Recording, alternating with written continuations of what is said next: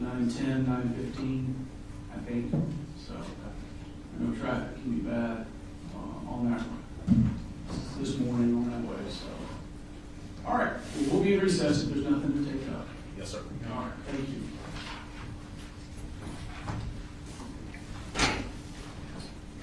Okay, well, let me address one thing. So, I know the defense had said something to Danielle about a preliminary charge. I do give a preliminary jury charge. I wasn't sure if there was something specific that you guys were referencing. I think the court normally gives a pre-evidentiary charge, so we just wanted to be sure that the court was going to get one. And does anyone have any, so with the sort of the summary of the indictment by counts, does anyone have any issue with me reading it in summary fashion where victims are lumped together by count? We've reviewed it again to make sure it should be accurate. I'm still going to tell the jurors that the indictment is what matters, and that will go out with you in deliberations. But rather than reading the indictment count for count. That's fine. We just wanted to look at it one more time. I think that's what the court did in our board years. So. Here it is. You already had it ready. I have it, yes, sir.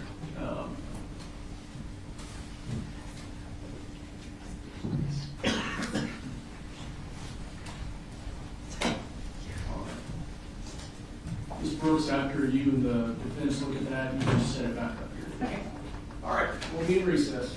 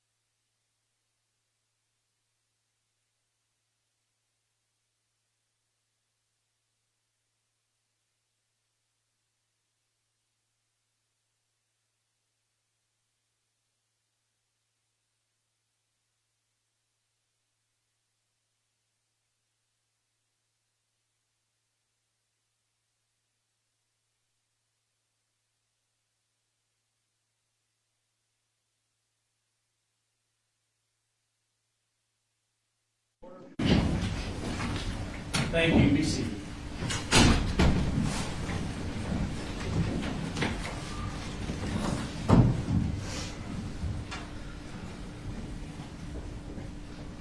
All right.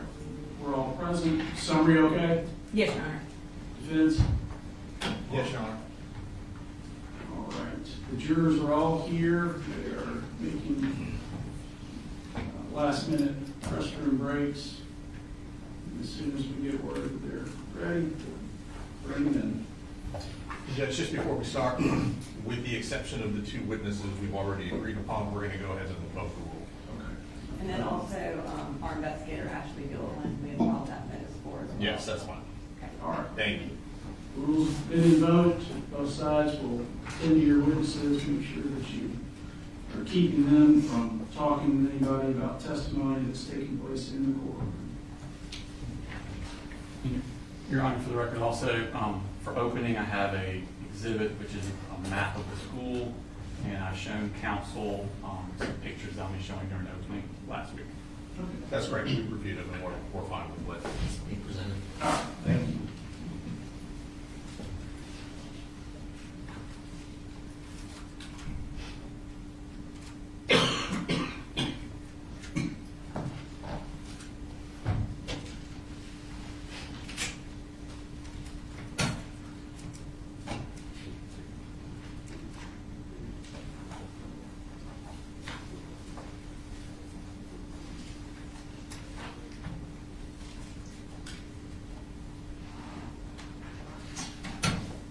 Just for the people in the audience, I understand that this is likely to be a very emotional case for many or all of you.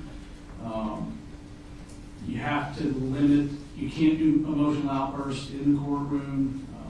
I need you to step outside if you think you're going to be unable to contain yourself, because that will interrupt the trial proceedings.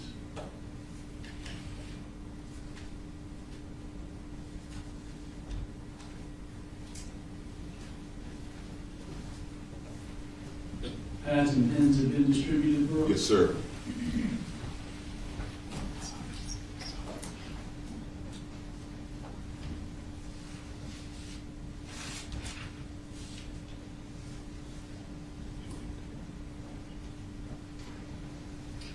Terry, will you test the podium mic? Yes, sir. Make sure it's on. Yes, sir.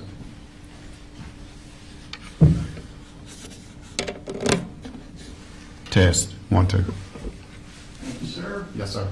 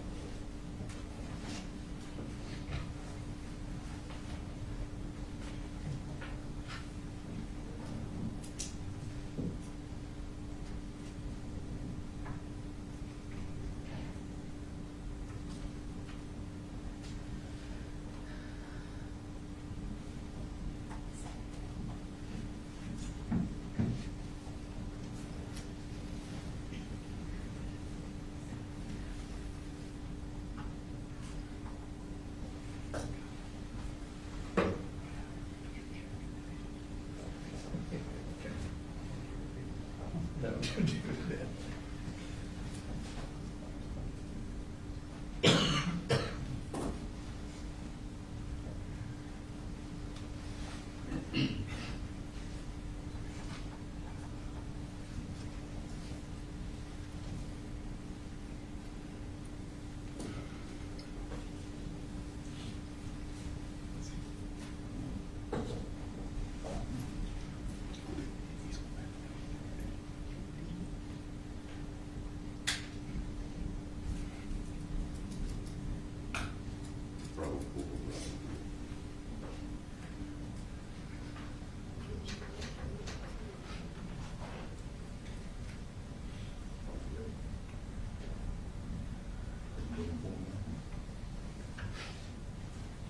You ready, sir?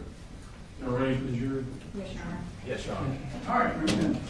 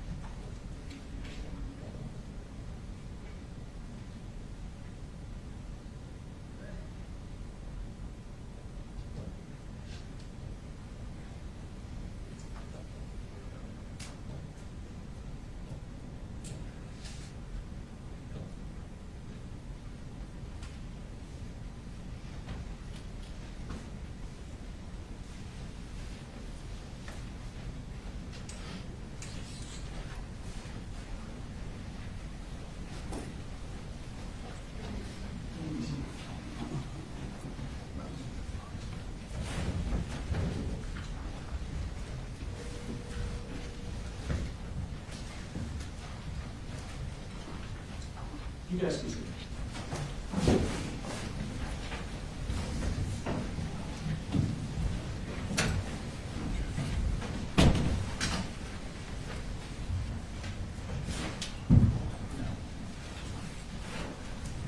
All right, everybody be seated.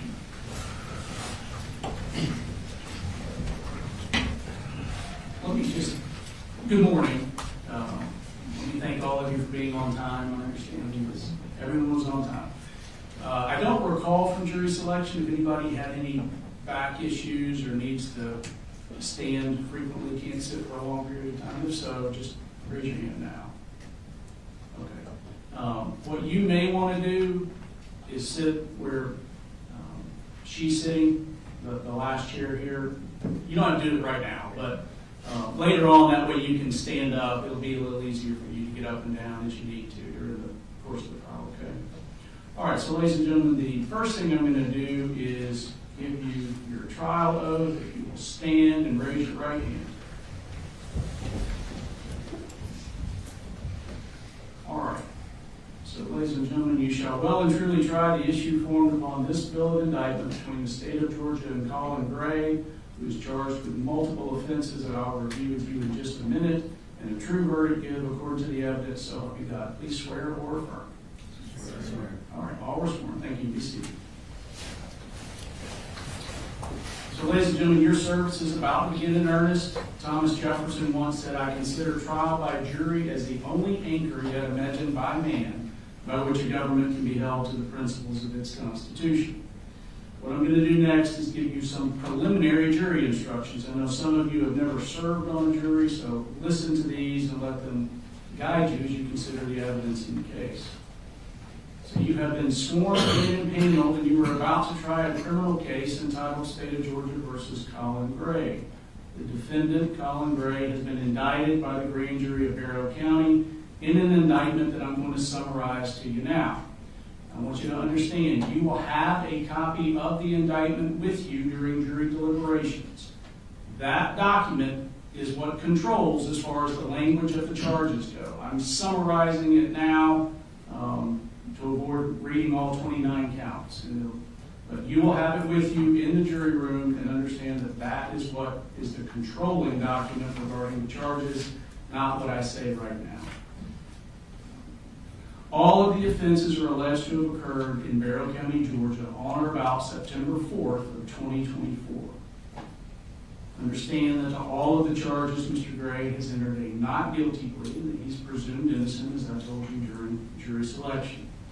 He is charged with 2 counts of murder in the second degree, it being alleged that irrespective of malice, he did cause the death of Christian Angulo and Mason Skirmerhorn, human beings, while in the commission of cruelty to children in the second degree, as alleged in counts 2 and 4 of this indictment.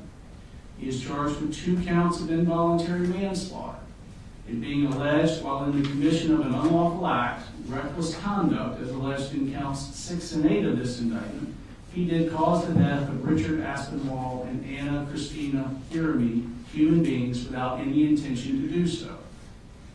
He is charged with 2 counts of cruelty to children in the second degree, being alleged that he did, with criminal negligence, cause Christian Angulo and Mason Skirmerhorn, children under the age of 18 years, cruel and excessive physical pain by consciously disregarding the substantial and unjustifiable risk that his act of allowing Colt Gray, a minor over whom he had custodial responsibility, access to a firearm and ammunition after receiving sufficient warning that Colt Gray would harm and endanger the bodily safety of another, and thereafter Colt Gray did shoot said children with said firearm.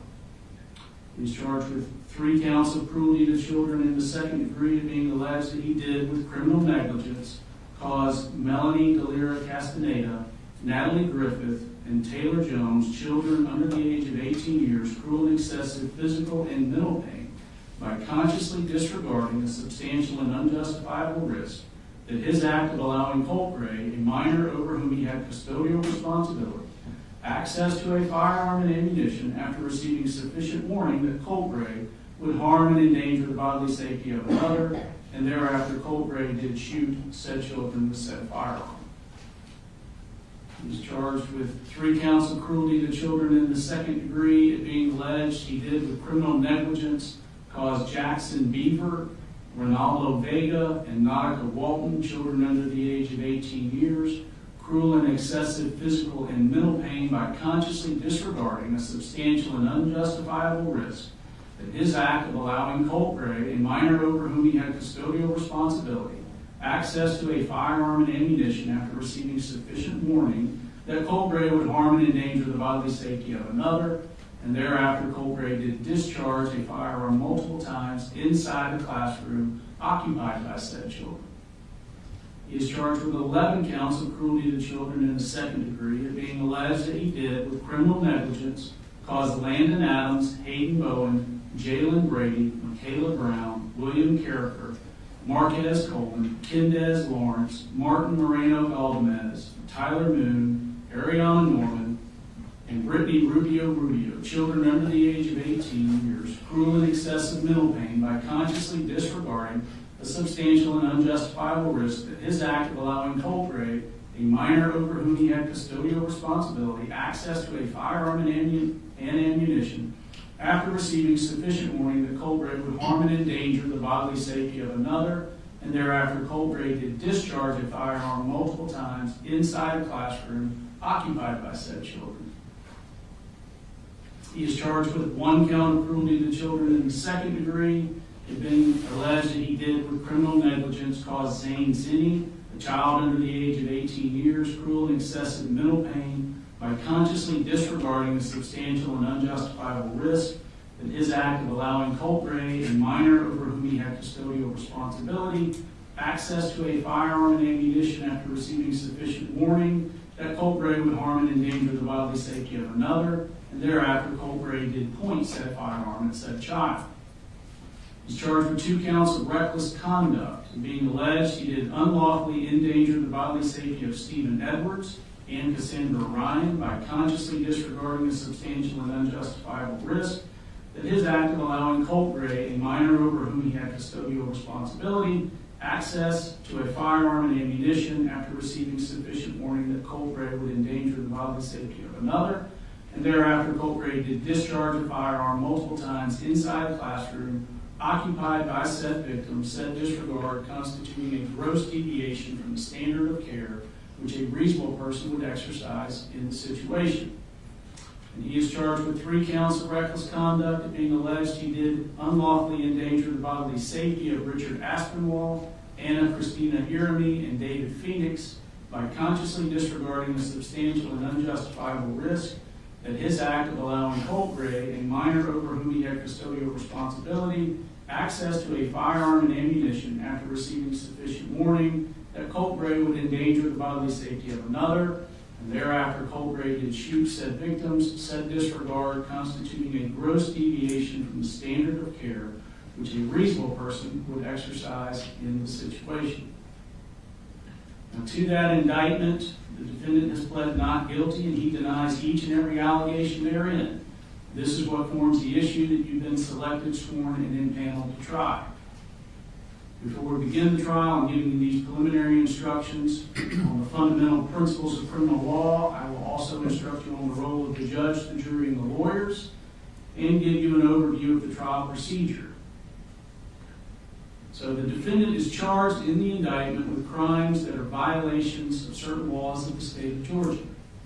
I want to emphasize to you that the indictment, including all of the counts therein, and the plea of not guilty are the legal procedures by which these criminal charges are brought against the defendant. The charges and plea of not guilty are not evidence of guilt, and you should not consider them as evidence or implication of guilt of any crime whatsoever.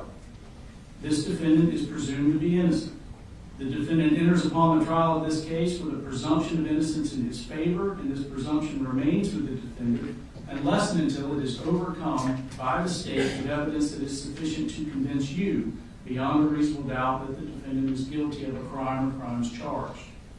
No person shall be convicted of any crime unless and until each element of the crime is proven beyond a reasonable doubt. The burden of proof rests upon the state to prove every material allegation of the indictment and every essential element of the crimes charged beyond a reasonable doubt. However, the state is not required to prove the guilt of the accused beyond all doubt or to a mathematical certainty. A reasonable doubt means just what it says. It is a doubt of a fair-minded juror, impartial juror, honestly seeking the truth. It is a doubt based upon common sense and reason. It does not mean a vague or arbitrary doubt, but it is a doubt for which a reason can be given, arising from a consideration of the evidence or a lack of evidence, a conflict in the evidence, or any combination of these.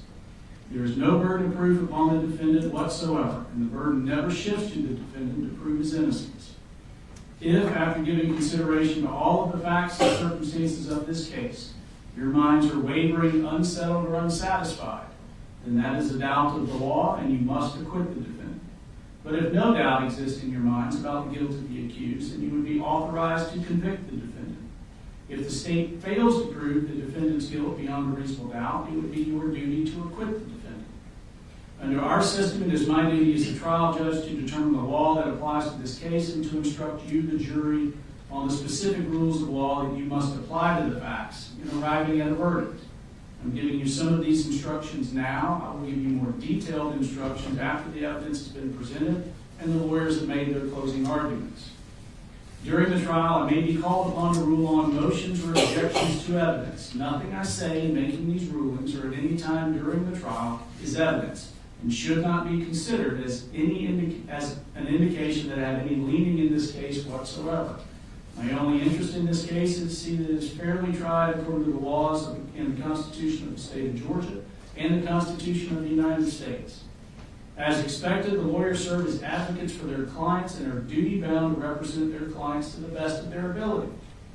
The lawyers also serve as officers of this court, and as such, they are bound to follow applicable laws, trial procedure, and rules of evidence during the trial.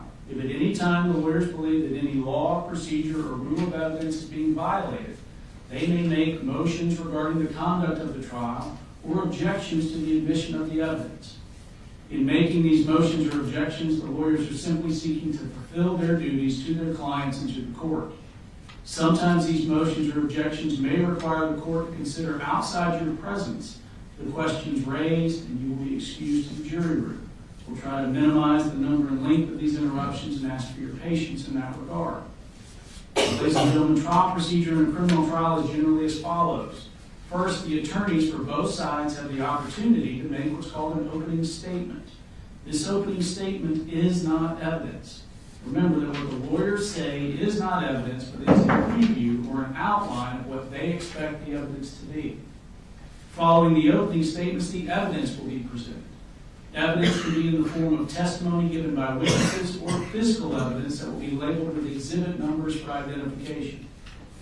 After the presentation of all the evidence, the attorneys have the opportunity to make what's called a closing argument or summation. At that time, the attorneys may suggest which laws are applicable and how they should be considered in light of the evidence, and point out to you certain parts of the evidence that they think are favorable to their position. The goal of a closing argument is to persuade you to decide the case in their favor. Following the closing arguments, I'll charge you more specifically on the law that applies to this case. I'll then ask you to retire to the jury room to deliberate and reach a verdict. You, the jury, have a very important role. It is your duty to determine the facts of the case and to apply the law to those facts. I'll instruct you on the laws that apply to this case, but you must determine the facts from the evidence. Evidence, by definition, is the means by which any fact and issue is established or disproved. Evidence consists of two things, testimony and exhibits. Testimony is the testimony that you will hear under oath from those who take the witness stand. Exhibits are those documents, photographs, or other physical items of evidence that are admitted into evidence.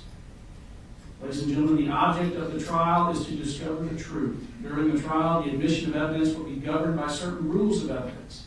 Those rules were established with one prominent purpose in mind, and that purpose is the discovery of truth.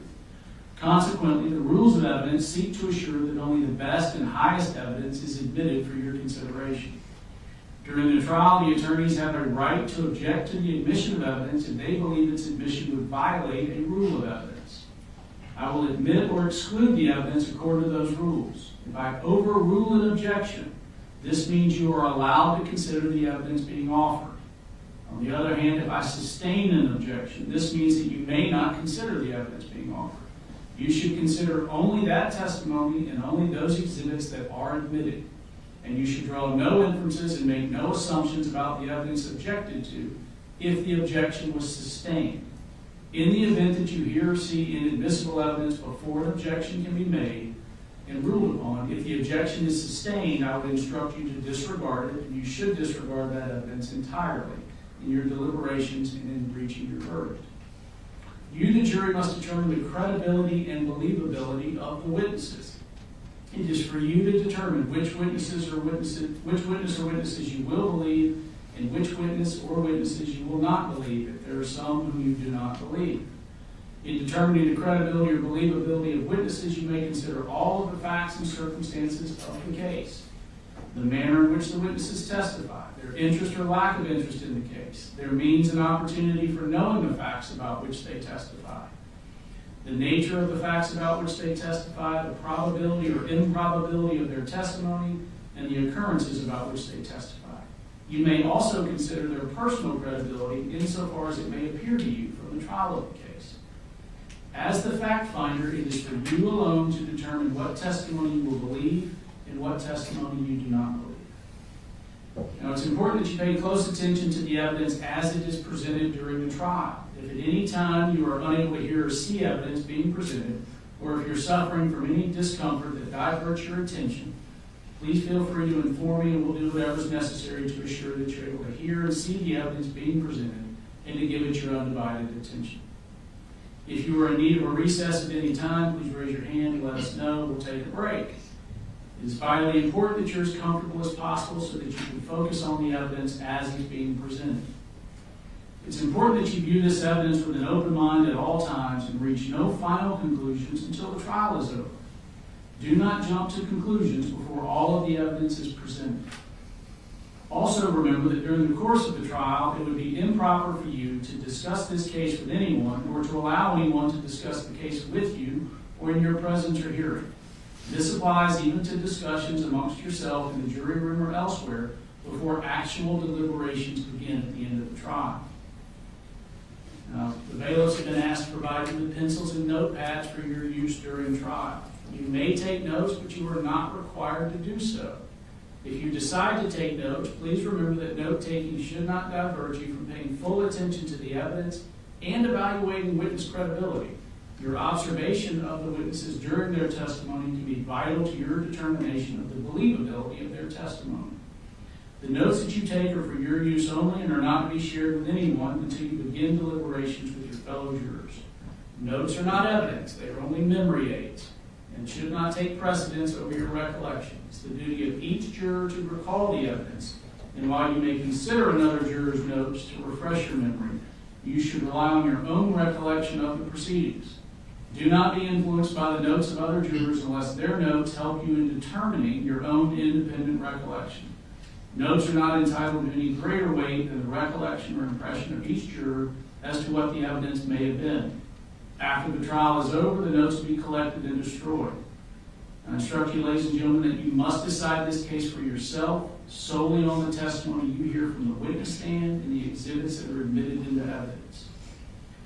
So understand you are not to visit any scenes that may be depicted by the evidence. You're not to use the internet or the books for any reason, to do any research for your deliberations. I've implored you during jury selection, I'm going to say it again, pretend like it's 1980 to the best that you can. Stay off the internet, stay off of social media. Do not discuss this case with anyone other than your fellow jurors during deliberations. Now, the last thing I want to say is go with the flow. And I say that so that you'll be less frustrated. There will be times during the trial where the attorneys want to talk about something outside of your presence, and sometimes that requires me sending you to the jury room. Sometimes we'll take a break, and I'll say it's a 10-minute break, and you're still sitting in the jury room 20 minutes later wondering what's going on. Something's come up that we need to discuss outside your presence. You may be at your lunch break, and I tell you it's going to be an hour, and it turns into an hour and 20 minutes. We're not wasting time. We're talking about things that we can't do in front of. You may be on a recess, come into the courtroom, and something comes up, and I've got to send you right back out. I just tell you this to set an expectation. The trials are fluid, and I want you to just, to the best of your ability, go with the flow. Understand that things are going to come up that I have not heard before. I have not heard all the evidence in this case. I've heard very little of it. And sometimes I'm going to need to inquire with the lawyers just so I can speak freely with y'all outside the court. Okay? Now with that, I'm going to turn it over to the attorneys for opening statements, starting with the state. Thank you.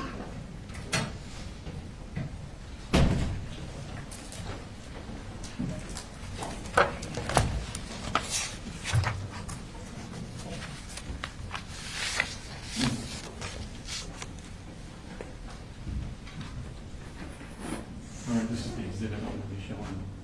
Thank you.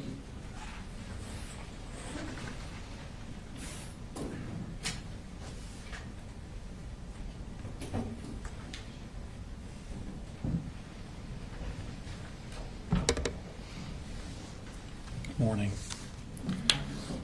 Before we start, one thing needs to be abundantly clear.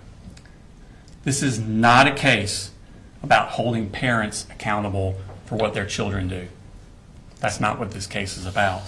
This case is about this defendant and his actions. His actions in allowing a child that he has custody over access to a firearm and ammunition after being warned that that child was going to harm others. This is a case about his actions and the horrific consequences of them. I'm going to take you now to September 4th, 2024. It was a Wednesday morning. It was just after the Labor Day holiday. A 14-year-old boy enters Apalachee High School here in Barrow County. It's a new school for him. In fact, he had been out of school completely the entire previous year. And while the school year was already a month old, this was only his 5th day attending school. As he walked through the crowded hallways, he carried his book bag in front of him.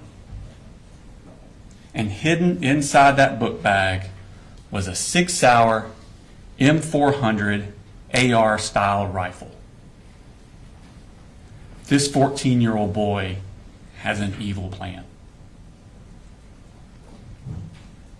He goes to his first period class, located here. It's a computer science class. He sits down at the table, and he puts his book bag with the rifle next to him. At some point during the class, he gets up and approaches the teacher, and he asks her, "Y'all had any active shooter drills?" She says, "Yeah, actually, we had one last week. You were absent." He goes back and sits down.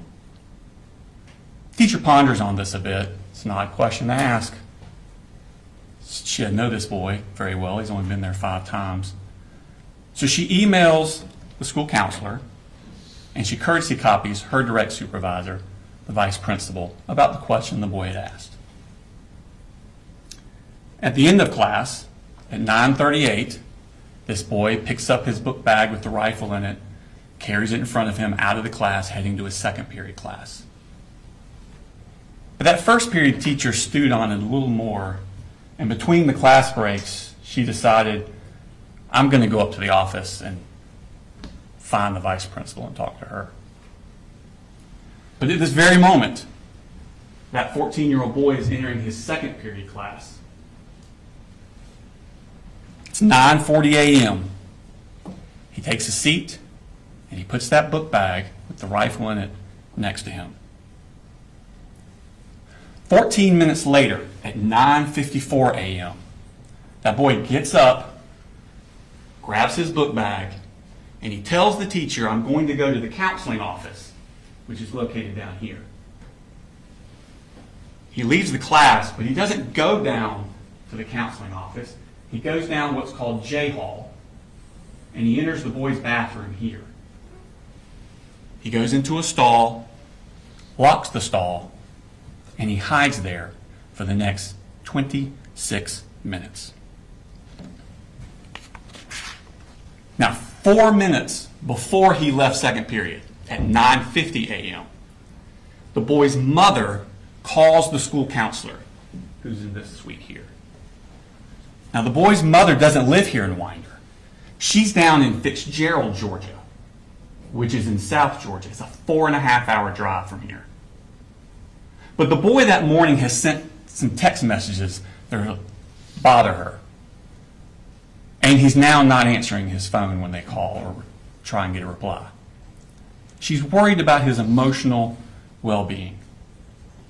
Now, the counselor had actually met this boy the week before. He had a panic attack at school, went to her office, and was too upset to go back to class. So the counselor and the mother talk on the phone for 8.5 minutes about this boy's emotional well-being. And at the very end of that call, at the end of the 8.5 minutes, for the first time, that mother mentions to the counselor that this boy has access to firearms. This sends a red flag up to the counselor. She immediately hangs up the phone and she calls the vice principal. This phone call was ended at 9:59 a.m. But remember, the boy had already left the classroom 5 minutes before that phone call ended. 5 minutes before the mother said anything about firearms. And he's hiding in this bathroom where no one knows where he is. 7 minutes after the call ends, at 10:06, the vice principal and the school resource officers arrive at his second period class. Now remember, this boy that the vice principal and the SROs are looking for has only been to that class 5 times. And there's another child in that class who has an almost identical name. And that boy has also left the classroom to actually go to the bathroom. He signed out to go to the bathroom. Second period teacher thinks that's who they're asking for and says he just went to the bathroom. Gives the vice principal that boy's backpack. And the vice principal and the school resource officers head down to the bathroom to find that boy. That boy's just up at the sinks. He comes out with them, they talk to him, they search his book bag, and they realize this isn't the right kid. He doesn't have computer science for first period. They go back to the class. They arrive there at 10:11, back to the second period class. The teacher then tells them, oh, that child has gone to the counseling office, located here, because that's where he said he was going. Vice principal, school resource officers go to the counselor's office. Of course, they haven't seen him. He never made it there. At this point, they decide they're going to go look on the security cameras, see if they can locate this boy. They go down this hall, and it's not on this map. You'll see a more full map later. So around this area is where the vice principal's office is that has access to the security cameras. So they're about right here. At 10:18, the vice principal emails the second period teacher. When did he leave your class? They're trying to locate when exactly he left because remember, this boy's only been there 5 days. They don't really know what he looks like. So they're trying to find him on the video surveillance equipment. So she emails at 10:18, when did he leave your class? 2 minutes later at 10:20, second period teacher responds, he left towards the beginning of class. That's 10:20 a.m. when that email was sent. 1 minute later, at 10:21 a.m., that boy exits the bathroom he'd been hiding in. He's now wearing yellow work gloves. He's carrying that Sig Sauer M400 AR style rifle concealed with a poster board. And he walks back down J Hall towards his second period class. Now, when the vice principal had left that class to go look for him in the counselor's office, she shut the door behind her, and the door automatically locked. This boy is not going to be able to get into his second period class. But next door, was another classroom. Right here. It was taught by Cassandra Ryan and Stephen Edwards.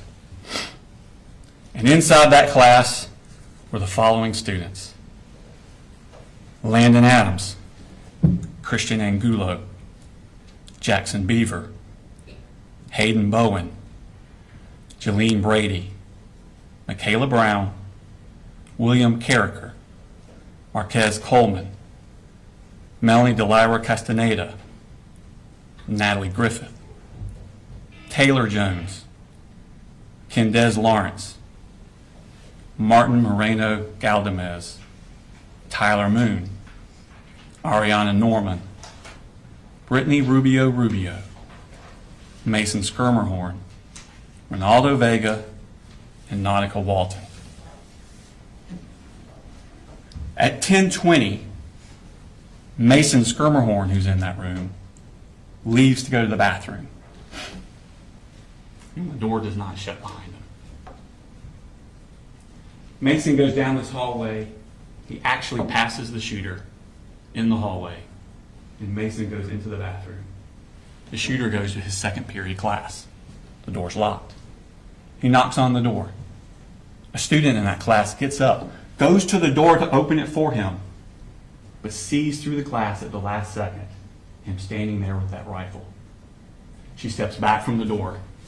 At that exact moment, the teachers also reach the door because they've been looking for this boy, remember? And she sees through the glass him standing there outside their door with that 6-hour M400. She immediately presses a button on a lanyard that's around her neck that locks down the school. The boy then steps next door to the Ryan Edwards classroom, and he opens fire. He fires discriminately through the classroom. He hits the following victims: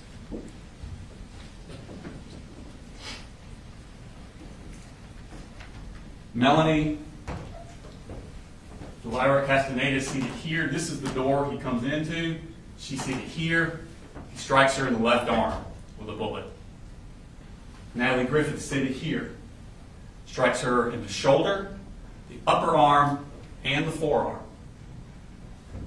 Taylor Jones, seated here, struck through the leg.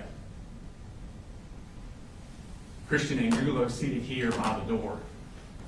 He shoots him through the wrist, into the chest. He would not survive.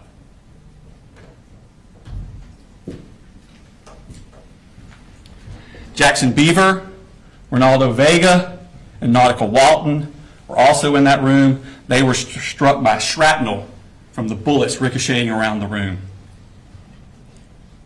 When he finishes shooting, the shooter then leaves. He runs down J Hall. He's looking for more victims. Christina Iermy is a teacher in this classroom. She hears the commotion. She steps out, looks down the hall. The shooter is about here. He shoots her through the neck before she can get back in the room. She would not survive. Richard Aspinwall is coming out of this room on I Hall. He hears the commotion. Joining him is David Phoenix coming out of this room. The two of them start coming down the hall here. They don't get very far because the shooter has now reached this point. He turns his gun down this hallway and sends a hail of bullets towards them. As they dive towards their room, David Phoenix is shot in the hip and in the foot. Richard Aspinwall is shot in the side and the upper chest. He would not survive. The shooter continues down the hallway. He gets to here, tries to get in this door, it won't open. He turns back and heads this way. At this point, Mason Skirmerhorn is still in that bathroom. He doesn't know what's happening. He comes out of the bathroom, and he turns away from the shooter, doesn't even see him, heading back toward his second period class. The shooter takes aim from behind, shoots at him but misses, hits the wall above and in front of Mason. This startles Mason, and he turns and runs the other way directly at the shooter. He shot point blank range. He would not survive. Shooter's here. He then aims his gun down K Hall. And Zane Zinni is locked out of his classroom here. He's in the shooter's sights. Now, before the shooting started, two school resource officers, Donovan Boyd and Brandon King, were in the vestibule area, the atrium, I think they call it, in this area, right outside the vice principal's office. They're waiting for the vice principal to find this boy and go get him. They're waiting out there in the atrium, and they hear the gunshots coming from this side. And those two deputies ran towards the gunshots. They come down this hallway here, and they turn the corner, and they see the shooter here with his rifle aimed towards Zane Zinni. And they yell for him to drop the gun and get on the ground. And he complies before he gets a shot off at Zane Zinni. The officers rush down here, they secure him, and they secure that 6-hour M400 AR-style rifle. And out of his pockets, they find 3 more magazines loaded.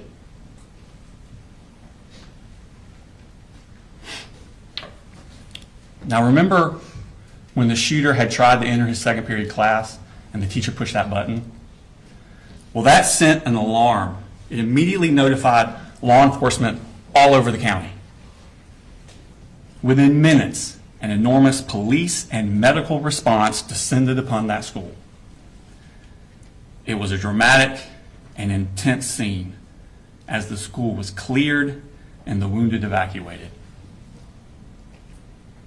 But to make matters worse, they were getting additional threats, fake threats, about other shooters at all the other schools in the county.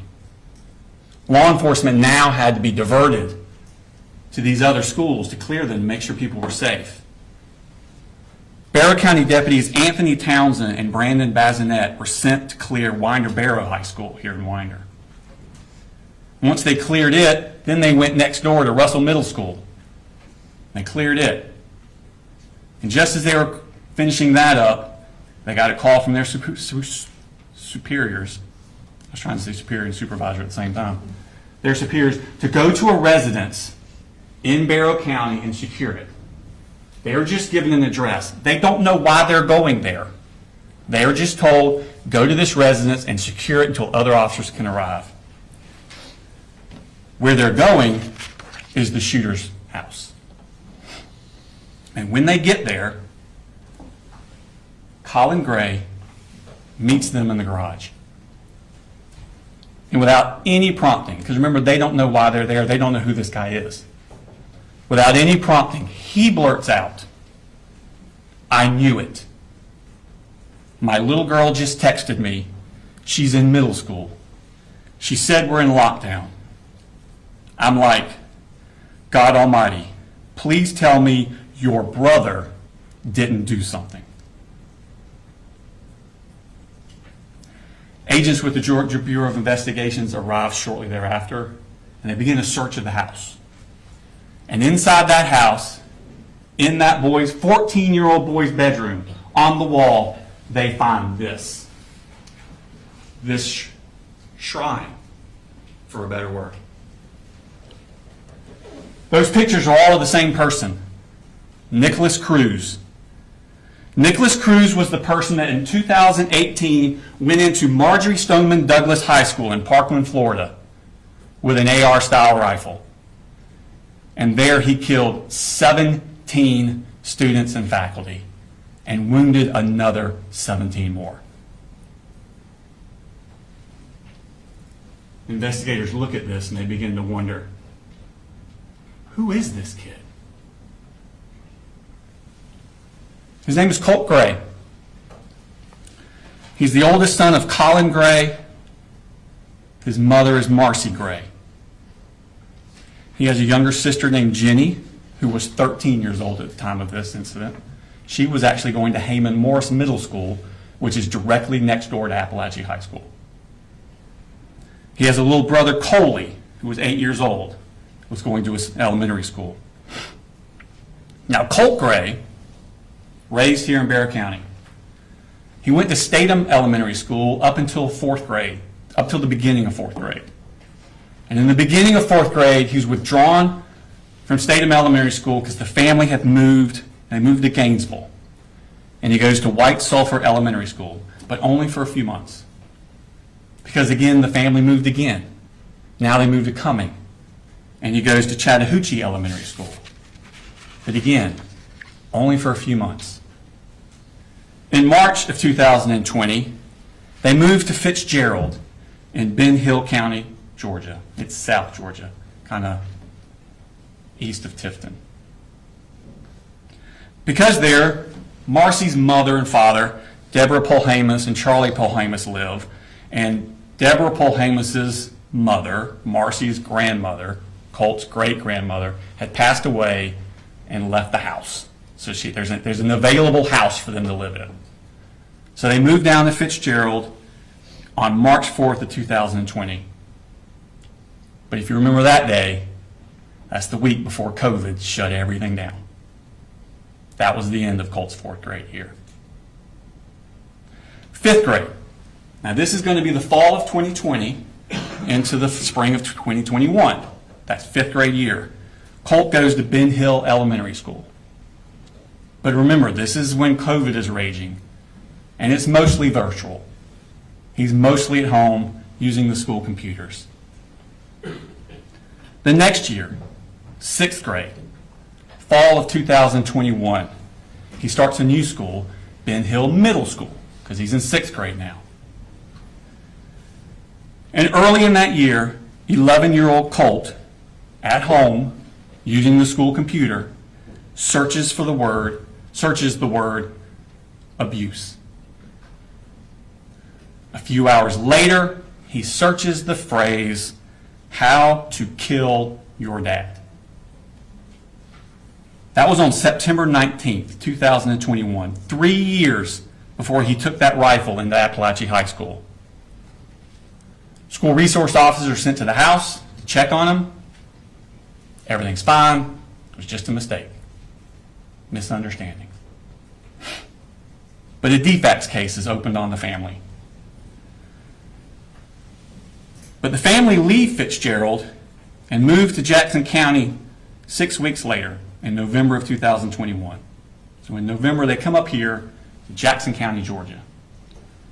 But they don't enroll the kids in school until February of 2022. Colt finishes out his sixth grade year at West Jackson Middle School. Seventh grade, fall of 2020.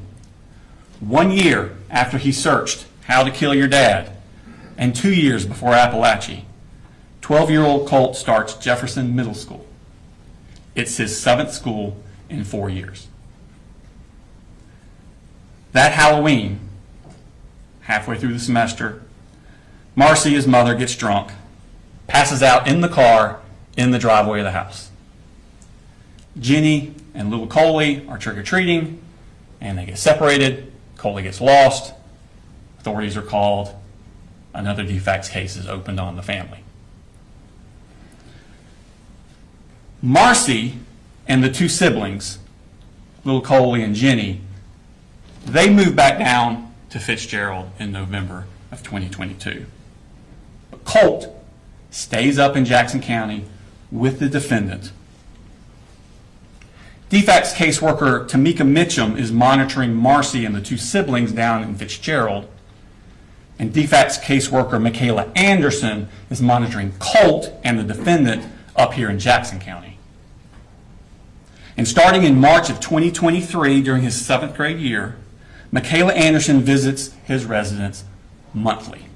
Every month, she shows up to check on Colt, see how he's doing, check on his well-being. And the defendant always says the same thing. Colt's doing well in school. He doesn't need any counseling. But that's not really true. Colt is full of intense anger He's having a hard time dealing with it. On Sunday, May 21st, 2023, this is the end of Colt's 7th grade year at Jefferson Middle School. In fact, classes had ended that Friday, and this is that Sunday. And on that Sunday, the Jackson County Sheriff's Office gets a tip from the FBI.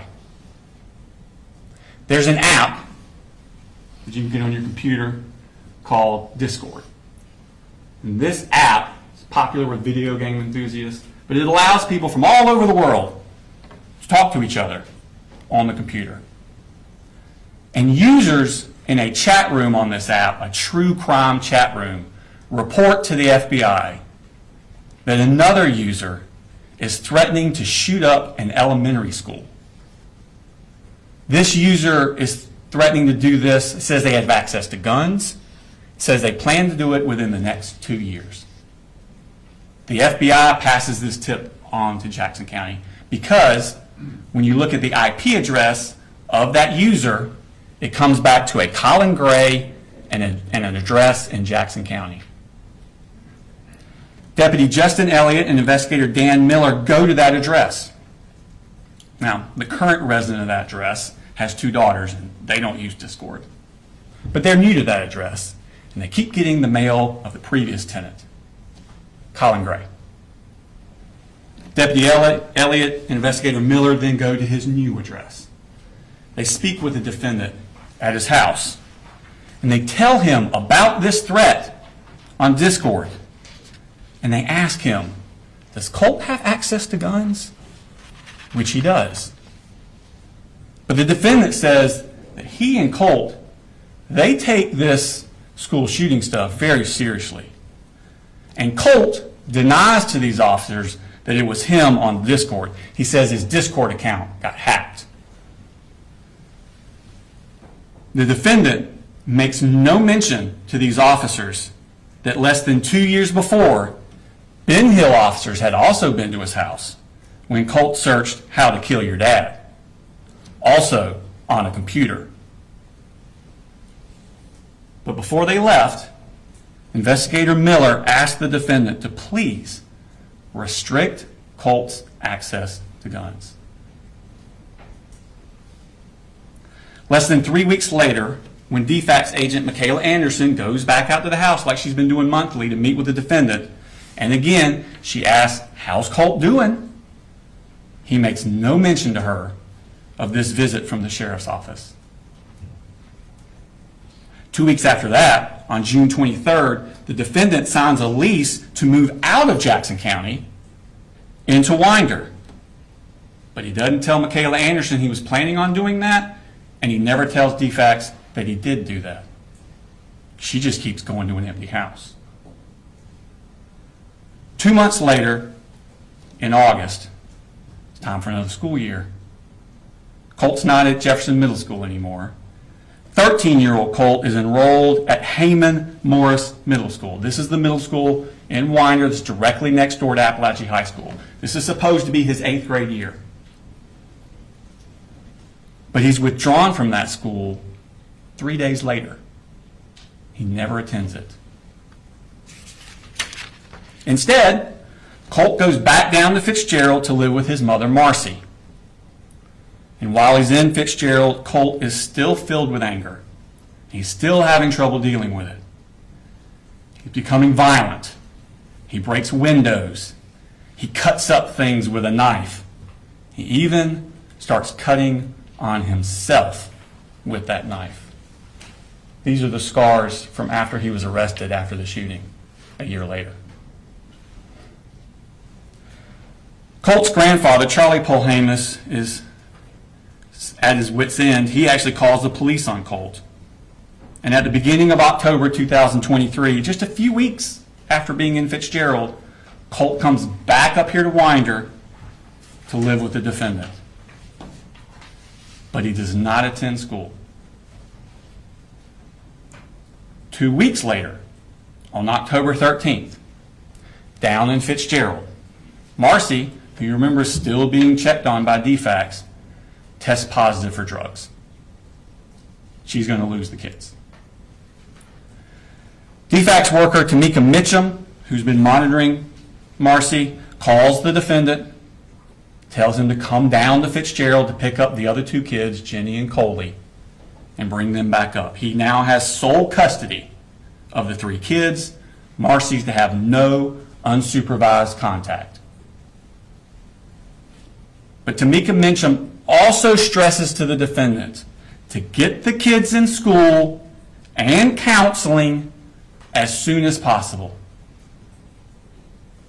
He does neither of these things. 3 weeks after the kids are brought up here, on November 6th, 2023, back down in Fitzgerald, Marcy basically goes crazy. She wants to come up to Winder. She wants her mother, Deborah Polhamus, to bring her to Winder. And Deborah Polhamus says, "You ain't going to Winder." So Marcy duct tapes her mother to the chair, steals her car, drives up to Winder, goes to the defendant's house, keys his truck, and gets arrested. She spends some time in the Barrow County Jail before she's transferred to the Ben Hill County Jail for the charges down there. And while she's down there, she's released on bond to an inpatient drug treatment facility in South Georgia. She has no supervision during this time over Colt. Now back up here in Barrow County, it's been a chaotic few months for Colt. But that Christmas, after the cuttings and the things with the Jackson County and the moms going crazy, testing positive drugs, that Christmas, the defendant, 7 months after he was told by Jackson County Sheriff's Office of possible school shooter threats and being asked to restrict Colt's access to guns, the defendant buys and gives 13-year-old Colt that Sig Sauer M400 as his Christmas present. And he allows Colt to keep this rifle propped up in Colt's room.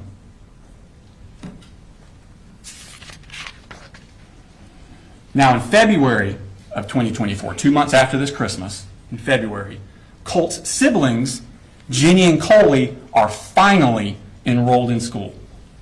They've already missed 4 months of school, but they're finally enrolled. Colt does not attend. He misses the entirety of his 8th grade year. But during that spring, when Colt's not in school, the defendant continues to buy accessories for his Christmas present rifle. He buys a sight-marked ultra-shot sight to go on the rifle. He buys a bungee sling to go for the rifle. He buys an accessory rail set. He buys a 45-degree offset iron sights. And he buys a lot of ammunition. That summer, 2024, Colt is now 14. It's just a few months before he takes his Christmas present rifle into Apalachee High School. July 6th of that summer, Marcy gets out of rehab in Fitzgerald, and the defendant picks her up and brings her back up to Winder. It's her first contact with Colt in 9 months. Now Colt, who had always been quick to violence and suffered from severe anxiety, begins to spiral out of control. He's fighting with his father. He's throwing things at people. He's putting holes in his sister Jenny's door. But the rifle stays in his room. On July 20th, Colt has a panic attack at the house. He comes in the living room and he actually asks his parents to call 911 for him. But they don't call anyone. His mental health becomes so bad that the defendant and Marcy together begin giving Colt Marcy's prescription for Zoloft. They're just giving it to him themselves. They worry he's suffering from depression, but they don't take him to see a doctor. It's around this time that Colt puts those pictures of Nicholas Cruz, the Parkland shooter, up in his room. And the rifle stays in his room. August 14th, 2024, 3 weeks before the shooting. It's Colt's first day of Apalachee. School had started 2 weeks earlier, but this was Colt's first day. He missed the first 2 weeks. He had not been inside of school for 15 months. Not since the sheriff's office came to his door about the threats to shoot up a school. And that morning, Colt again is spiraling out of control. He sends a text message to the defendant at 6:49 a.m. He writes, "I'm sick of your shit. This is the fucking end for you. You fucking caused this." 2 minutes later, at 6:51 a.m., he sends this text message to the defendant. "Whenever something happens, just know the blood is on your hands." His first day of school. And the rifle stays in his room. The very next day, August 15th, Colt skips school. He gets into a fight with his mother, Marcy, when she goes into his room to try and get the rifle away from him. With rifle in hand, he shoves his mother to the ground and she hits her head on the wall.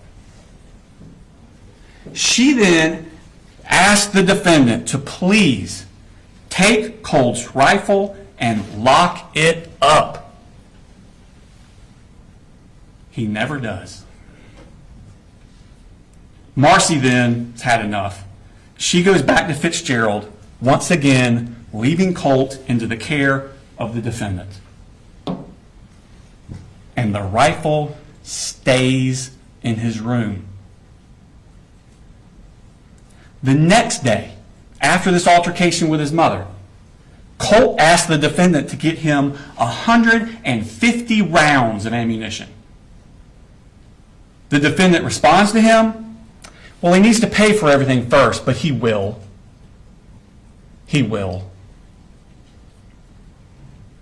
Now, Marcy's down in Fitzgerald, the defendant's up here, but they're still communicating with each other by phone and text. And they begin to worry that Colt needs to be institutionalized. He needs to go to an inpatient facility. He's so bad. They search for places and resources, but the defendant never follows through. He never takes Colt to see any professional, and the rifle stays in his room. August 26th, 9 days before the shooting, Colt has another panic attack, this time at school. It's the one I referred to earlier in the opening. It's only his 4th day he attended school. Remember, he missed the first 2 weeks of school, and he skipped school 5 of the next 8 days. Colt leaves his second period class that day. He goes to the counselor's office. He's too distressed to go back to class. They call his father, but his father can't come to get Colt. Colt ends up spending the entire school day in the counselor's office. That night, on the phone, Colt asked his grandmother, Deborah Polhamus, if he did something terrible, would she still love him? This bothered her so much, Deborah Polhamus, that the next morning she drives up to Winder from Fitzgerald. And on the way, she calls Advantage Behavioral Health Systems. It's a crisis stabilization inpatient place in Athens, Georgia.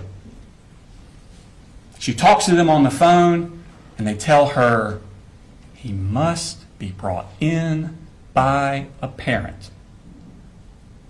Marcy's in Fitzgerald. The defendant is here. They tell her that Saturday is a great day to come in because most people don't realize they're actually open on Saturdays, and you can just walk right in. But he needs to be brought by a parent.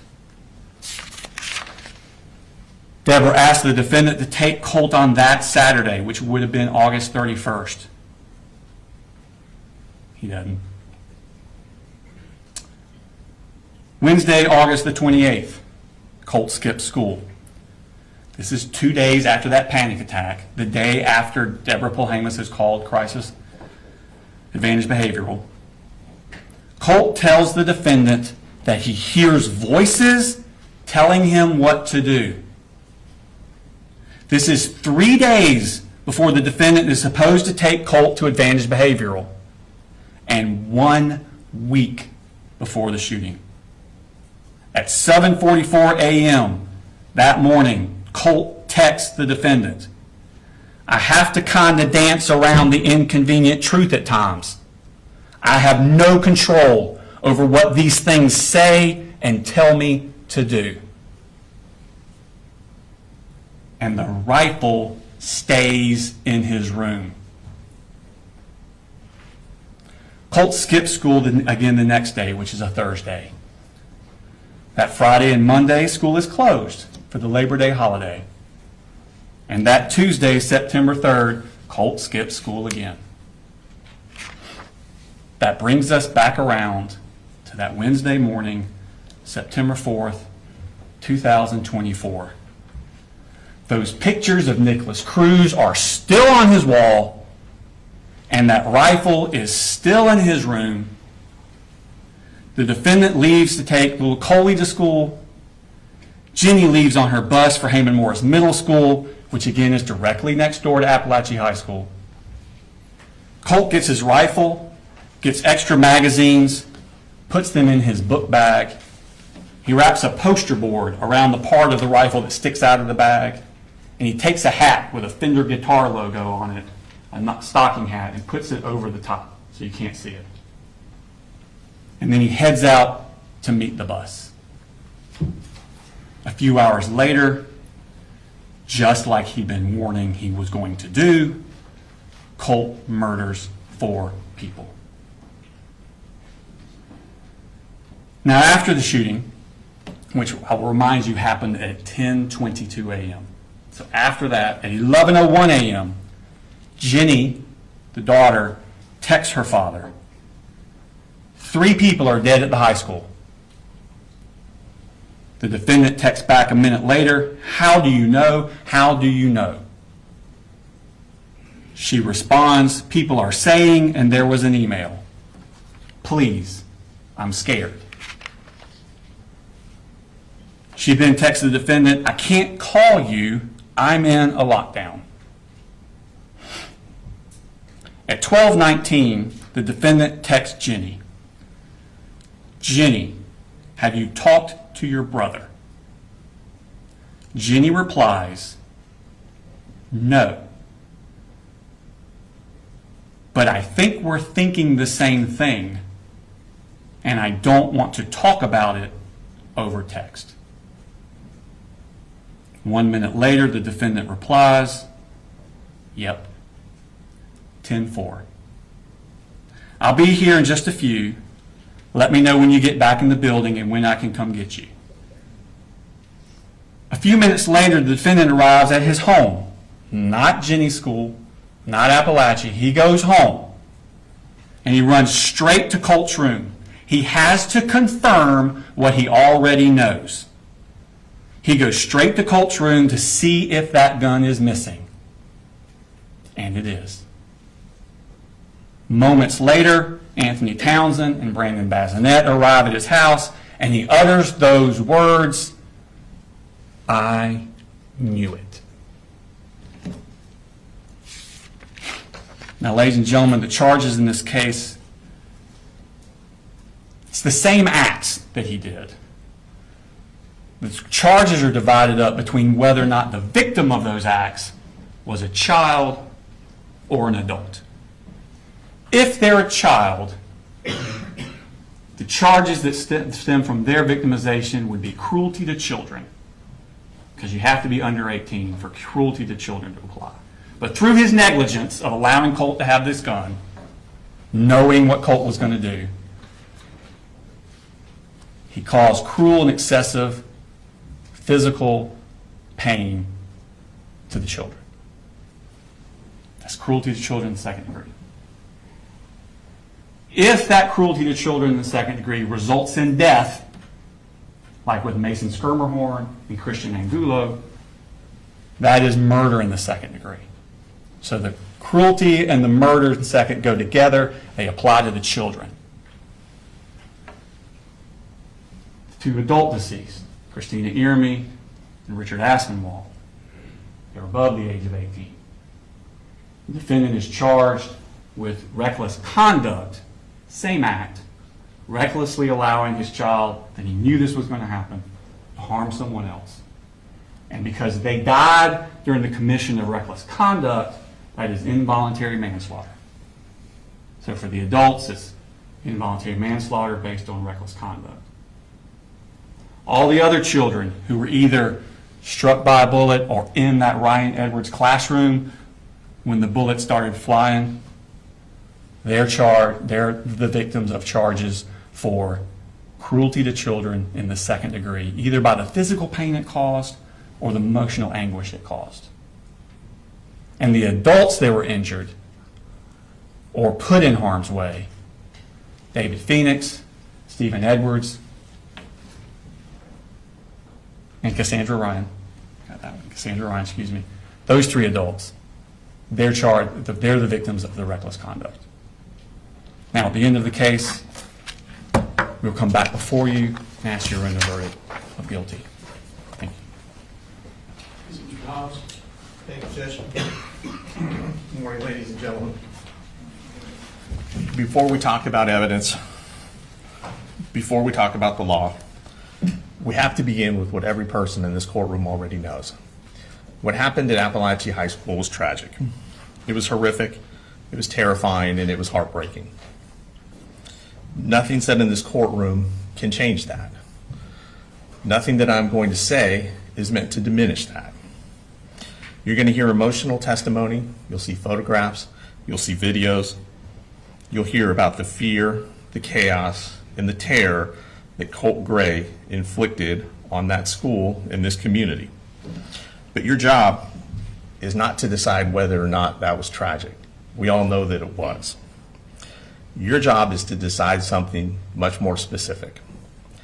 Your job is to decide whether or not Colin Gray knew what Colt was going to do.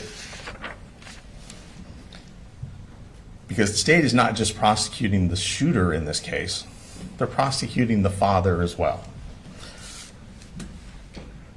I want you to remember something as we begin. The courtroom is not a place where we punish people because we're angry, where we punish people because we're grieving. It's not a place where we punish people because we feel someone has to pay. This is a place where we follow the law. And the law requires proof, and the law requires evidence. And the law requires that the state prove its case beyond a reasonable doubt. That burden never shifts, not for a single moment. The state's theory will be simple. They'll tell you that Colt Gray allowed his son access to firearms and ammunition. Colin Gray had warning signs, and then Colin Gray, knowing that these were warning signs, consciously disregarded those warning signs. That he should have known his son would, not could, that his son would harm someone. And because the son later committed this school shooting, therefore Colin Gray must be guilty, must be criminally negligent, because he knew this would happen. That's their theory. But what you'll learn from the evidence is that case is not that simple. The evidence will show a teenager who is struggling mentally, a teenager who is deceptive, a teenager who hid his true intentions from everyone, from his family, from his counselor, from his siblings, from DFACS, from law enforcement, and most especially from his father. The evidence will show a father who did not ignore his child. He did not abandon his child. He did not turn his back on his child. The evidence will show between Colin Gray and Colt Gray daily contact, daily effort, and active steps by Colin Gray to seek mental health intervention for his son through the school. The evidence will show that the most important facts, the planning of this shooting, the concealment of this shooting, and the timeline of this shooting were hidden by Colt Gray from his father. That's the difference between tragedy and criminal liability. And this case is about whether the state can prove criminal liability by showing that Colin Gray knew that Colt was going to do this, knew that Colt was going to harm someone else. You cannot hold someone criminally responsible for failing to predict what was intentionally hidden from them. You'll learn about Colt Gray's state of mind that at the time no one knew. You will learn that months before the shooting, Colt had notes hidden on his cell phone from April of 2024, private notes that appear to be the planning stages of this shooting. Those notes were not known to Colin Gray. Those notes were not shared with Colin Gray. There is no evidence of that. You will learn something else. The plans reflected in those notes show that the shooting was initially planned for February of 2025 to coincide with the anniversary of the Parkland High School shooting committed by Nicholas Cruz. The plan reflected in those notes was that that time was going to be when the shooting happened, not in September of 2024. Something changed. The evidence will suggest and support that Colt accelerated his plan. And there's evidence suggesting that that acceleration was tied to the fact that Colin Gray was actively seeking mental health treatment for his son through the school at that time. There are emails to the counselor. There's paperwork he filled out. There was already in motion, already in place, an appointment for Colt to meet with the counselor and to meet with the mental health specialist the very next day, September 5th.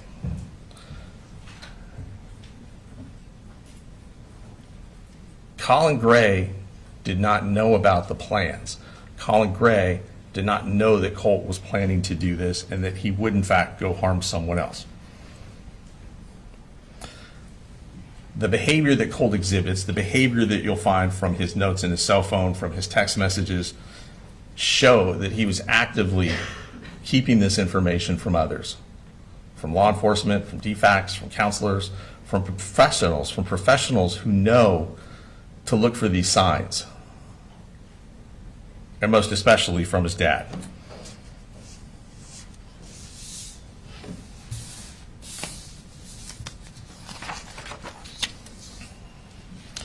The state will point, and they've already mentioned to you, an incident in May of 2023 when two Jackson County sheriffs went to Mr. Gray's home to talk to Colt. Fortunately, this interaction is on body-worn camera video, so you'll get to see the whole episode. You will see that Colin Gray is cooperative. You'll see that he brings his son out. He tells the officers that he takes this kind of thing seriously. He tells the officers, you tell me that he did it and those guns are gone today. That is on video. That is undeniable. But the officers don't tell him that. The officers say that they're not sure that it was him that made the threat. He tells the officers that he has a gun in the home. He says that he has a son who is somewhat isolated, who's on the computer a lot.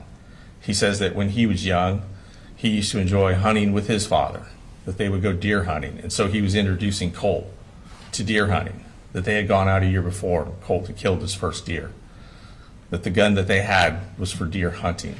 The gun was to get him outside, which the officer in the video approves of. Get him away from the computers, that's good. But Colin tells the officers, if you think this is him, tell me, because those guns are gone today. And that is not what he's told.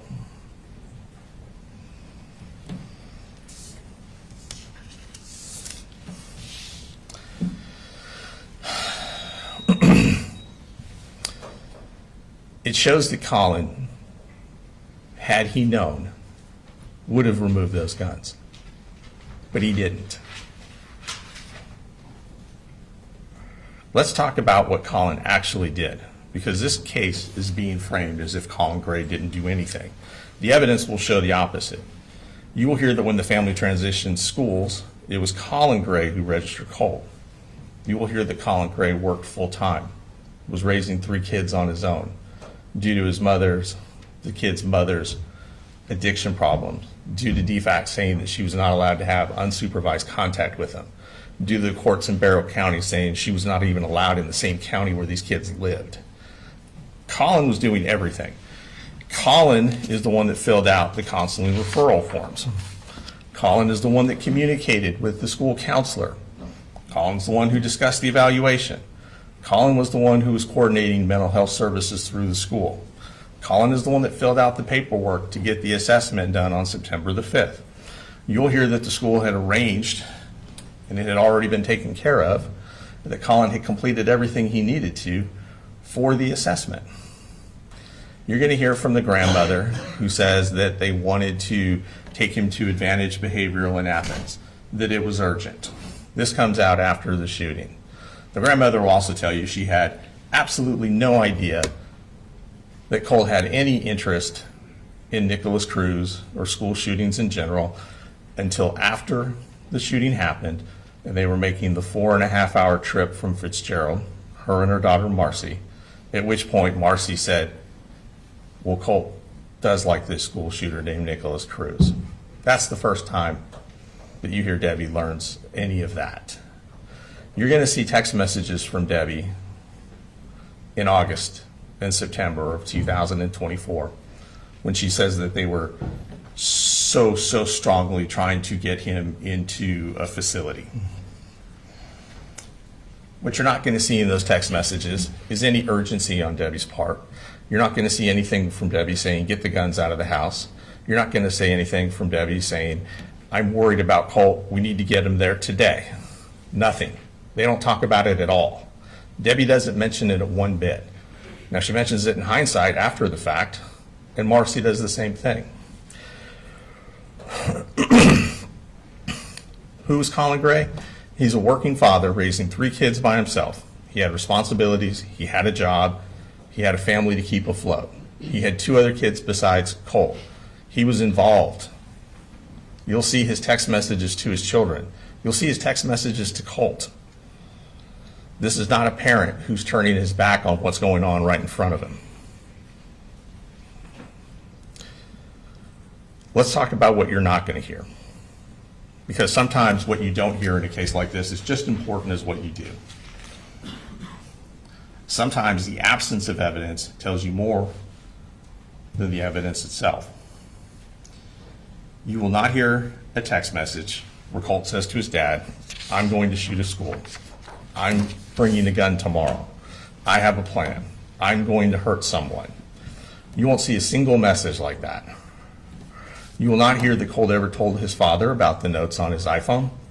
You will not hear that Colt ever showed his father a plan. You will not hear that Colt told his father he was accelerating the plan.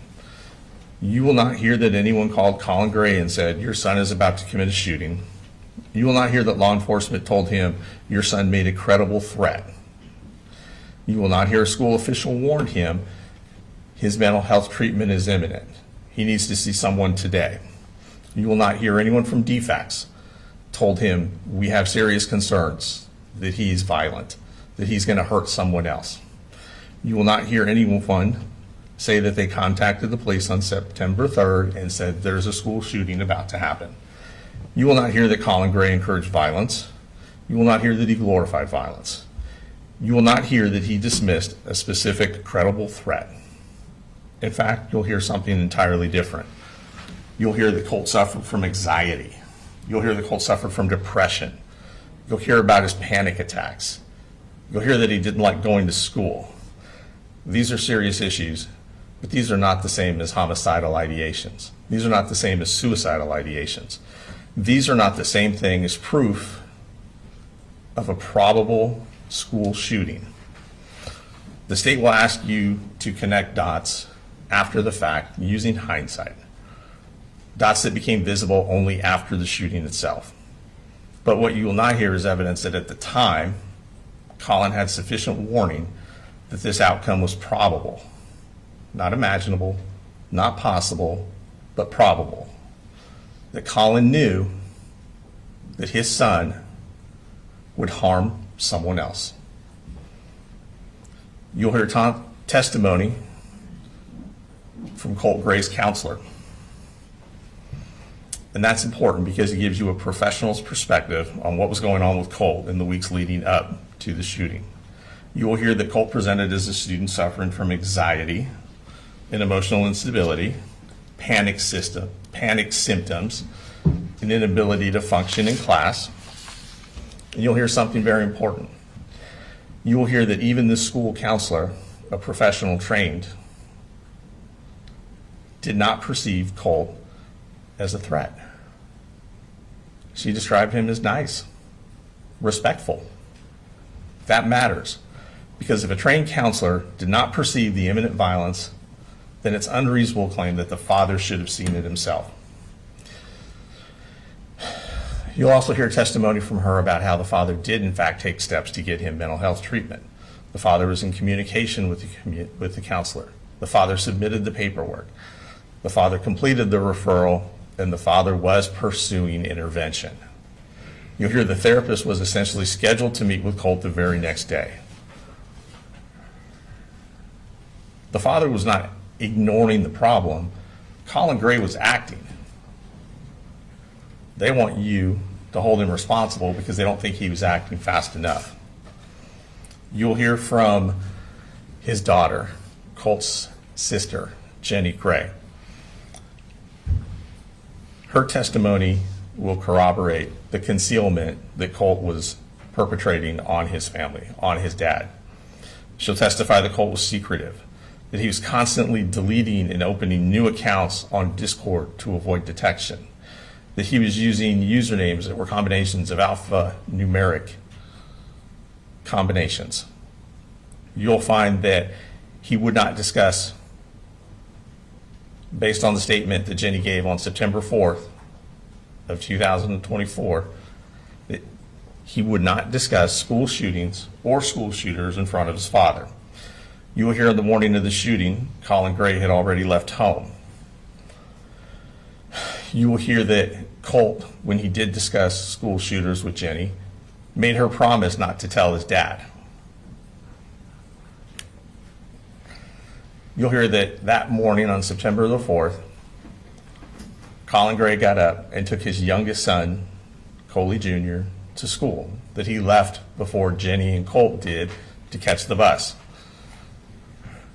You will hear that Colt had to go and find the gun because it wasn't in his room, that he had to find the ammunition that wasn't in his room, and that he had to put them in his backpack, and that he had to conceal the rifle that stuck out of his backpack 18 to 24 inches with a poster board. And he put a hat on top of it. It proves concealment, it proves independent action, and that matters because it's consistent with what Colt had done the whole time, which was conceal this plan from his father.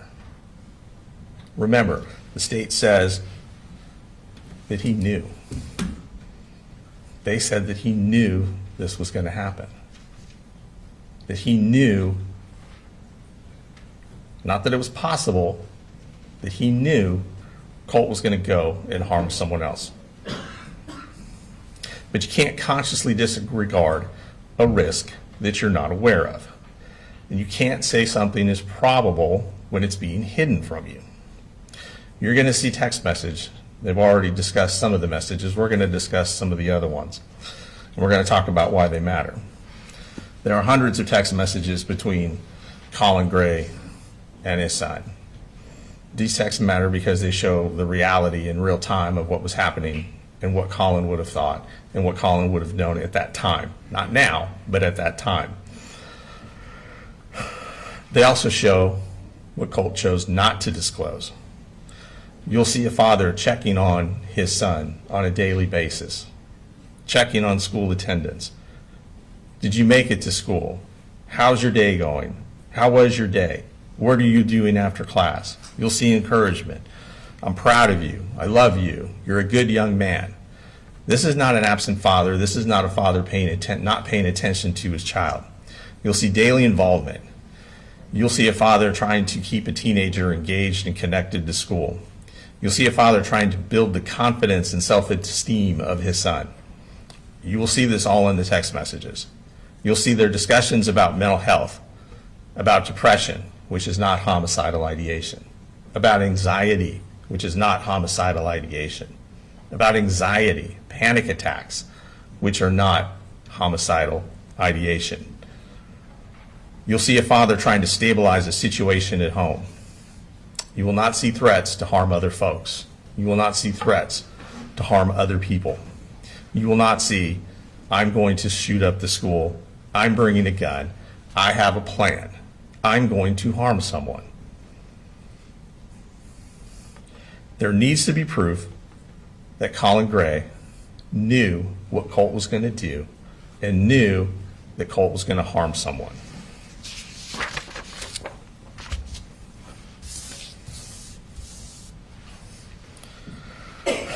The text messages show something else as well.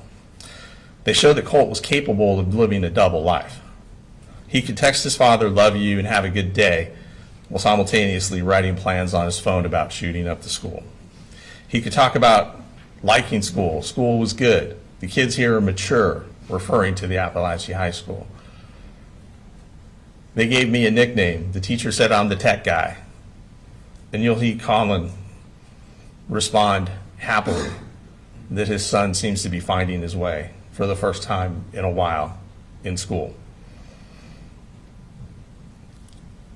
He could talk, Colt, about school being good, about having a good day, and what they're going to have for dinner, while also planning on how to sneak a rifle into the school.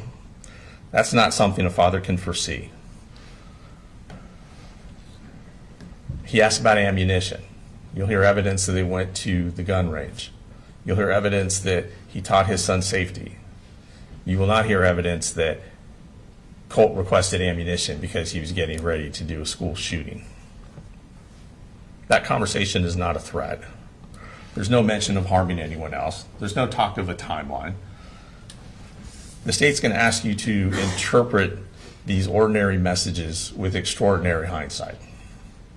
But the law does not allow hindsight convictions. Your task would determine what Colin Gray knew in the months leading up to the shooting. It requires proof of what he specifically knew at that time. You'll hear from the mother, Marcy Gray. She'll try to convince you that she warned everyone and no one listened. The evidence will show that she did not share the most important information she knew about Colt with Colin. You've already heard their relationship was not smooth. You heard that DFACS took the kids from her.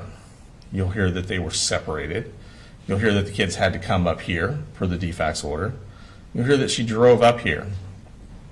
After telling her mother she was going to murder Colin, came up here, keyed his cars, got arrested, and then was told by the judge, you can't come back to Barrow County. You'll see evidence in text messages between Colt and his mom. You will see in these text messages Colt telling his mom prior to the shooting that he had created a Securus online profile that he was using by making up a fake age to try and get in contact with Nicholas Cruz in prison down in Florida.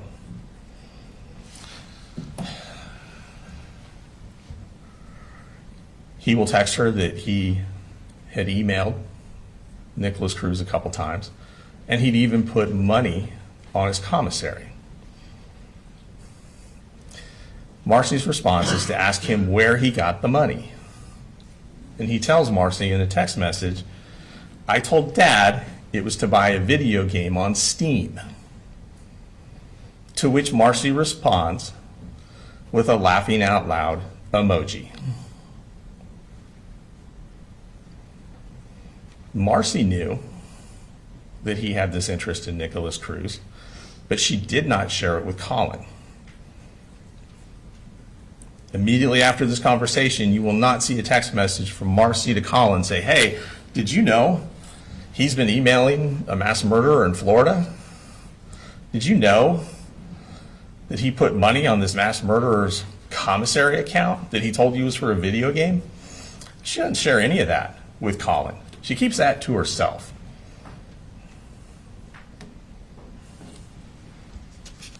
She does not reply immediately after to Colin or tell him, hey, this is what's going on. We got to get the guns out of the house now. No, she responds with a laughing out loud emoji. That's how serious she took it. She didn't think anything was going to happen. Remember, the evidence will show that even she, with the information that he did not have, did not believe there was an imminent threat and did not believe that Colt would harm anyone else. She didn't call law enforcement. She didn't seek an emergency mental health evaluation. And you'll hear evidence that after the shooting, her conduct is inconsistent with what she tells the police. You'll hear evidence that even after the fact, she's still trying to assist him in contacting school shooters and amplifying his profile across true crime community websites. And that matters because credibility matters and bias matters. You will see that the state is asking you to convict Colin largely based on a hindsight narrative provided by witnesses who are not credible, that did not recognize the warning signs in real time. You will hear from the victims in this case. Their testimony will be emotional. And it's important to understand what happened inside that school. But respectfully, their testimony will not establish what Colin Gray knew and didn't know. They can't tell you what was said in the home.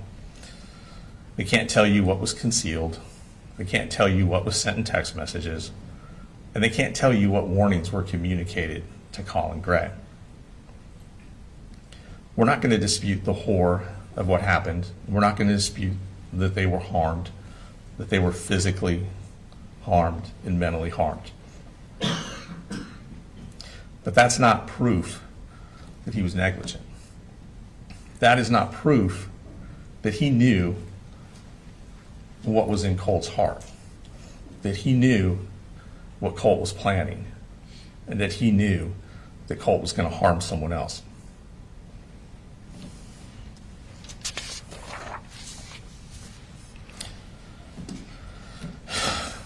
The law doesn't punish what is possible. The law does not punish what is conceivable. He is charged with knowing what would happen. He is charged with knowing his son would harm someone else. In life, almost anything is possible. It's possible that a teenager who's angry might get into a fight. It's possible that a teenager who's depressed might run away or make up excuses not to go to school. It's possible that a teenager who's anxious might break something or act out. But this is not a case about whether something bad is possible. This is a case about whether or not Colin Gray knew Colt was going to take a gun to that school and harm other people. That matters, because if the standard becomes it could have happened, then the law becomes limitless. If the standard becomes you should have imagined the worst, then every parent becomes criminally liable for what a teenager might do. But that's not the standard. The standard is proof. Proof that Colin Gray knew, that he consciously disregarded, not a vague fear, not a general worry, but a risk that made this tragedy. That he knew Colt was going to go to that school.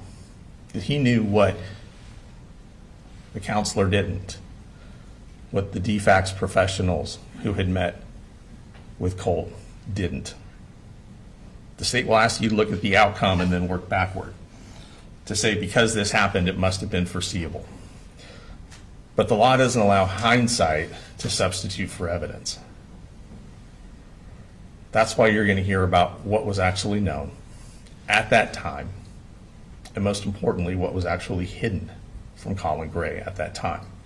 Because when someone conceals a plan, deceives the people around them, acts independently, the law does not allow us to pretend that the people left behind should have seen through all of it.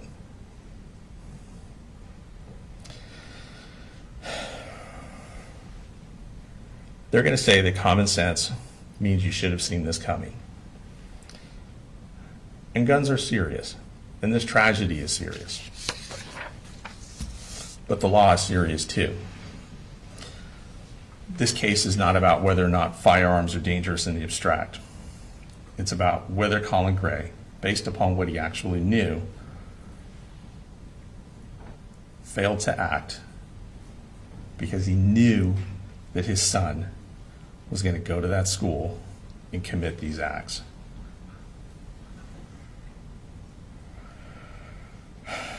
In a case like this, there's a natural human instinct. When something this awful happens, we want an explanation. We want someone to blame. We want a story that makes sense so that we can take steps to make sure something like this never happens again. It's very easy and it's very human to look at the end result and believe that someone, somewhere, must have known. But the evidence in this case is going to show something that's deeply uncomfortable. Sometimes the truth is that the person who committed the act was hiding it. Sometimes the truth is that a family can be struggling, a child can be spiraling, and people can try to get that child mental health help. And still, something unthinkable can happen. It's not satisfying and it doesn't give anyone peace. But the criminal courtroom is not here to provide a scapegoat. It's here to provide justice. Being a juror, providing justice, that requires discipline. It requires that we do not convict someone because we're horrified. It requires that we do not convict someone because we wish they would have seen it coming. It requires that we do not convict someone because we feel like there must be some accountability somewhere. The state has chosen to put the father on trial for what the son did. And at the end of this case, you'll be asked to decide whether the state has proven, beyond a reasonable doubt, that Colin Gray knew his son would go to that school and commit these violent acts. And at the end of this trial, you will find the state cannot prove that beyond a reasonable doubt, and we will ask you to return the only verdict that the evidence can support, which is not guilty on all counts for Colin Gray. Thank you.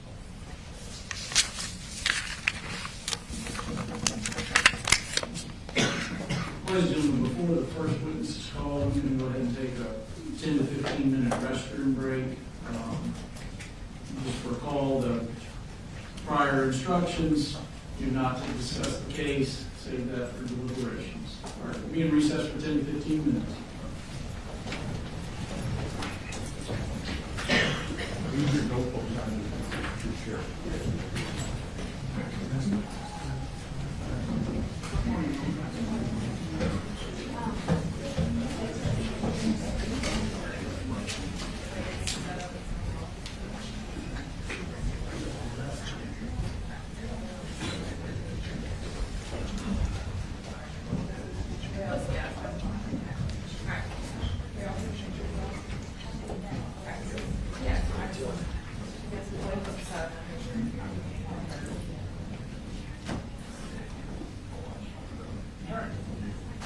We'll be in recess.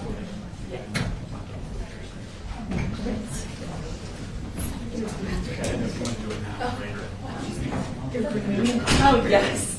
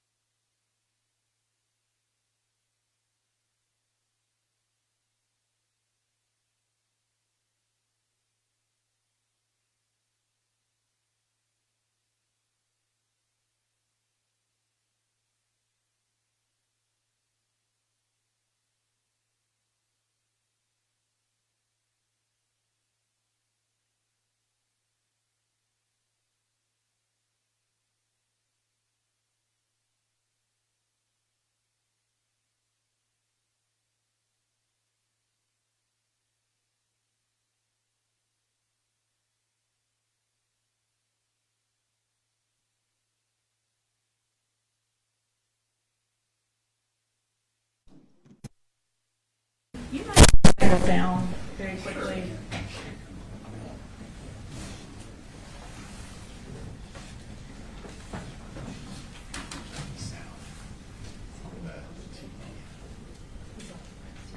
I think it's on. It says please wait. Oh, it's on your team.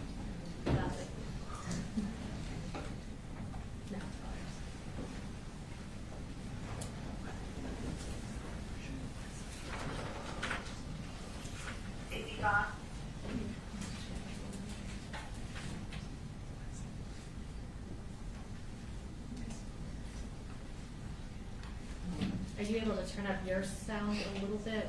Not drastically.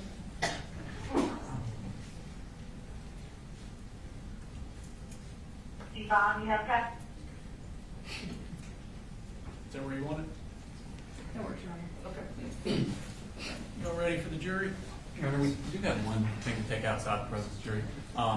Mr. Hobbs in his opening made several references to things Colt was going to say. We would object any hearsay. Go ahead, Mr. Hobbs. No, that's my understanding of the law. We won't bring any hearsay from Colt. There are some text messages we think can be authenticated that we wouldn't be asking to get into, but we'll get to that when it comes up.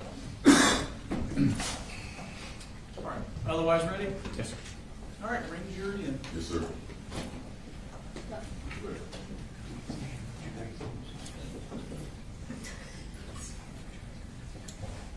All right, I'm gonna black out the TV until you tell me. Okay.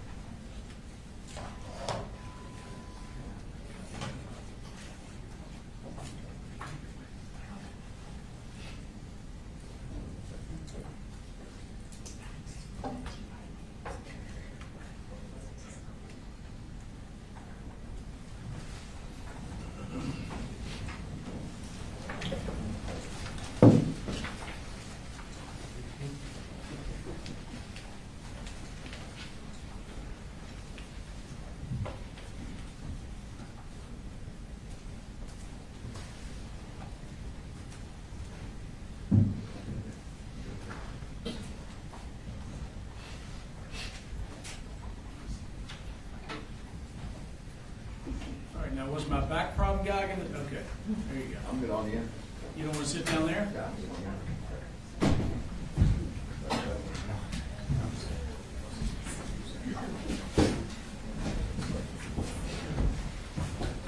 Y'all be seated in the audience.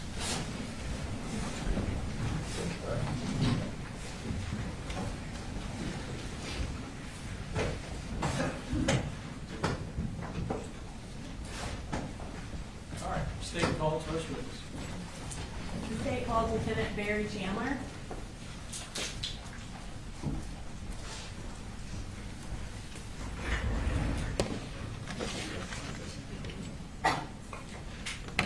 Please raise your right hand. Do you swear to tell the truth, the whole truth, and nothing but the truth, so help you God? I do. Okay, you can have a seat. Will you go ahead and introduce yourself to the jury? My name is Barry Chandler. Okay, and what do you do? I'm a lieutenant with the Barry County Sheriff's Office. And what role do you currently have with the Barry County Sheriff's Office? Currently, I'm assigned as the supervisor over the training unit. Were you in that same role in September of 2024? Yes, ma'am. Prior to becoming lieutenant over training, can you just briefly describe what roles you've had at the Sheriff's Office? Yes, ma'am. So I started my career in the jail in 2003. I was a court services deputy, patrol deputy, answering calls for service and things like that. I was a school resource officer for about 6 years, and then prior to being promoted to lieutenant, I was an investigator for 7 years. I worked 6 years in crimes against persons. So in your capacity as a school resource officer, did you become familiar with the various schools in Barrow County? Yes, ma'am. And what different high schools are there in Barrow County? We have Winder Barrow High School, Apalachee High School, and the Barrow Arts and Science Academy, BASA. And where is Apalachee High School located? Off of Heyman Morris Road. And obviously, is that in Bear County? Yes, ma'am, in Barrow County. And approximately how many students go to Apalachee High School? Around 2,000. In your capacity as the lieutenant over training, did you coordinate any trainings related to active shooters in 2024? Yes, ma'am. And when and where did you do that? We did several in 2024. We started off at Old County Line Elementary School. We worked at CFIT, which is the Center for Innovative Teaching. And it all sort of culminated at Russell Middle School on March 14th of 2024. And can you tell us about the training that you did on March 14th at Russell Middle School? Yes, ma'am. So generally, active shooter training is designed for us to teach our deputies and law enforcement to rapidly enter a structure, to immediately find the person that is shooting and then stop them from shooting. So the training that we did prior to the March 14th drill at Russell was very focused on that. We also included implementing what are called rescue task forces. So rescue task forces are members from fire and EMS who can get into the school quickly, and with security provided by law enforcement, they can start rendering aid to victims. So that was our big push, and the March 14th drill specifically was designed to do it was what we refer to as a full-scale exercise, meaning we had many representatives from almost every public safety agency in the county. The Sheriff's Office participated, the Winder Police Department, Barrow County Fire and EMS, Winder Fire Department, the school systems, our 911 Center, GEMA had a representative, the Georgia Emergency Management Agency. So we had a lot of folks that came together because our goal with the full-scale exercise was to make something as realistic as we could, to give our deputies the ability to respond to the most real-life environment they could. The school system was great. They included, they had teachers that were there that volunteered. The administrators were there. We used cadets, explorers from the Sheriff's Office and the Fire Department as role players. But we tried to make it real, essentially, was what we tried to do. And what was the purpose of having a training that included fire and EMS as well as law enforcement? The purpose ended up being sort of our motto over the course of that training and honestly since. And the purpose was to stop the killing and stop the dying. That's the two goals that we have when we respond to active shooters. Stop the killing, meaning stop the shooter from actively killing people, and then stop the dying. We have to render aid and help people that have been injured. Now I'm going to draw your attention to September 4th of 2024. What were you doing that day? That morning, I was at our gun range. I was helping an independent film crew set up some things out there. As part of your role as lieutenant over training, are you also in charge of the gun range? Yes, ma'am. Okay. While you were at the gun range, did you receive any notification that there was an emergency at Apalachee High School? Yes, ma'am, I did. Okay. And how did you receive that notification? Through the Centegix alert system. It's an app that's on our cell phones. When was Centegix implemented? So it was implemented in early 2024. The school system had it implemented in the schools, in the buildings, because it's software, but it also, there are connections that had to be made inside the building to give like alerts, red flashing lights, connections to the intercoms, things like that. So the school system had Centegix in April. Centegix was connected to our 911 center over the summer, and then by August, we at the Sheriff's Office all had access to the app. Can you just kind of describe for the jury how that system works? Sure. So Centegix, again, it's a system that essentially initiates and alerts law enforcement and fire and EMS as well of any emergency at a school. So, for example, when the Centegix button is pressed, it puts the school into hard lockdown. So exterior doors are locked. That lets the teachers know that they need to get into their classrooms, make sure the doors are locked, and that their lights are turned off and the kids are hidden out of sight. So that's essentially what it does. it does that, and then it lets the teachers know, hey, you need to go into hard lockdown. All of the smart screens that are in the classrooms, whatever they're doing on those, they're taking over, and then the warning flashes on the screen that they're in hard lockdown, and there's an audible tone that goes throughout the school, and like I said, red flashing lights. As far as Centegics, how many times does someone have to push the button for it to go into hard lockdown? 8 presses, 8 rapid presses in order for Centegics to go into hard lockdown. So does that ensure there aren't any accidental presses that ultimately end in? Generally, yeah. It is a heavier number. We still have the occasional, accidental activation, but having a number like 8 presses makes it a little less common, I guess. And Your Honor, may I approach the witness? Yes, ma'am. I'm going to show you. Seen it, I assume. Yes, sir. I'm going to show you what State's Exhibit 1. Do you recognize that? Yes, ma'am. And what do you recognize that as?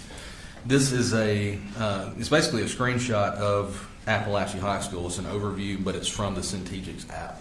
Okay. And is it a fair and accurate copy of the overview of Apalachee from the Centegics app? Yes, ma'am. You're right. This time I'd like to introduce an evidence, State's Exhibit 1. Mr. Hops or Mr. Berry? No objection, I assume they're demonstrative, Your Honor, and won't go back to the jury. I think that's something we can discuss later. All right. I'll admit it into evidence as one, we'll decide later whether it goes out. Okay. We could display that. Can we have access, Your Honor? Sorry. It's okay.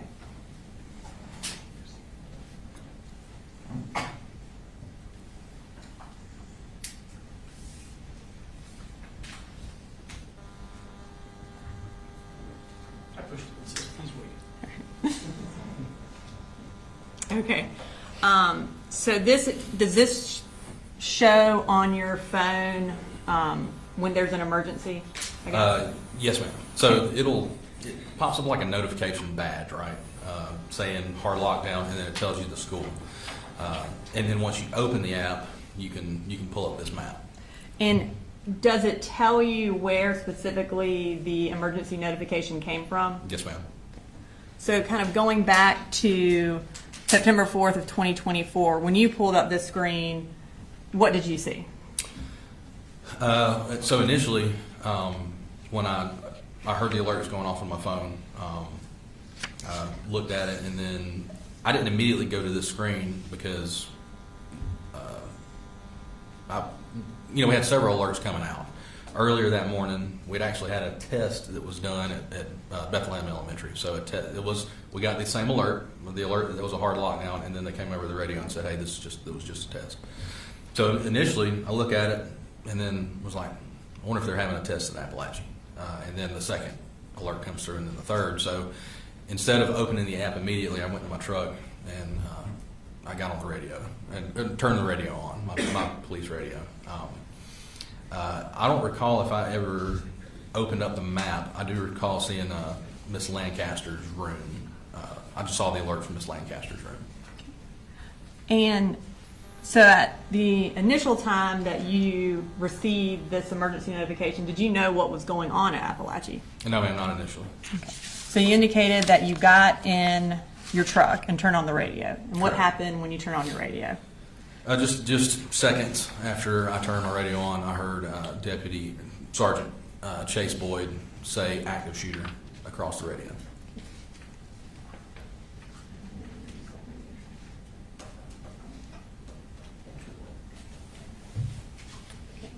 I have in my hand State Exhibit 2. It's on a hard drive and is the radio traffic from September 4th. Have you had an opportunity to review that radio traffic? Oh, yes, ma'am. Is it a fair and accurate recording of what you heard on September 4th? It is. Okay. At this time, I'm going to introduce into evidence State Exhibit 2 and publish for the jury, Your Honor. Defense? No objection. All right, two's admitted, and you can publish it.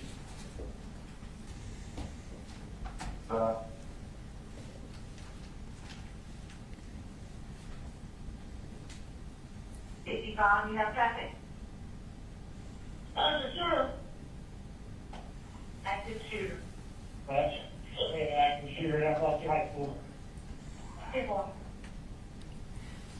And you said it was from Deputy Boyd, and who is that? Sergeant Boyd he's a supervisor with the SRO division. He's one of their immediate supervisors. So when you heard that, what did you do? I immediately I had to, so being at the range and being in our ammunition house, I didn't have my standard uniform on, so I threw on my gun, jumped in my truck, and I went to Apalachee as fast as I could. About how far from Apalachee were you? Close to 5 miles. Do you remember approximately what time you arrived? Around 10:30. And I'm going to show you what's been marked to say exhibits 3.1, 3.2, and 3.3. Okay. Do you recognize those? Yes, ma'am. And what do you recognize those as? They're overviews of Apalachee High School. They show rooms, room numbers, so essentially school maps. Okay. And just for the record, is 3.1 a full map of the high school? Yes, ma'am. Okay. And is 3.2 a partial map of the high school? Yes, ma'am, it is. Okay. And I'm going to have you look over to your left. Okay. Is that also 3.2 right there? Yes, ma'am. Okay. And then is 3.3 an overview, like a street view from Google Maps? Yes, ma'am, it is. Okay. Your Honor, this time I'd like to introduce into evidence State's Exhibits 3.1, 3.2, and 3.3. Defense? Same objection, good. Just as far as going out. Whether it's demonstrative or not, okay. Right. All right. 3.1, 3.2, and 3.3 are all looking good. All right. Now we're going to start with 3.1, if we could display that for the jury. All right, so is this the full map? Yes, ma'am, it is. Can you, and I'm going to hand you this in Okay. case you need it. Can you show us on there where you went when you arrived? And so I entered the school through the front door. The front door is going to be here. I made my way to the main atrium, and then from the main atrium, I moved down F Hall until it intersected with J Hall. Once it intersected with J Hall, I made my way. So I could see a large law enforcement presence, obviously, at this point. So I moved down towards the end of J Hall, and that's where I came into contact with Sergeant Boyd, and he had the shooter in custody. Okay. And when you arrived, who else was there? A lot of folks. When I initially went through the front door, I saw Sergeant Maxwell. I remember seeing one of our investigators, and so but when I made my initial approach, until I got to the atrium, I think I was by myself. And were EMS already there as well? Yes, they had just gotten there.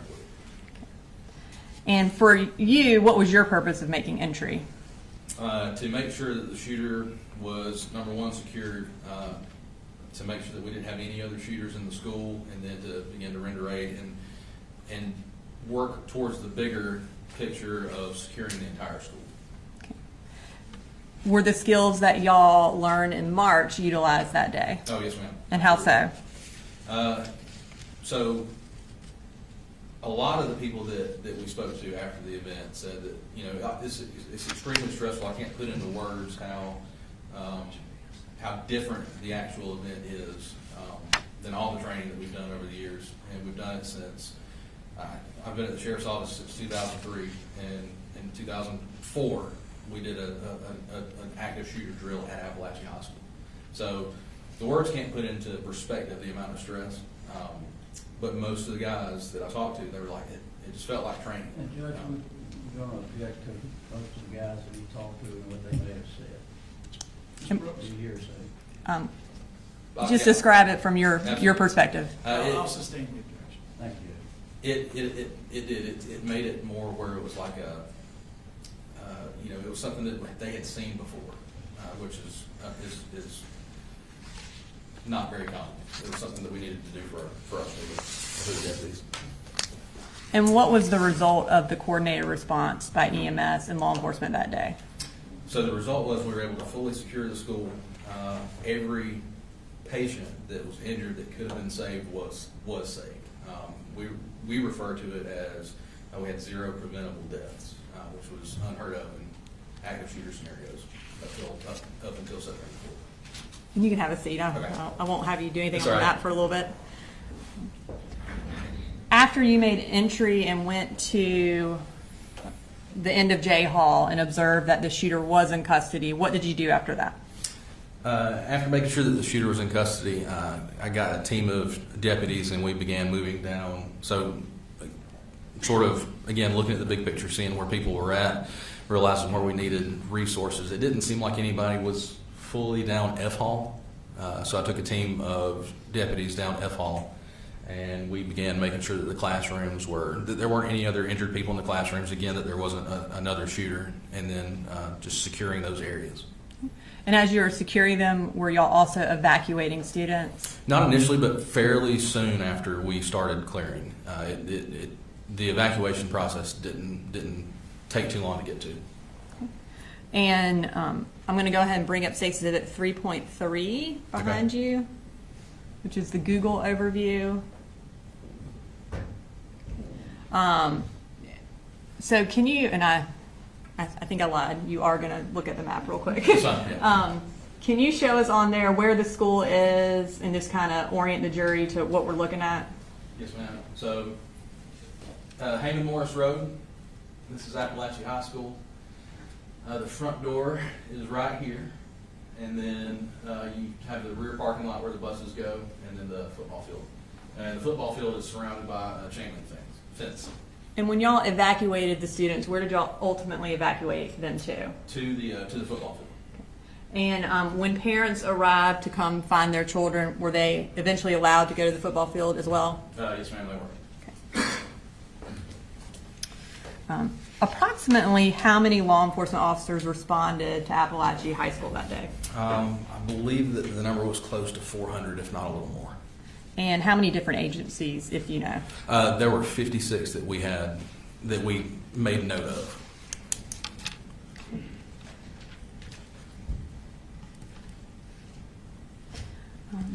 I'm going to go back to when you were in the school. Did you observe any dust-like substance present in the school when you were clearing it? Yes, ma'am. And where was it located? So I noticed it the closer I got to J Hall. As I was going down F Hall, I noticed it as I was getting towards J Hall. And had you had experience with that kind of dust before? Yes, ma'am, years ago. Okay. And based on that, your training and experience, where did that dust originate from? I almost immediately recognized that it was from the ceiling tiles. The concussion from the gunshot caused the dust from the ceiling tiles to start to fall and settle. In 2008, we had done an active shooter drill at Old County Line Elementary School, and I was picked to be the suspect, the shooter. I was given a blank gun, so it doesn't fire real projectiles, just really loud and puts out the flash. And they put me in a bathroom, and when they gave me the signal, I shot, and the dust fell down from the ceiling tiles, and it created something very similar to what I saw at Apalachee. And in your capacity as lieutenant over training, have you had an opportunity to review the surveillance videos from September 4th? Yes, ma'am. Okay. In reviewing it, did you see the dust come from the ceiling tiles like you just described? Yes, ma'am. What was your purpose in reviewing that surveillance video? Just to review the actions of our first responders, of the deputies, of fire and EMS, and to learn if what we did well, what we could have done differently, and then to implement that into training. After watching that video, did you become aware of the path that the shooter took on September 4th? Yes, ma'am. Okay. At this time, I'd like you to go through that path for the jury, Okay. and if you could use the large map over there. Yeah. And I'd like to start with the shooter's first period class. What class was he in? So for first period, he was in Miss Harris's class, and that was 1.515. It's going to be located right here. And are you familiar with what time first period class is? Yes, ma'am. So he got to class around 8:01, and the class starts at 8:15. Okay. And are you familiar with what time it ends approximately? Yeah, it ends at 9:38. After he left first period class, where did he go for second period? So he leaves first period, and then he goes to Miss Catherine Greer's room on J Hall, room 2.151, and that was where he That was the second period. That's where we went next. And what time does that class start? 9:45. At some point, did he leave Miss Greer's class? He did. He left her class at around 9:54. And where did he go? He went to the restroom. Can you show which restroom he went to? Yes, ma'am. Men's restroom, J Hall, just a short distance from Miss Greer's class. And approximately when did he leave the restroom? At 10:21. After he left the restroom, where did he go? He went back towards Miss Greer's class. So he had left Miss Greer's class. He had his book bag with him that we ultimately learned had a gun in it. So when he exits the men's bathroom, he's got the book bag. At some point, he drops the book bag, so he just has his gun, and he goes back to Miss Greer's classroom. And was he able to get into that room? No, ma'am. Where did he go after that? He went immediately next door. He went to Miss Ryan and Coach Edwards' classroom, which is 2.152. And what happened in that classroom? The door to that classroom was open, slightly open, just a little bit, and he began firing numerous rounds into that classroom. And was anyone injured or killed in that classroom? Yes, ma'am. Several students were injured. Christian Angulo was killed in that classroom. After he left Miss Ryan's classroom, where did he go? So after he shot here, thankfully, as unfortunately as Christian was, after Christian had been shot, he used his foot to close the door. So he restricted access to the shooter after that. The shooter moved back down the hall towards the restrooms that he had come from.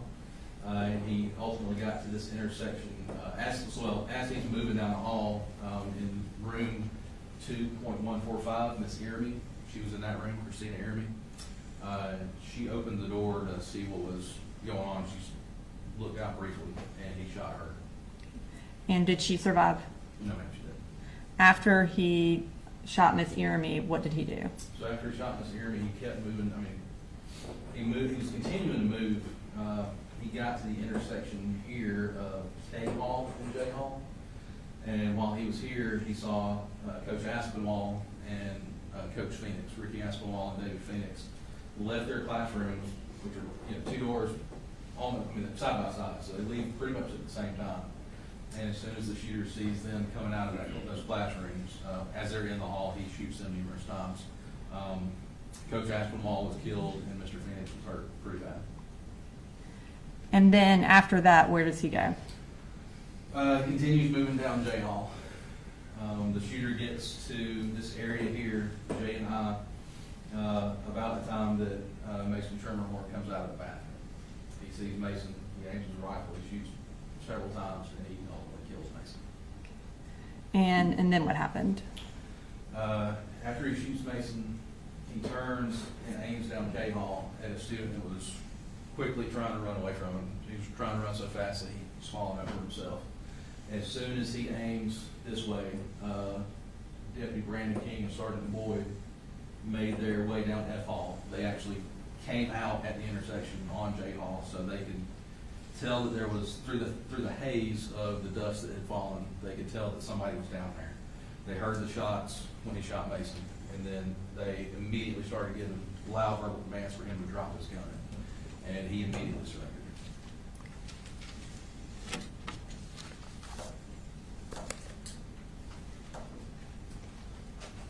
All right, Lieutenant Chandler, I don't have any further questions for you right now. Cross. Good morning, Lieutenant. Morning, sir. I only have a few questions for you. How many entrances are to the high school? Specifically, I'm not 100% sure exactly how many entrances. I can count them for you, though, using the map that we have, if you'd like me to.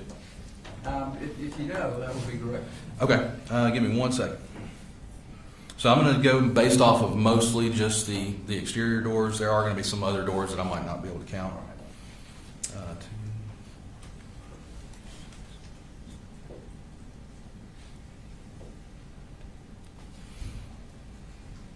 I would say upwards of, I'd say, a little more than 15 exterior doors.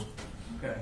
And are all of those doors secured when the kids first come in? Yes, sir. So other people can't get in from other places? Correct, they're supposed to be, yes, sir. So all the students have to go in through the front? No, sir, not necessarily through the front. So basically, I think that the way they have it set up is car riders will go through the front, and then the bus riders will go through the back side of the school. Okay, so you got actually two entrances? Two main entrances, yes, sir. And the entrance that Colt made would be from the bus? Correct, yes, sir. And do you know what time that bus arrived? Slightly before 8. Okay. You know how many children were on that bus with him? No, sir, I don't. I assume you didn't take possession of any evidence at all, right? No, sir. My role after the initial response was that I did supplement CID's efforts, but I didn't specifically collect evidence. Okay. Nothing further. Thank you. Judge. Based on crossing and redirect? No, Your Honor. May Lieutenant Jama Deetzkees? Yes, ma'am. All right, thank you, sir. Yes, sir. Thanks. State policy. Is the next witness a long one? We may break for lunch before cross, if so. Maybe about 20 minutes. Okay. Go ahead. The state calls Dr. Matt Thompson.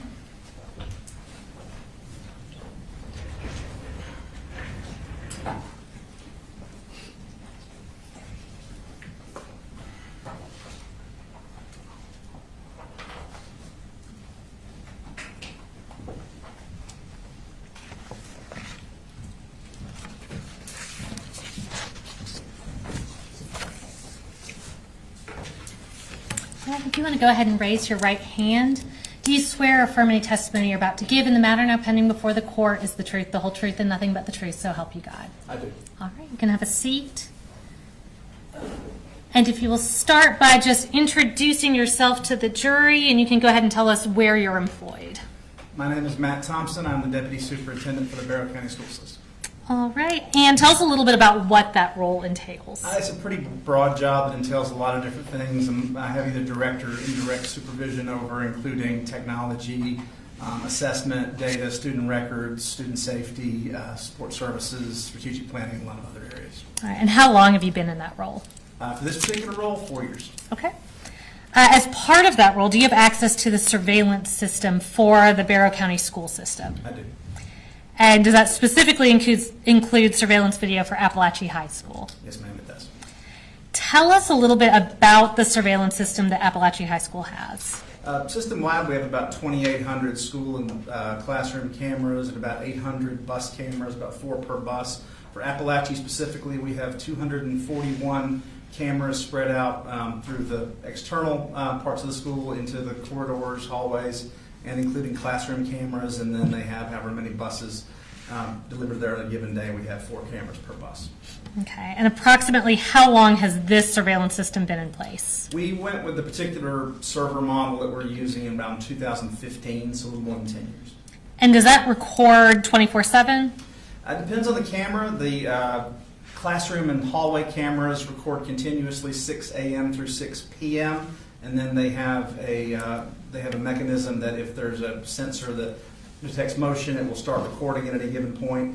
The external security cameras and some of the key entrances record 24/7, and then the bus video records as long as the bus is actually cranked and engaged.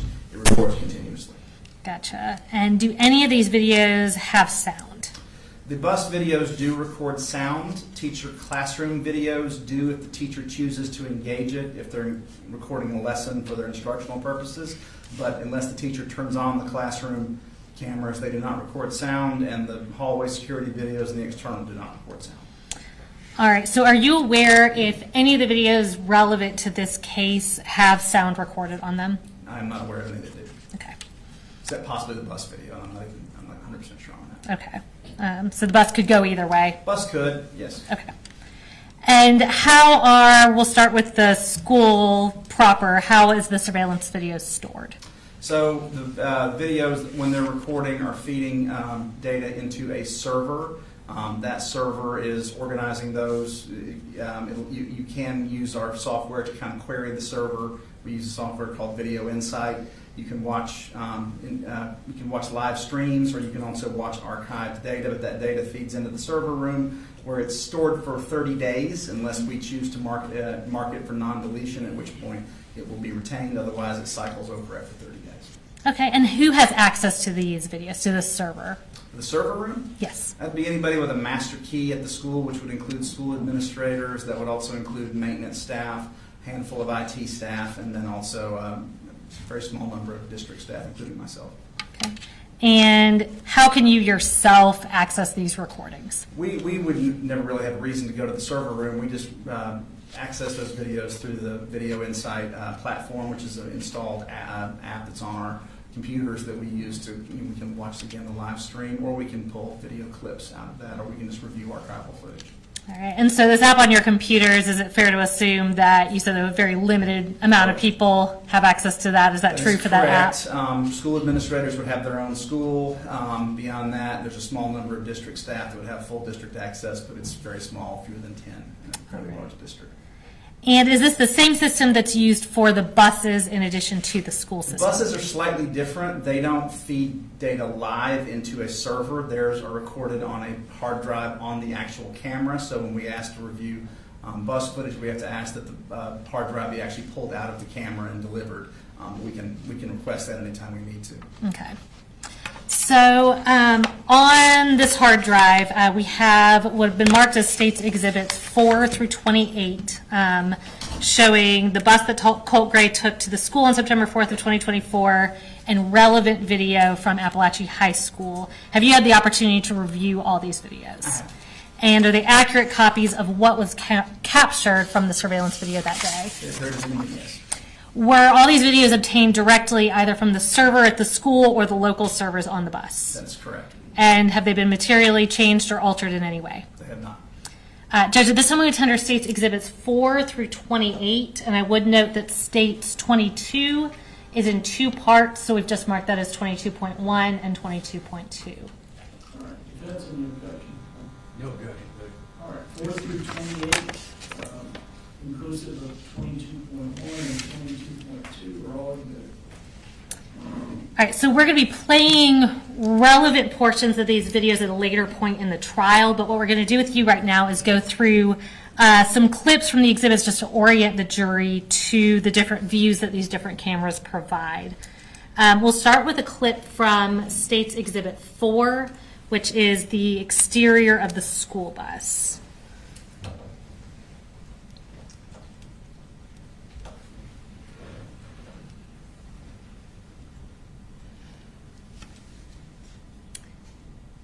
And looking at this video, is that the video that you obtained relevant to this case? It is. Or a clip from it? And One clip, is yes. the timestamp and date accurate on this video? They appear to be accurate, yes.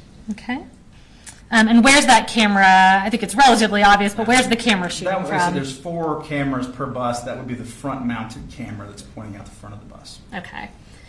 Moving on to a clip from States Exhibit 5.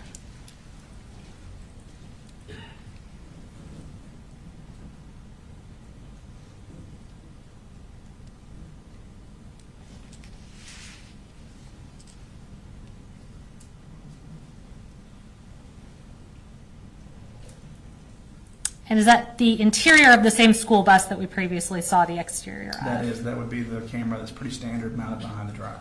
Okay, and once again, is the date and timestamp accurate on that video? It appears to be, yes. All right, now shifting to cameras at the school, we're next going to show a clip from States Exhibit 6.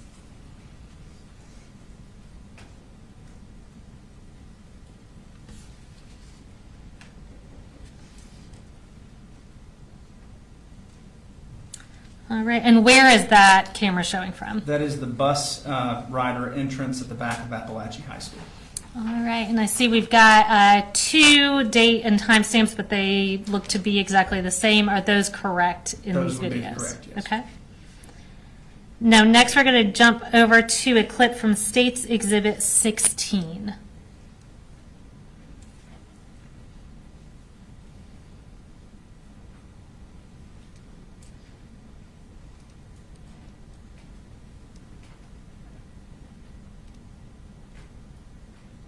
All right, so this one obviously looks a little different or significantly different from the other videos we're looking at. Can you just kind of explain what we're looking at here? This is one of the classroom cameras. This is actually, I believe, in Miss Suzanne Harris's classroom. They're mounted at the center of the classroom, or not every classroom is perfectly square, so sometimes they're configured as close as we can get it, and they provide a fisheye view of the entire classroom. Some of the newer ones can be actually angled a little bit if a teacher wants to use them for instructional purposes. They typically are not done that much for that purpose, so this is typically the view you're going to get from a classroom camera, sort of the fishbowl view of the entire classroom. Okay, and so are all the cameras inside the classrooms this style of camera? Yes, there's not any that will look any different from this. As I said, you can sometimes angle them, but in this particular case it's not angled, and I don't believe any of the footage that was relevant to September 4th were angled. That was my next question, thank you. And are there any other cameras that show the interior of these classrooms as part of the school surveillance system? No. Is the date and time stamp on this video correct? It is, yes. And just to kind of further orient the jury, in this video, can you tell us where the entrance to the classroom is? It would be in the upper left-hand corner of the screen. When you can see a sort of brown door, that would be the entrance to the classroom. And this is, like I said, this is a computer classroom, so there's rows of desktop stacks. Okay, so that brown door with the little window on it, right? Okay. And next, we're going to pull up State 17 and show a clip from that.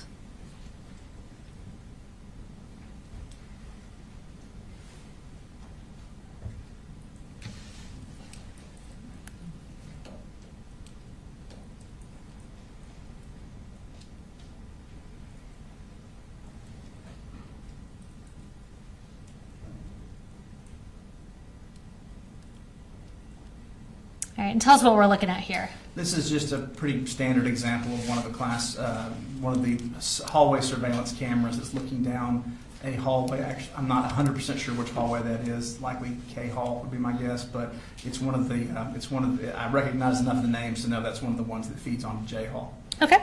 And generally, these hallway cameras, where are they located throughout the hallways? We try to strategically place them through the, these are very large schools, hundreds of thousands of square feet to cover, so there are going to inevitably be, particularly in the hallway surveillance cameras, some occasional blind spots or some places where you have a long view to see something, but we try to place them along strategic points in the hallway to get maximal coverage. Okay. Is every square inch of every hallway covered by a camera? No, ma'am. We unfortunately do have some blind spots occasionally. Okay.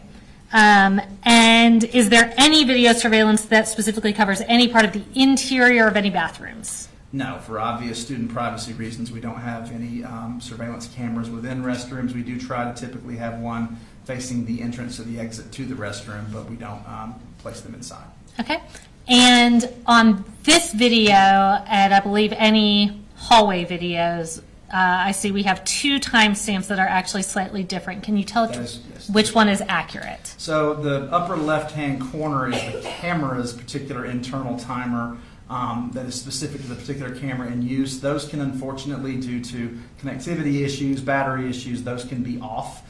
Those sometimes will lag what actual time. So when these are queried on the server, the bottom right is going to be the server time that is synced to national clocks and is the independently verifiable time. So in this particular case, anytime you see two timestamps, the one on the bottom right is going to be the accurate date and time. Okay, so in this case, we're looking at these two times, and the accurate time is 9:39 a.m. That would be correct, yes. That would be the server time. All right, thank you. Did you also review and recover surveillance footage from any dates besides September 4th related to this case? Yes, ma'am. We also reviewed and pulled footage from August 26th and August 28th. Okay. 2024. And again, we'll provide more relevant context and publish those videos through subsequent witnesses. But starting with August 26th, what were you generally looking for? That was the last day Colt attended school prior to September 4th, and we were particularly interested in verifying that he spent the majority of that day in the counseling suite. So in this particular case, we pulled videos related to his first period class, his second period class, and then his moving into the counseling suite for the majority of the rest of the day. And was that video recorded and stored in the same capacity as you previously described? It was, yes. And did the timestamp appear to be accurate, or in the case of any hallways, that bottom right timestamp appear to be accurate? Good to me. With these videos from that date, did you combine multiple camera recordings of Colt related to him going to the counselor's office? We did. It's a little clunky when you're trying to parse through a server. So Sure. a lot of times we'll create curated like pathway videos through a school. So in this particular case, we pulled sequential clips off of multiple cameras and sort of stitched them together using just very basic video software, just so that you have an unobstructed view of the student moving through the school. And we did that for the August 26th for Colt. Okay, and other than putting those videos from different cameras into one file, were the videos changed or materially altered in any way? They were not.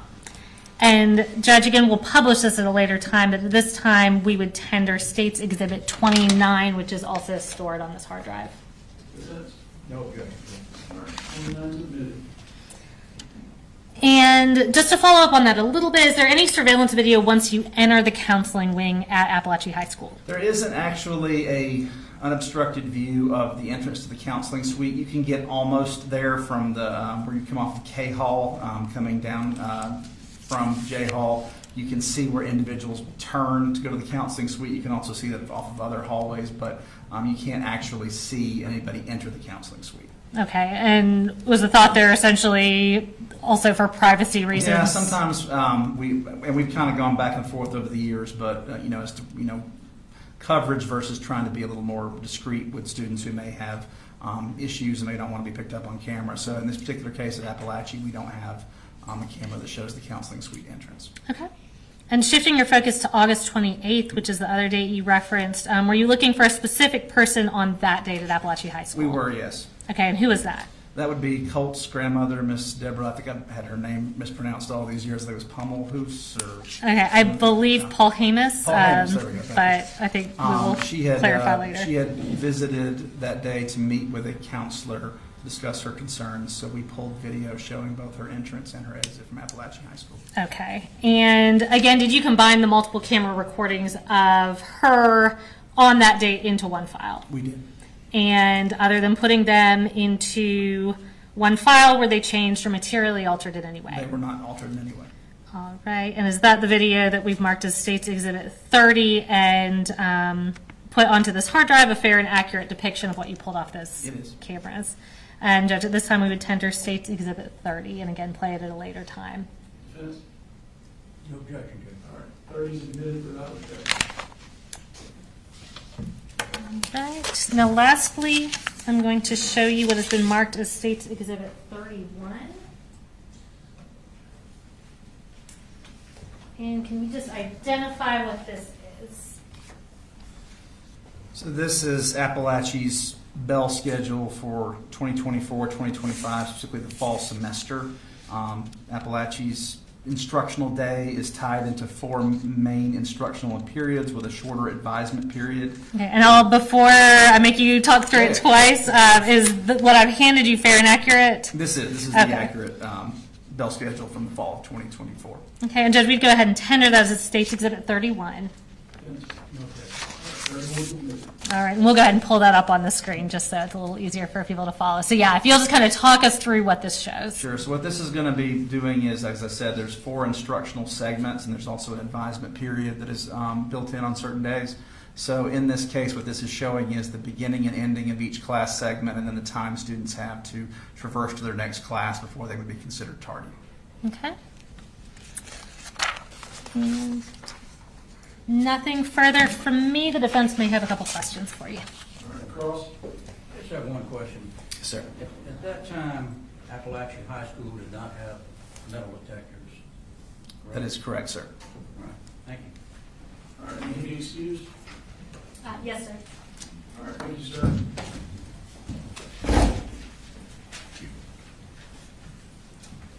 All right. We're going to go ahead and take our lunch break. 12:10, break until 1:10. And here's we point out to you as you go to enter the jury room, before you turn in, there is a microwave and a sink there at the end, and of course you have the fridge and whatnot there. All right.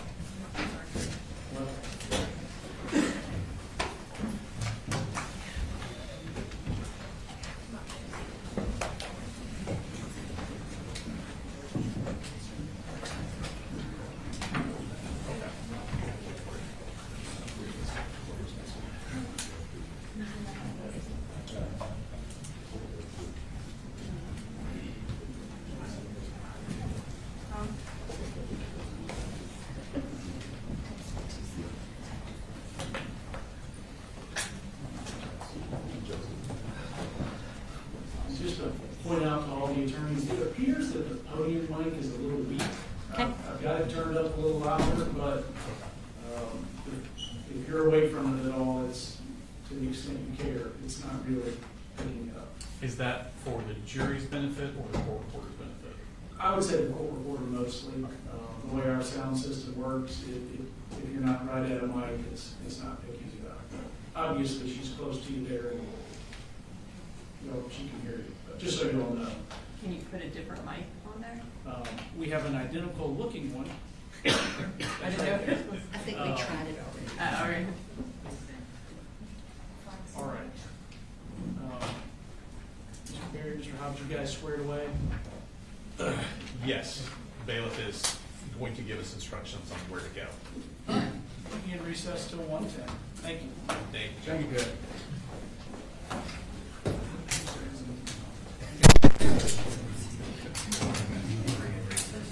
I think it's going to be a lot of those questions.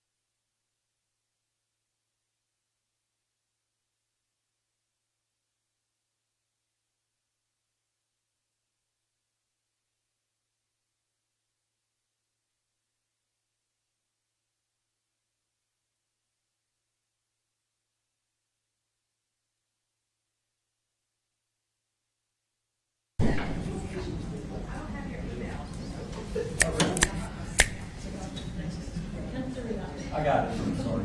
But I will give you an email that's like maybe.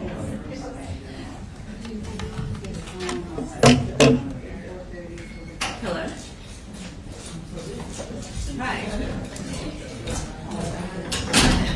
I did not intentionally. Sorry.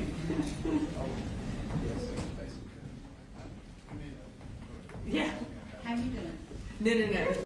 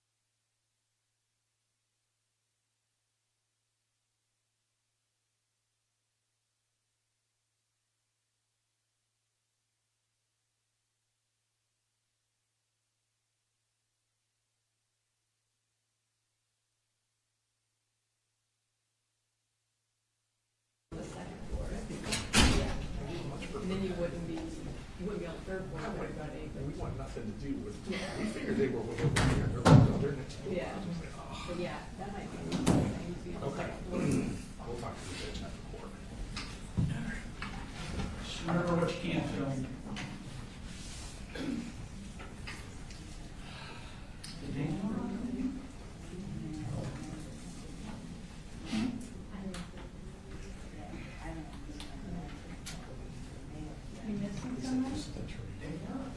No, I hadn't seen her. I thought she was back there with you. I thought she came out. Like an alternate clerk? You know she's gonna be upset that you left her.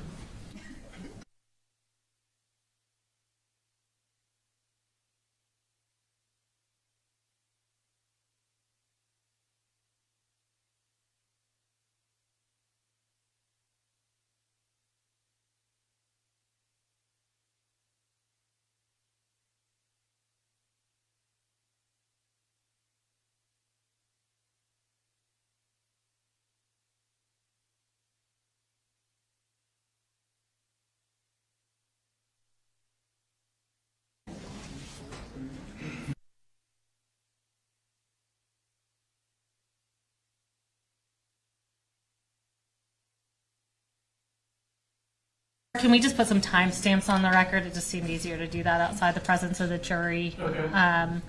The clips we introduced through Dr. Thompson from State's Exhibit 4, we played from 41 minutes 16 seconds to 41 minutes 29 seconds. From Exhibit 5, 39 minutes and 29 seconds to 39 minutes and 51 seconds. From State's Exhibit 6, we played the first 10 seconds. State's Exhibit 16, we played 20 minutes and 3 seconds to 20 minutes and 13 seconds. And from State's Exhibit 17, we played the first 10 seconds. We'll also provide that in writing to the court reporter once we get through evidence. You all ready for the jury? Yes, sir. Okay. All right, you bring them in.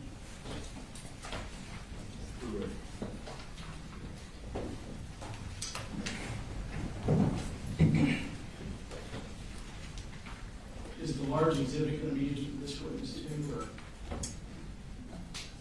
Yes, Okay. just to very briefly. It's fine.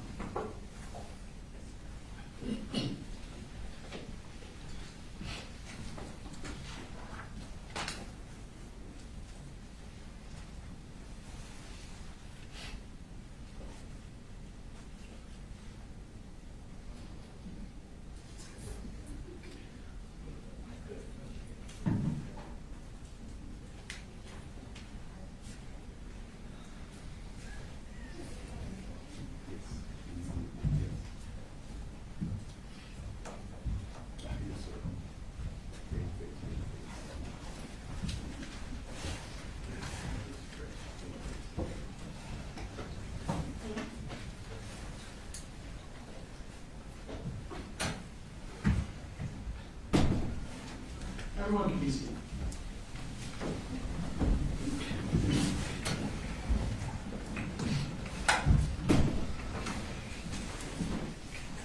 All right, state calls for this witness. State calls Suzanne Harris.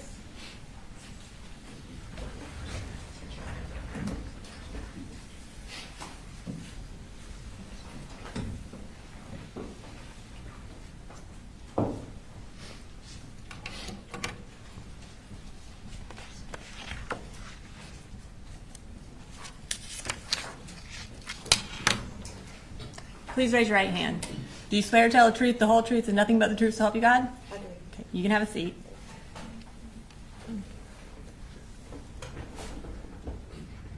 Will you go ahead and introduce yourself to the jury? My name is Suzanne Harris. I was a teacher at Apalachee High School. I've been in the county for 14 years. This is my 18th year teaching. Well, you went ahead and answered my next question, which was, what do you do? So you indicated that you worked at Apalachee High School. When did you work at Apalachee High School? What years of service did you do there? I worked there until December of this past year. So I've been there for 4.5 years. And while you were at Apalachee High School, what subject did you teach? Computer science. In September of 2024, were you teaching computer science at that time? I was. And I'm going to ask you if you could show me on that map right next to you which was your classroom.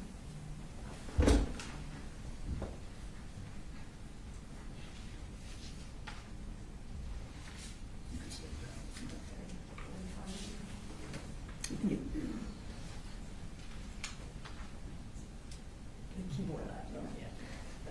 I'm right here on G Hall, and my classroom is right here, 1.515. Thank you, Ms. Harris. You can have a seat.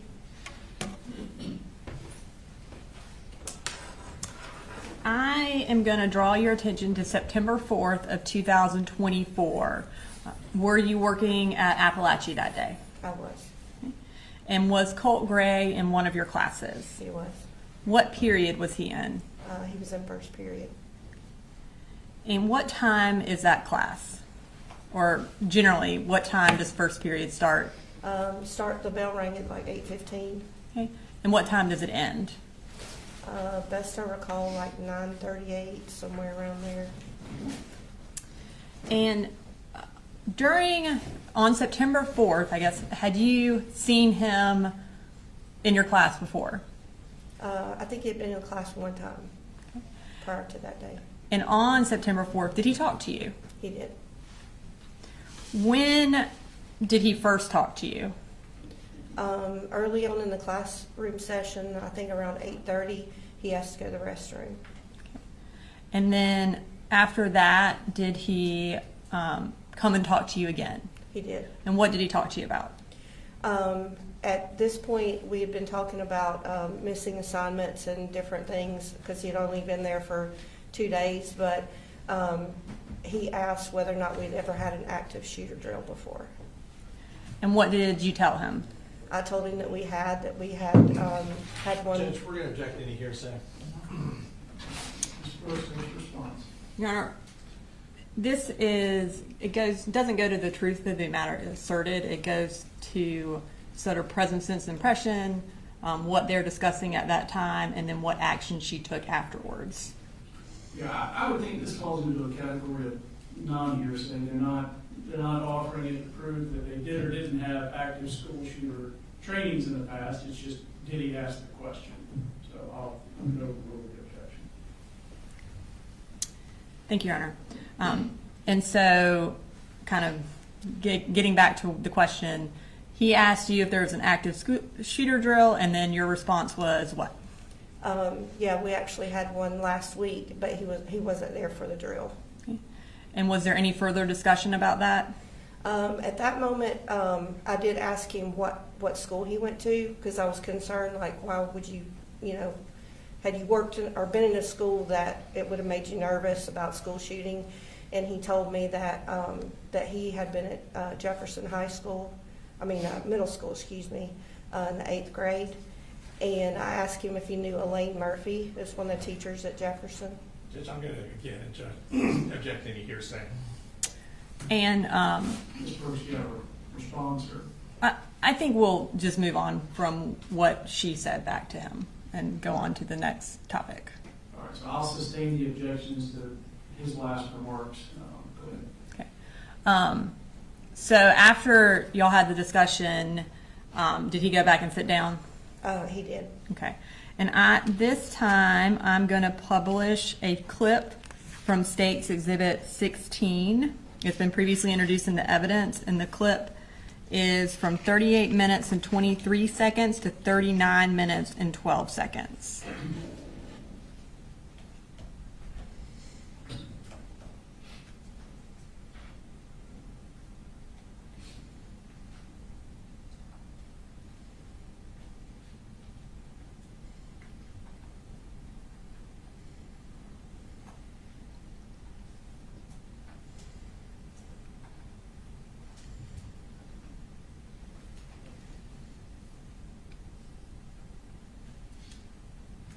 I'm going to pause it briefly. Can you kind of tell the jury, just so they can make sure they see where you are and then also where Colt Gray is? Sure. So over to this side over here, where you see the gold and white striped bulletin board, that's where my desk is. And Is that all the way on the left of the screen? yes. And then he is to the right of my desk. I don't know, on the corner, I can show you. So I'm here, and Colt is here, and this is where he was sitting. Okay. And this was Alex Johnson, and this was Tyler Graham. It may facilitate things for these fish I've used to kind of refer to like the face of a clock, 9 o'clock, or just. That is a good idea, Your Honor. And as far as the exit or the entrance to the classroom, the door, is that around 11 o'clock? It is. All right, thank you. All right, we can finish playing the clip.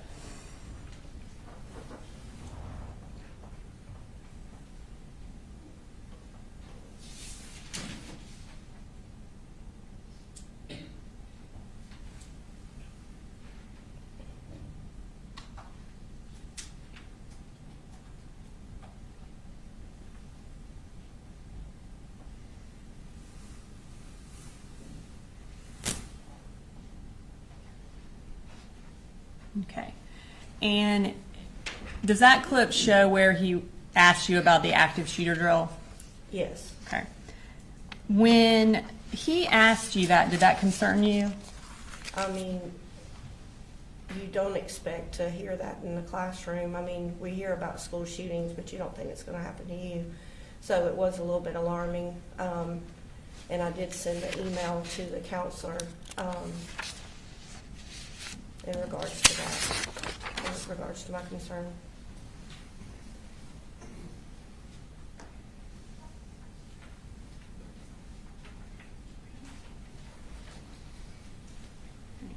I'm going to show you what's been marked as State Exhibit 32.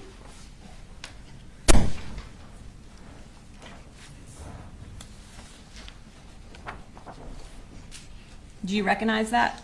I do. And what do you recognize that as? It's the email that I sent to Miss Butler. Okay. And is it a fair and accurate copy of that email that you sent to Miss Butler on September 4th?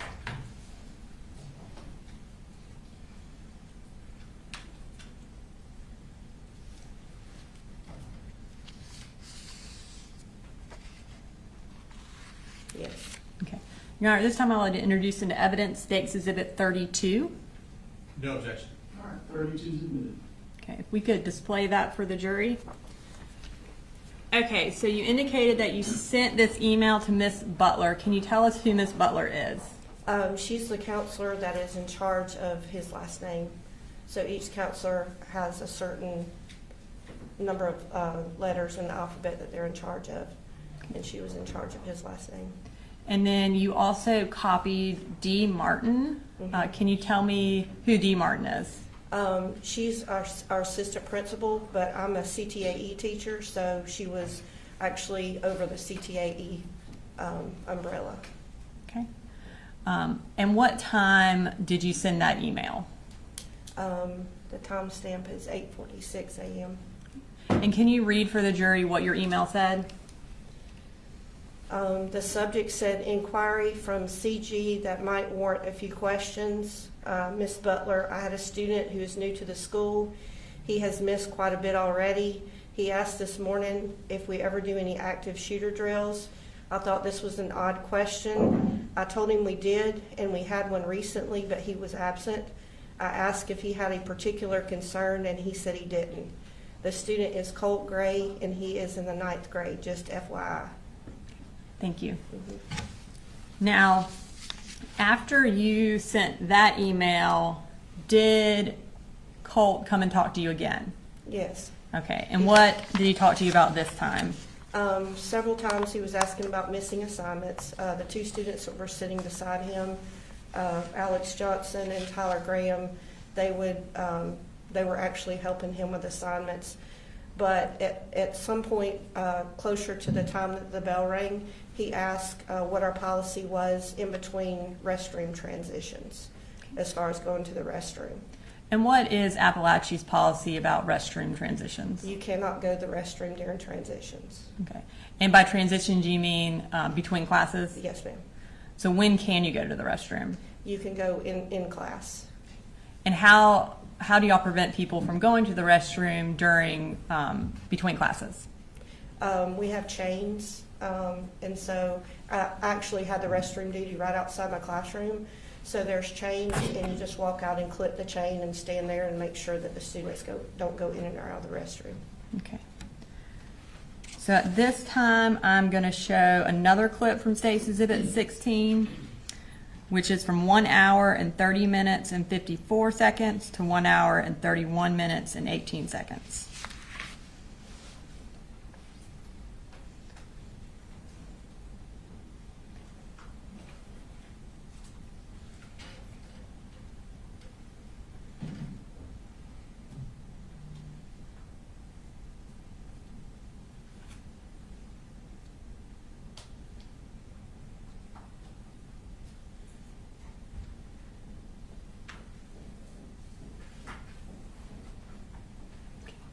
Is that when he asked you about going to the bathroom, or what the bathroom policy is? He did, and I reached over to grab the bathroom pass. That's what the thing I was reaching for.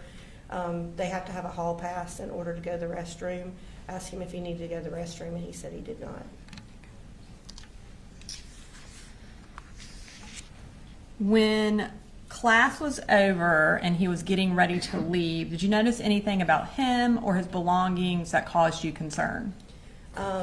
Very close to in the class, I noticed that there was like a poster or some kind of project or something that was sticking out of his book bag.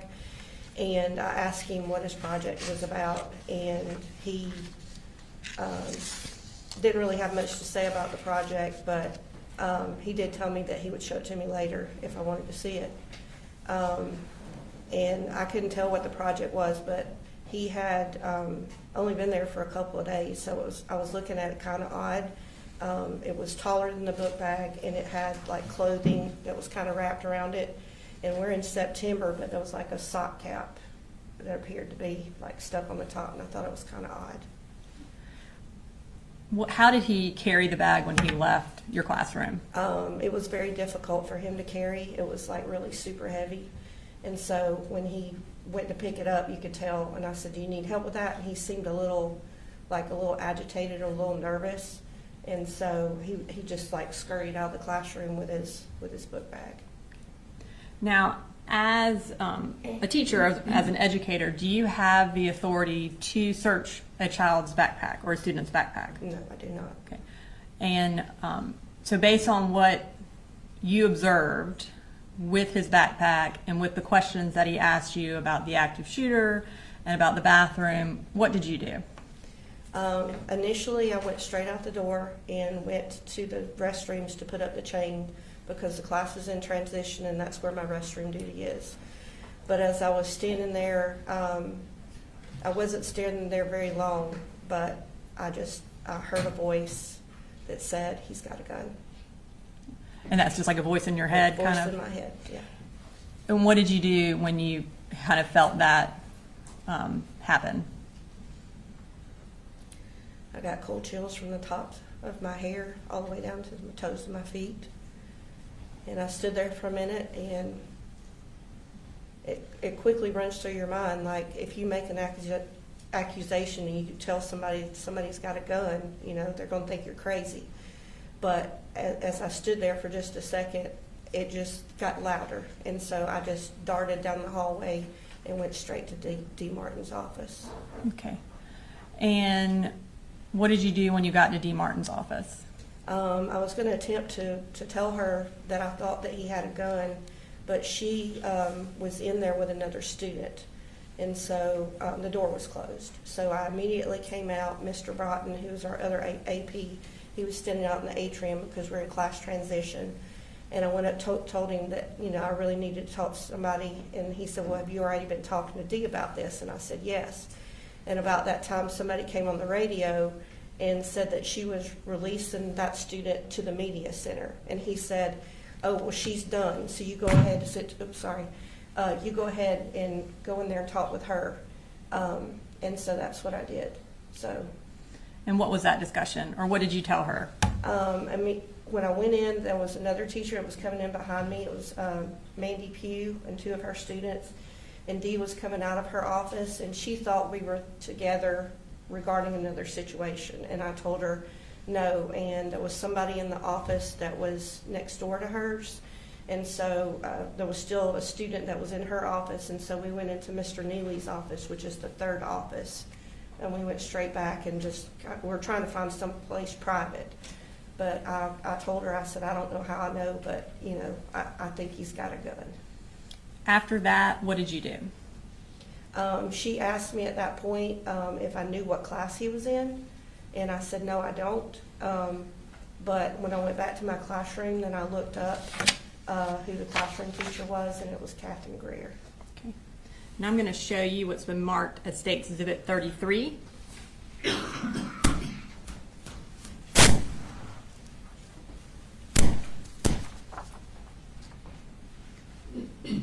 Do you recognize that? I do. And what do you recognize that as? It's the email that I sent letting Dee know what classroom he was in. And is that a fair and accurate copy of that email? Yes, ma'am. Your Honor, at this time I would like to introduce into evidence State's Exhibit 33. No objection.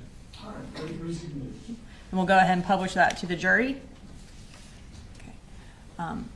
And again, you indicated that this was to Dee Martin. Can you tell us the time that you sent that email? The time is at 9:52 a.m. And can you tell us what the email said? Colt Gray is with Miss Greer during the 2nd period, FYI, thanks.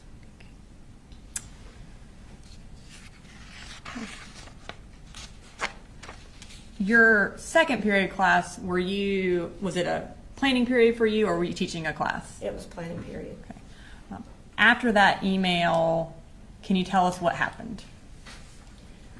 So I have other students that share the classroom. They come in, we share the classroom together.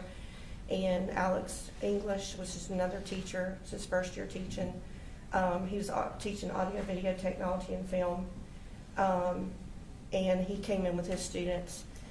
And so at some point during the class, I was just really nervous, and I just stood up and kind of addressed the whole class without asking him first. I just was very stern, and what I said was, don't ask me how I know, don't ask me any questions, but do not leave this classroom unless it's an absolute emergency. Because I just felt in every fiber of my being that something was wrong. At some point, did you become aware that there was shooting going on in the high school? Yes. At one point, Alex kind of came towards the door, and we kind of stepped out in the hallway, and I told him what I was suspicious of, and he was like, oh gosh, that sounds, scary or whatever. And I said, I don't know how I know, but I just felt like that something was going to happen. And so I came back in the classroom, and shortly thereafter we saw the lockdown screen, and we went into lockdown. And eventually, were you able to hear the shooting, or did you just become aware that something had happened? No, I actually heard the shooting. It's our protocol to go out, like to open up the classroom door to kind of look to see who's in the hallway, if there's any kids in the bathroom. And I did that, and I could hear gunshots to the left, which is down towards the counseling office. After the shooting had ended, were y'all eventually able to leave your classroom? Yes. Okay. And where were y'all evacuated to? To the football field.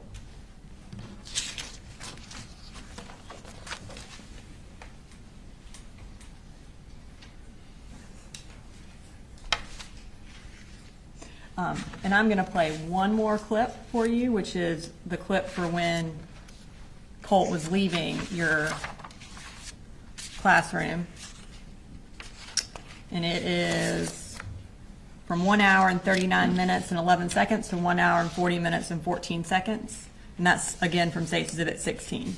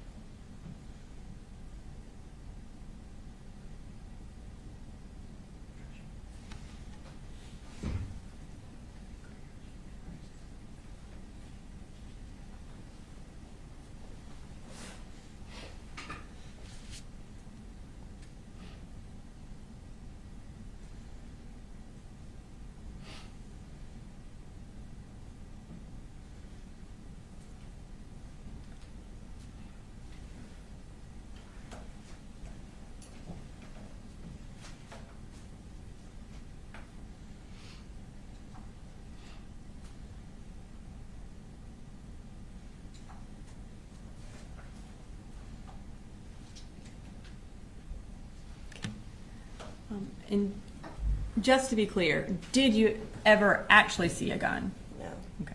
And so you had a feeling that there was a gun, but you never saw one? no. Okay. Nothing further. Ross? Yes, Your Honor. Good afternoon, Ms. Harris. I have a few questions. If I ask a question that doesn't make sense or you'd like me to clarify, please let me know, Okay. and I'll go ahead and take care of that. All right, so you were in class and you observed this backpack that Mr. Gray had, correct? Yes. And I believe you said it looked like it was heavy? When he got ready to leave the classroom is where it appeared to be heavy. Based on how he was lifting it, is that what you're referring to? Exactly, yes. Okay. And at some point after the shooting, you gave a statement to a couple officers from GBI, is that correct? Mm-hmm. And you have to say yes or no for the court reporter, Oh. sorry. No, you're fine. Did, do you remember telling them that you were familiar with guns? Yes, And I believe you said that you thought based on the length of the object that was extending from his backpack, that kind of made you suspicious. Is that fair to say? yes. How, was it about the poster board? How far was it extending out of the backpack? It appeared to be about that far. So you're holding your hands, and so I have to make a record for the court reporter, like a foot and a half? More? Maybe 2.5 foot, Okay. yeah. Okay. And you said there was a hat stuffed down the tube of the poster board. Is that correct? It appeared to be clothing, and best I recall, it looked like a sock cap. Like a That was- toboggan? Yes, So like a winter hat? yeah, And of course, this was September. right. And And I just- thought that was odd. Right. And it wasn't cold that day? No, it was not. Okay. All right.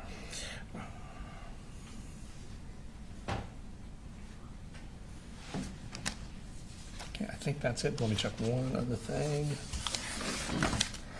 And you said, we saw from where he was sitting in class on the video, he was sitting next to a couple other students. And without telling me what anybody said specifically, your memory is that they were engaging in conversations regarding missing assignments? Yes. Okay. Can I have 1 second, Judge? 1 second, I'll make a hold of that.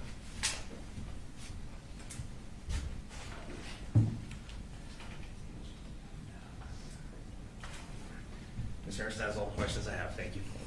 Based on Cross, any redirect? No, Your Honor. May Ms. Harris be excused? Yes. Thank you, ma'am.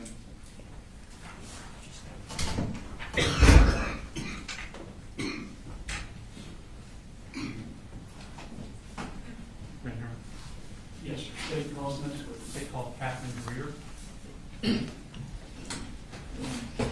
Just so that this is where I'll be in the habit of just excusing witnesses when they ask. If there's someone that you don't want to be excused, let me know.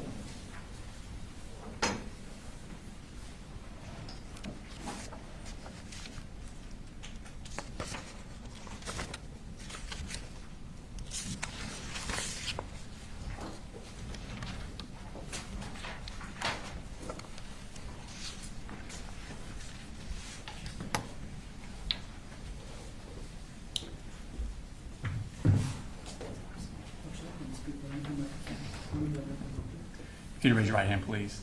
Swear the testimony given in the matter now pending before this court will be the truth, the whole truth, nothing but the truth, so help you God. I do. Okay. If you could introduce yourself for the jury. My name is Catherine Greer. Okay. And where do you work, ma'am? I work at Apalachee High School. And what do you do at Apalachee High School? I'm a math teacher. Okay. And how long have you worked there? This is my 3rd year. Your third year? Okay. I want to take your attention back to 2024-2025 school year. What did you teach on that year? I was teaching 9th grade Algebra 1. Okay. What did you have first period?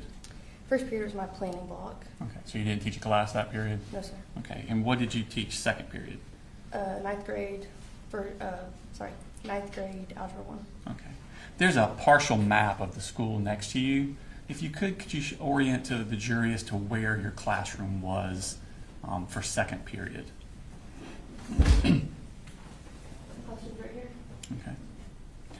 And was Colt Gray a member of that class? He was. Okay. And what do you remember about Colt Gray prior to September 2024? Not too much. He started school not on the first day, maybe a week or so after. And I think I had him in my room maybe 3-4 times. Okay. I want to take your attention to August 26th of that year. Was Colt Gray in your class on that day? I believe so. Okay. And did something happen? Did he come to you about needing something? Yes, he approached me in class and asked to go see a crisis counselor. Okay. And did that seem... We're going to object to any hearsay. Your Honor, hearsay is a statement made out of court. That wasn't a statement. He was asking for something. That would be more in a present sense impression. It's also not for the truth of the matter asserted. I don't think that would be hearsay. Go ahead, Mr. Ross. Judge, I think it is being admitted for the truth of the matter in regards to his mental health state at that time. Your Honor, it's not testimonial in nature. He's not asking, or he's not testifying anything. It's not an out-court statement. He's asking to go somewhere. That is not hearsay. Yeah, I believe him asking to see a counselor on that day is non-hearsay, so I'll overrule the objection. Okay. So he asked to see a crisis counselor. Was there anything about what he asked that stood out to you? Just the fact that he used crisis counselor. Usually my student just says, can I go see my counselor? So that stood out. How did he appear to you emotionally? I don't recall how he appeared when he asked. I just knew it was different from a typical ask to go to see a counselor, so I walked him there. Okay. So is it your normal practice to walk them to the counselor? If they just asked to go to a counselor, not typically, but since he said crisis counselor, I didn't know what was going on, so I did want to walk him. And so class next to me has 2 teachers in Okay. it, And who were they? Miss Ryan and Coach Edwards. Okay. So what did you do when you decided to walk him to the counselor's office? I peeked my head over next door and just asked if one of them could watch my class so I could walk him to the counseling office. Okay. And did they do that? They did. Okay. Could you show, and did you walk him to the counselor's office? I did. Could you show on the map, we were just talking about where the counselor's office, did you walk him to? Counselor's office is over here. Okay. I'll walk them down that hall. Okay, thank you. Did Colt come back to your second period class that day? He never came back to my classroom. That day or any other day? He didn't come back that day, and I believe the next time he was there was September 4th. Okay. Let's go to September 4th. Approximately how many times on that day had Colt Gray been present in your classroom? Maybe 2 or 3, maybe. Okay. Did you have any problems with him before then? I did not. Okay. Did he have any issues with other students that you seem to notice? No, I never saw him interact with any student specifically. Okay. Did you notice anything out of the ordinary about him? No, sir. Okay. Is there another student in your class with a similar name? Yes, And who was that? Colton Gray. Colton Gray? Now, Colt Gray was a freshman that year, correct? Correct. All right. What year was Colton Gray? A senior. Okay. And what was his personality like? Very sweet, very respectful. He tried hard, put his best effort forward. Great kid. Did he interact with you and other students? He did. Okay. I want to take your attention to the morning of September 4th. About what time do second period students begin arriving in your class? Around 9:45, or a little bit before the second period bells at 9:45, I believe. Okay.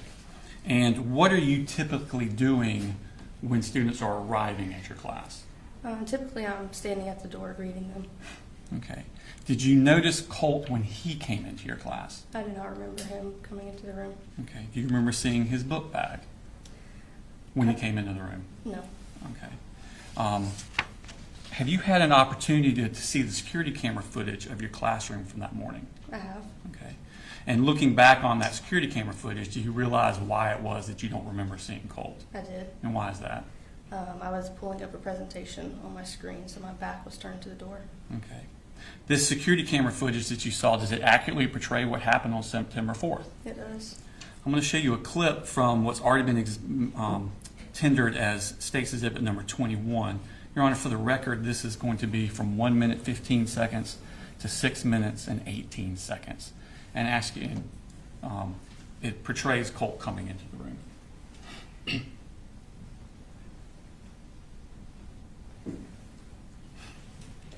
Is that you at the 4 o'clock position?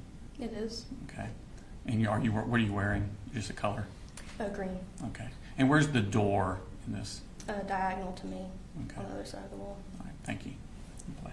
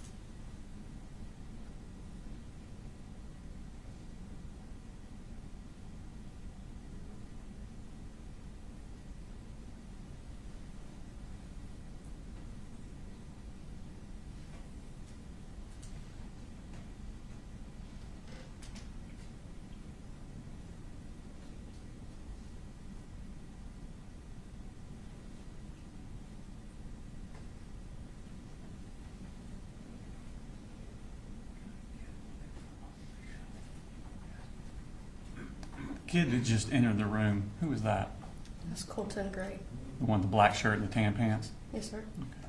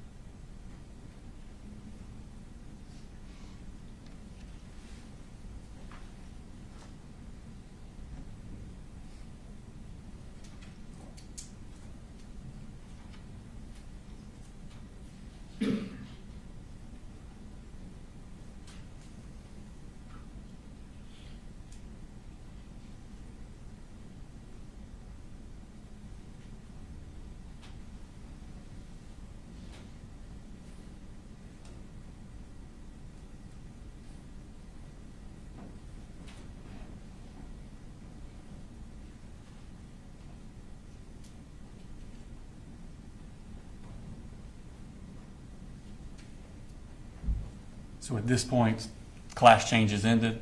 Yes, sir. At some point during class, does Colt ask to leave the classroom? He does. Okay. And what purpose does he ask to leave the classroom? He has to go see his counselor. Okay. At this point, do you take him, did you walk him this day? I did not. Okay. And did he take his stuff with him or did he leave it in the room? He took his book bag. Okay. And is this also shown in the security footage? It is. Okay. Your Honor, this time I'm going to show what's 13:22 to 14:22. It's close to 10 minutes. And this is another. It's also from the same, from States 21, Your Honor. And let me just clarify for a second my last ruling. So I overruled an objection previously about hearsay on he asked to see a crisis counselor. I think him asking the question is admissible for the fact that he asked it. It's not admitted for the purpose of establishing that he was in fact having a mental health crisis. All right.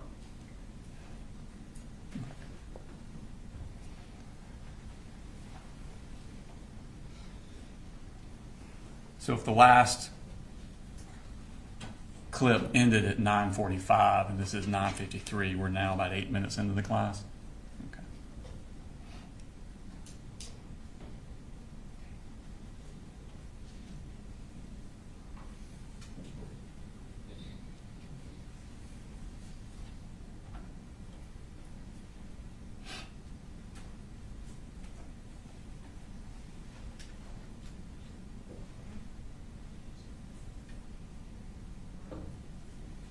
What's he doing there on the wall? He's grabbing the pass, the Okay. office pass. So different passes have different destinations on them? There's a restroom pass and office pass. Okay.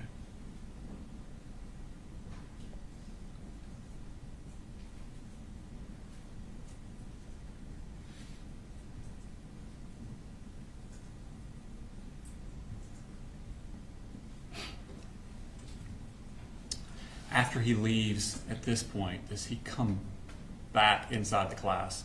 No, no sir. Okay.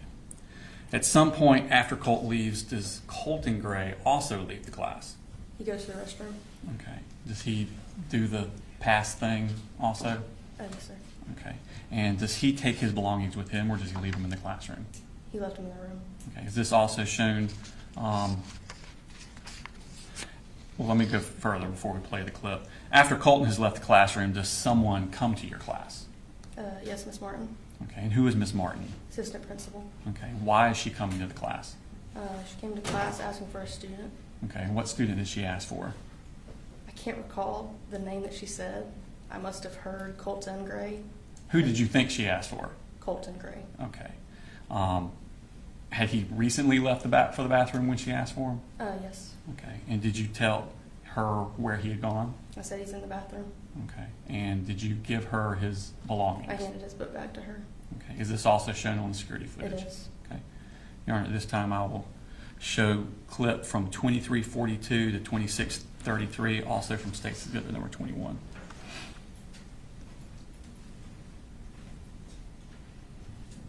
So now we're at 10:03, so this is about 9 minutes after Colt left.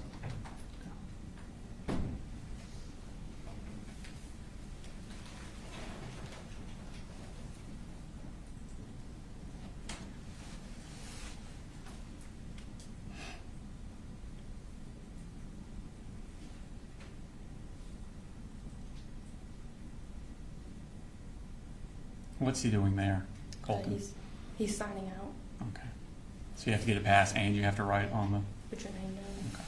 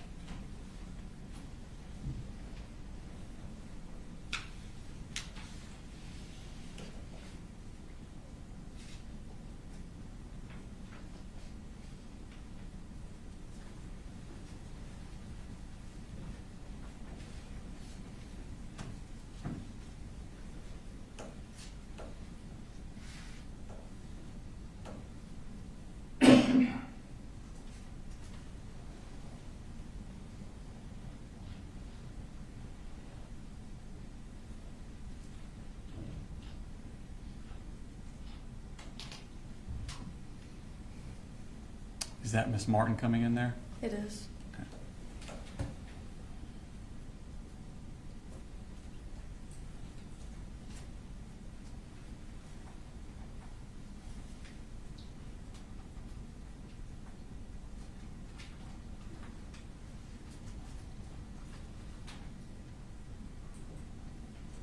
Now, at some point, does Miss Martin return to your class? She does. Okay, what happens when she returns to your class? She told me that she needed Colt Gray. Okay, and what did you tell her? I said he went to the counseling office. Okay, does she then leave at that point? She does. Is this also shown on the security footage? It is. Or this time on State's Exhibit 21, I'll show a clip from 30:25 to 30:53. So now we're at 10:11. This is what, about 5 minutes after she left the first time?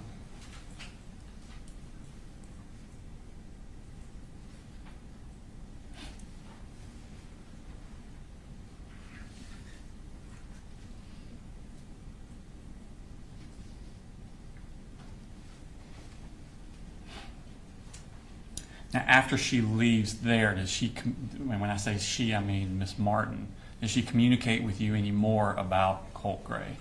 She does. And what does she do? She intercommed into my room. I'm sorry, she what? Intercommed Okay. into my room.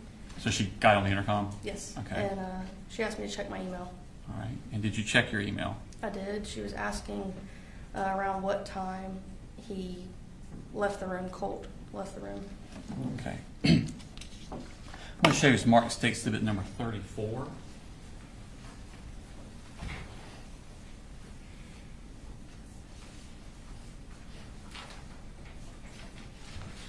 Ask you to identify that.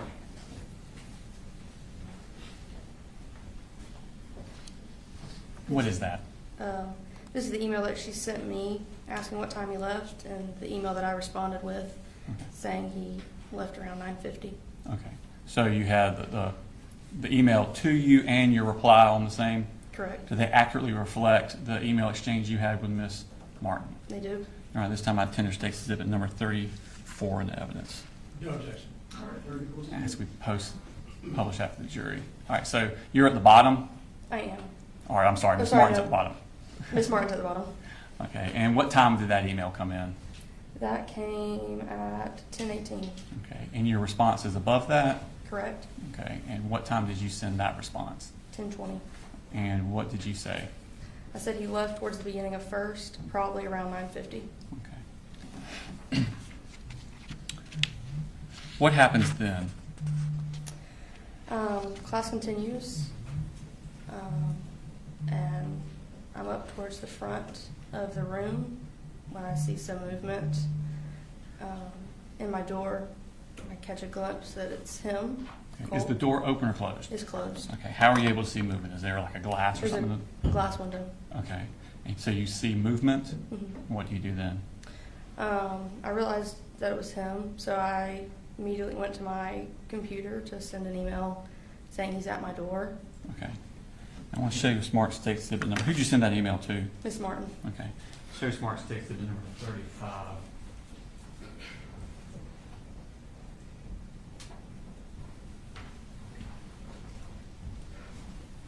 Let's see if we recognize that.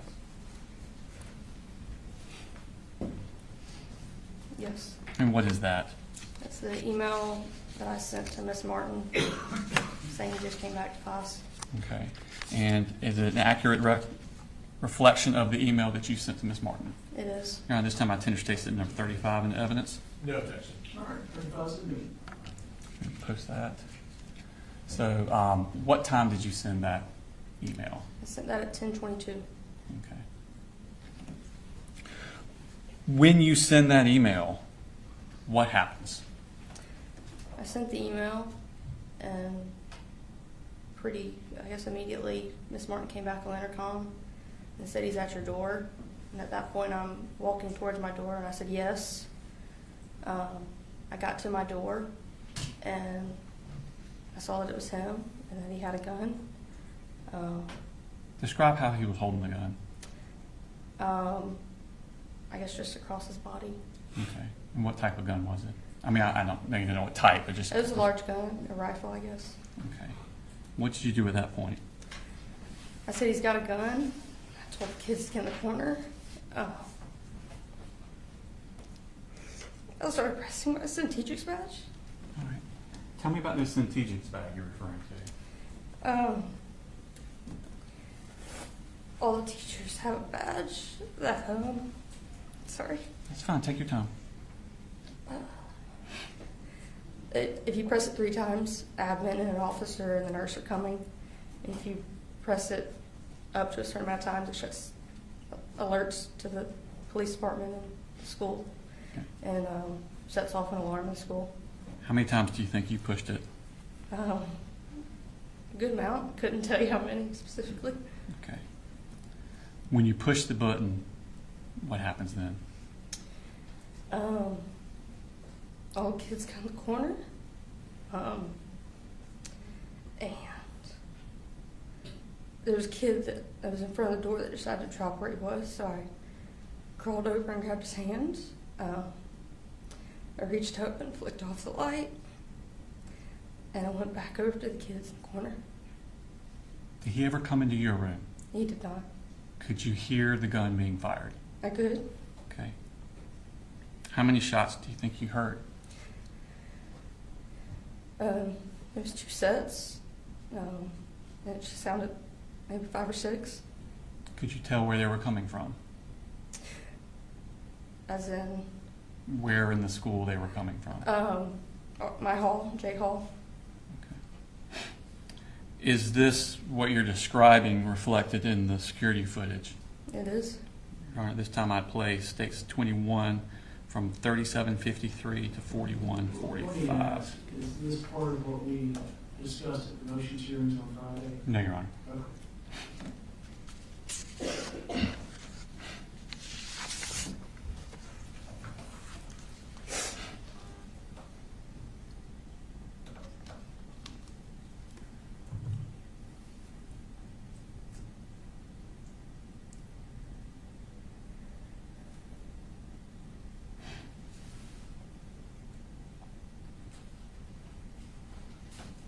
Is this when you're emailing with Miss Martin? Yes. Okay.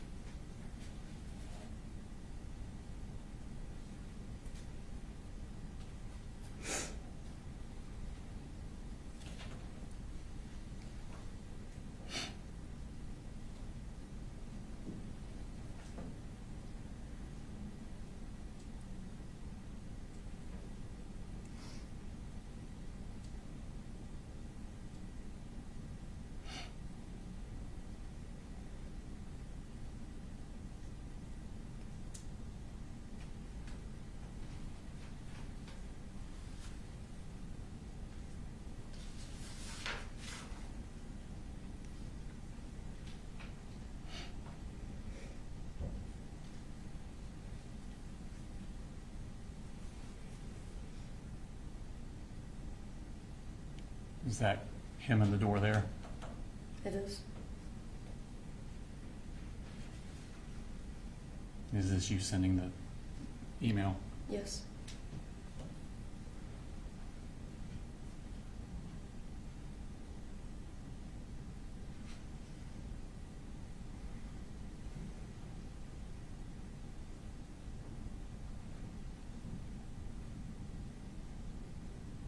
Is that you pushing the button there? It is.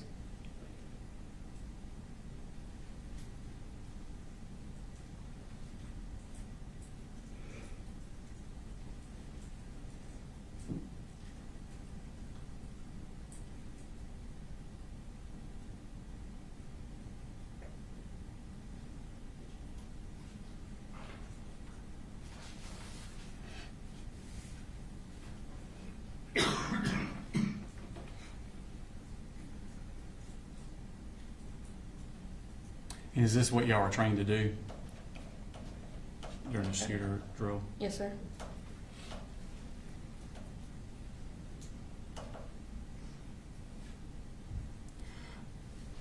Did a student from your class call 911?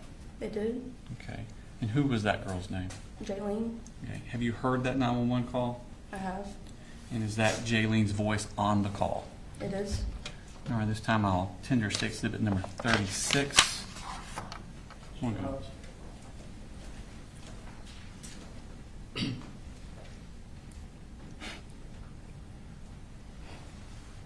No objection, Judge.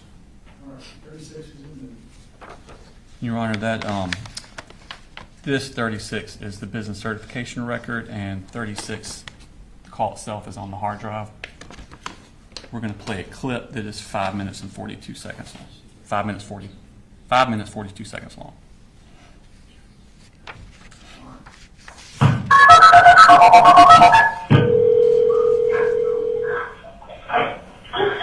Mary County 911, what's the address to your emergency? There's a shooting. There's a shooting at the Apalachee High School, please. He's sitting outside the door. What do we do? Please, he's sitting, okay? He's sitting outside the door. He's shooting. Oh my God. You hear where they're coming from? What did you say? Where are you? Where are you in the school? We're at Apalachee High School. Okay, where in the school are you? Listen, what's your name? Okay, stay on the phone with me, okay? We're getting lots of help on the way, but I want you staying on the phone with me. Where in the school are you? I'm in K-Hole in the back. K-Hole in the back. Is anybody in your room shot? Stay on the phone with me. If you have to put the phone down, put it down, but I want you on the phone with me. Do you understand? Yes, ma'am. It's okay. Okay, do you know what classroom number you're in? What classroom number? Yes, it's clear. I don't know the numbers. Do you know where the shooter is? I don't know if he was in a shooting there or the numbers. Who is the shooter? His name is Colt. I don't know his last name. Alright, spell your name for me. J-A-R-Y-N. Okay, listen. I'm going to stay on the phone with you, okay? I'm staying on the phone with you and take a big deep breath with me. Okay, Jalen, my name is Terry, okay? I'm going to stay with you. Okay, I got you. Okay, how many people are in your room, Jalen? How many people are in the room? How many students are in the room? At least like 130. Okay, what's your last name, Jalen? Elira. Spell it for me. D-E-L-I-R-A. Okay. Alright, I'm going to stay on the phone with you, okay? Yes, ma'am. Do you hear anything? No, I don't know where he was. I don't know where he is. Okay. Is your door locked? I think so. Okay.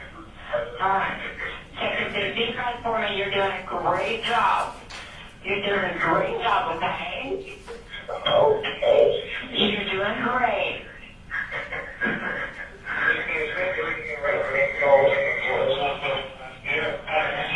You're doing a great job. I want you to let me know if you hear anything. Okay? Alright. Is your door locked? Is there anything in front of your door? No, it's off the desk. No, there's nothing. Okay. Do you know what, you don't know what classroom you're in, like what classroom number? Did you check it?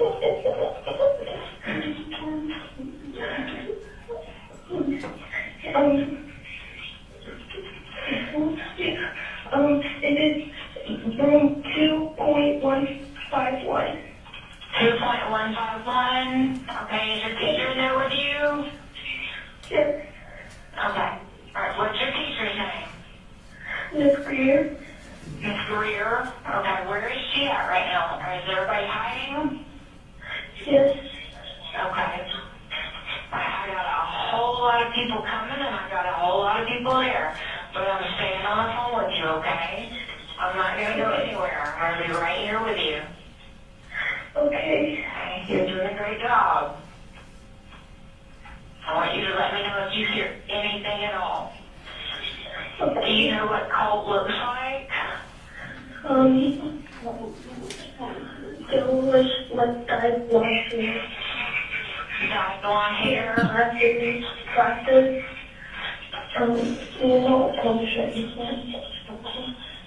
Did you see the gun or did you just hear the shots? I know a couple people I heard the shots. You heard the shots? Yes. How many shots did you hear? More than 10? Okay. Alright. Take a big deep breath. Big deep breath. I know you are very scared, but you're doing great. Just that stand.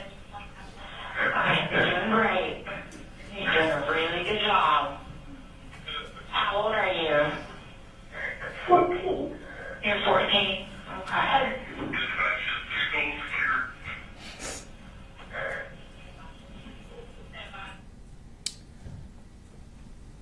How long did y'all stay in the room before the police arrived? Maybe 10, 15 minutes. I'm not sure. What happened after the police arrived? Our door was unlocked by an SRO that came in. He asked us if there was anyone in the room that wasn't supposed to be there. I answered no. He closed the door, said he would be back. He came back to the room and told us to stand up and walk outside with our hands up.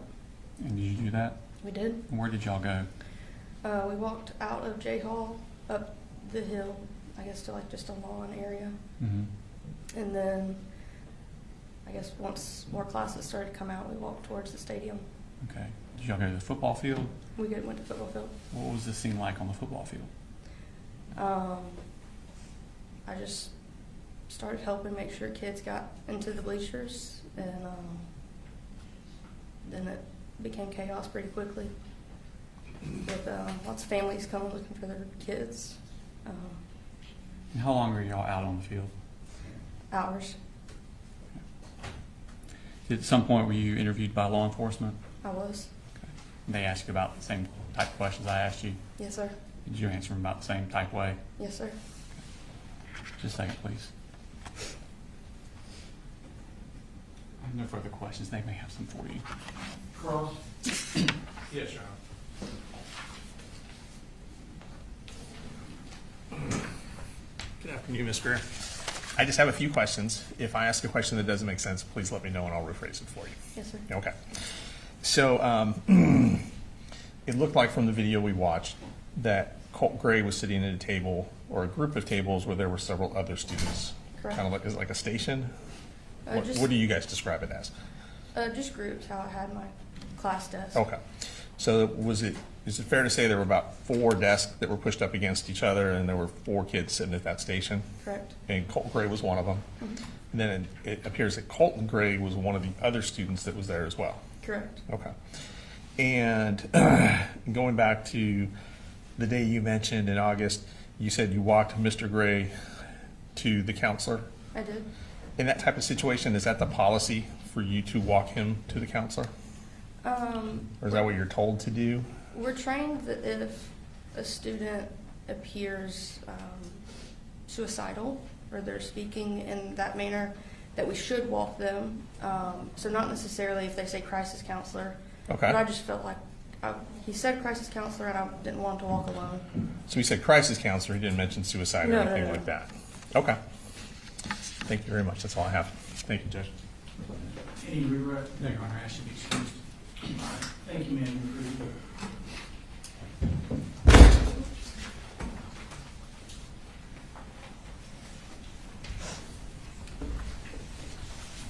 State calls. State calls Jason Wilkerson.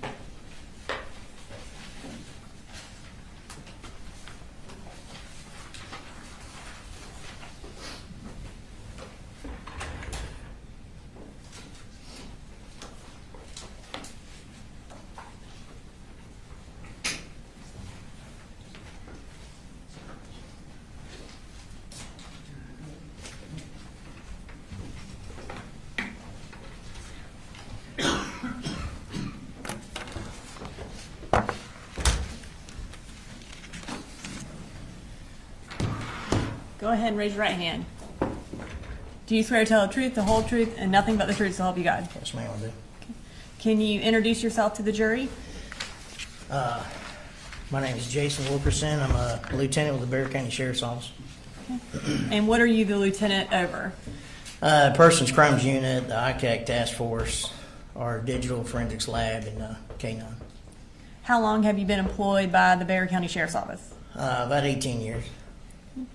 And were you in that role as lieutenant over persons crimes in September of 2024?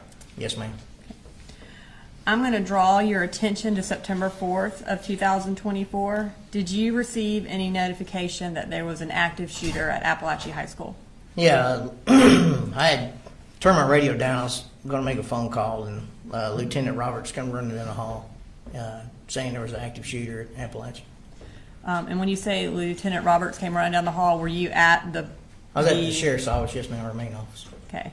And is she the lieutenant over property crimes? Over property crimes, yes, ma'am. When she came running down the hall telling you that there was an active shooter, what did y'all do? We ran outside, got in our cars, and drove down there and got there as quick as we could. About how far away are y'all from Apalachee? I don't know how many miles. I mean, we were in excess of 100 most of the way. It took about 4 or 5 minutes to get there. Around what time did you arrive? Right around 10:30, I believe. What did you do when you arrived? I got there, got out of the car, threw on my vest, and we went inside and started searching. Okay. When you got there, who was already in the building? The SROs, there's a few of them in there. There's a few that went in ahead of me. Who all was in there exactly, I don't know. It was just go inside and try to stop the threat. When you went in, did you know that the shooter had been captured or if there were other shooters? Didn't know that, and we thought there could have been a second shooter. So with our training, if you don't hear gunshots, you start searching. So as I came across classrooms that were unlocked, I'd go in by myself and make sure no one was in there. So when you were searching, did you come across any injured individuals? yeah, so on the back hall, J hall, there's a student that got my attention, and that was Miss Irma's classroom. So I go in there to see what was going on. There was a female laying in the floor. There's a lot of blood. The student that helped her, he had done a really good job. He had held pressure. Her bleeding had stopped, and I knelt down to try to help her out. And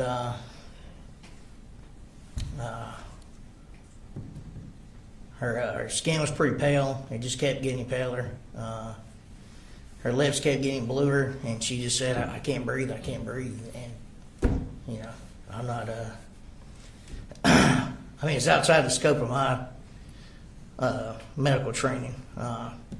You know, it just, her symptoms to me didn't make sense for what I've been trained in. And all I could really do, I had the tourniquet on me, but where her injury was at, you can't put a tourniquet there.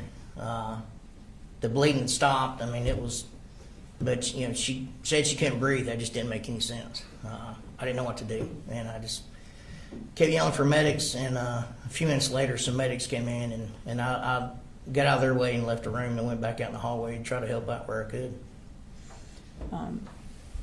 So with Miss Jeremy, you did everything you knew how to do and waited until EMS arrived? Yeah. I mean, like I say, she was talking, so her airway wasn't obstructed. You know, she was breathing. It was late. She had difficult breathing. Said she couldn't breathe, but just for her symptoms, it was outside the scope of my training. I didn't know how to help her.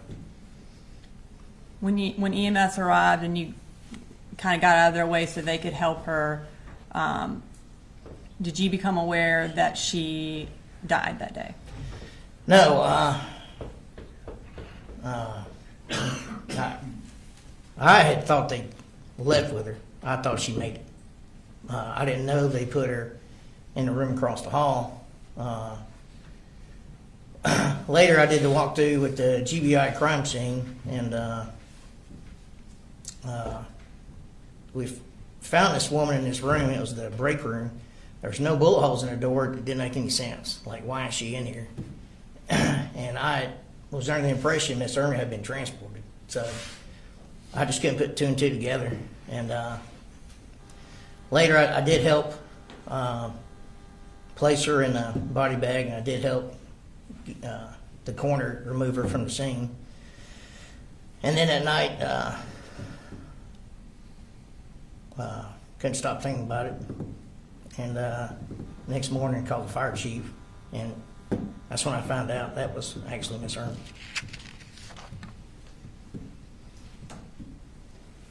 I'm going to show you what's been marked as Exhibit 41. Do you recognize that? Yeah, that's Christine Irma. Your Honor, this time I'd like to introduce in evidence State Exhibit 41, which is a school picture of Anna Christina Jeremy. No objection. All right, 41's been moved. Now they display it for the jury. And you indicated that as Miss Jeremy? Yeah. And was she one of the deceased at Apalachee that day? Yes, ma'am. So you indicated that you then, I guess, started clearing the school more. Can you tell the jury what you did after you left Miss Jeremy's room? Went down the hallway. There was a Hispanic juvenile female that had a gunshot wound to the shoulder. The injury was too high for a tourniquet, so another investigator held pressure and walked her out to the medics.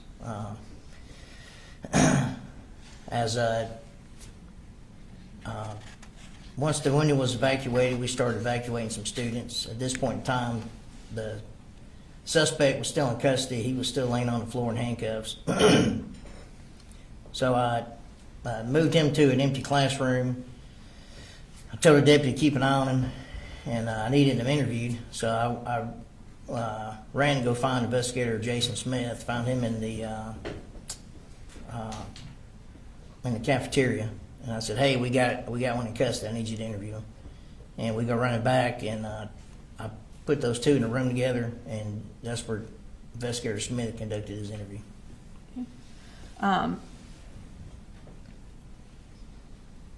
Did you eventually find out where Colt lived?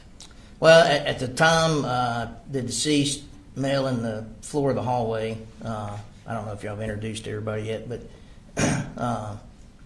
at the time it was unknown. Someone mentioned he was with the shooter and opened the door and asked the suspect if he was with him. He said no. Judge, we're going to object any hearsay. We'll move on, Your Honor. All right, I'll sustain the objection. So I did ask the suspect where his address was, and then called over the radio to the media center to have deputies go to that address and secure it for a search warrant. Okay. And as lieutenant over persons, were you in control of the investigation at that point? Yeah, I supervised the Bexar County Sheriff's side of it. Yes, ma'am. Okay. And who did you assign as the lead investigator from the Bexar County Sheriff's Office? Jason Smith. Okay. And did y'all call in the Georgia Bureau of Investigation for help as well? Yes, ma'am. Yeah, they were a big part of it.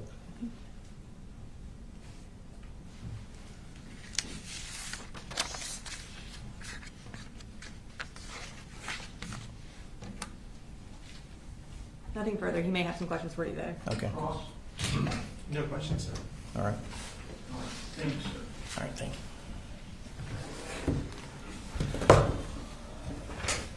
you. Jurors, I'm looking at you. Are you okay? You need a restroom break? Raise your hand if you do. All right, state calls next week. They call Jeff Smith.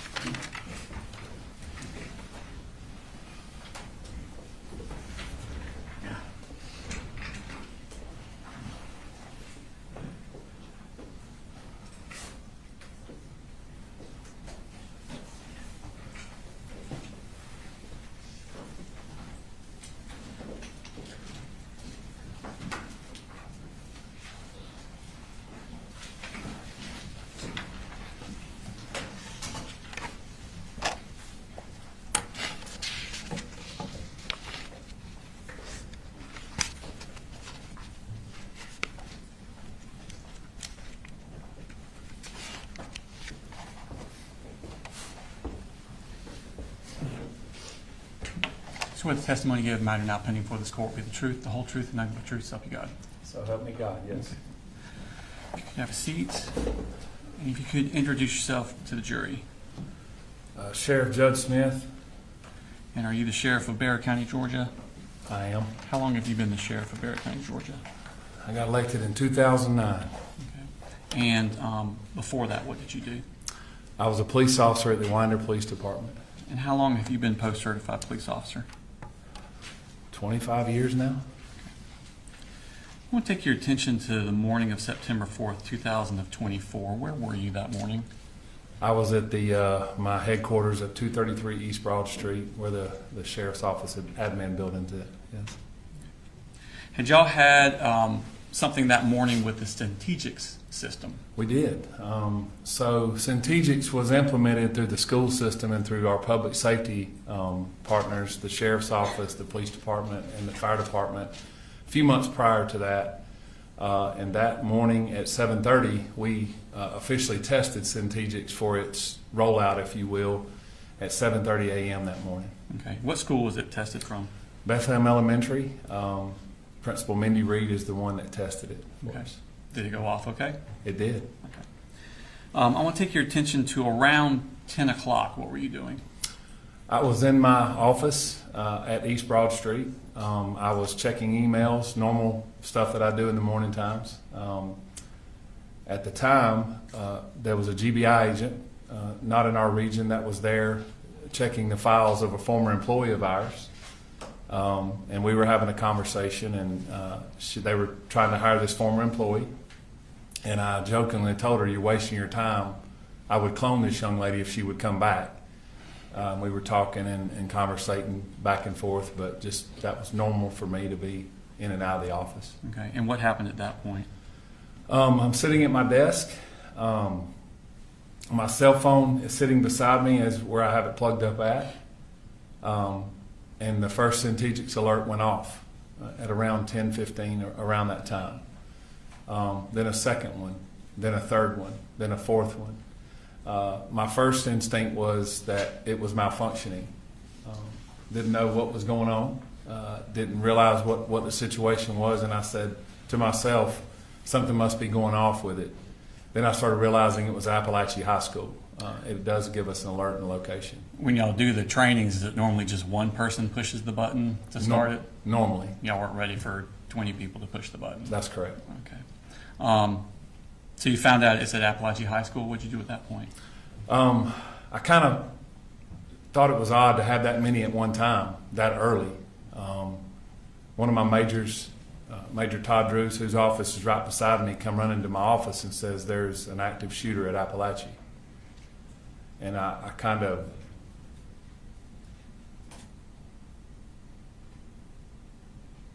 I said, there's no way. So I remember the GBI agent standing right there beside me, and I ran outside, put my vest on in the truck, and I don't really recall driving from 233 to Heyman Morris, where Apalachee was at. How far away is it? I'd say 3 or 4 miles. My phone was ringing. I do remember turning down Heyman Morris Road, and there was a line of blue lights and red lights from as far as I could see. And when I turned in, Apalachee has a circle drive, and I remember going to the left. I don't recall ever hearing on the radio where the location was at. Let me pull up the school map. Could you pull up States 3.1, which has already been tendered into evidence, Ron?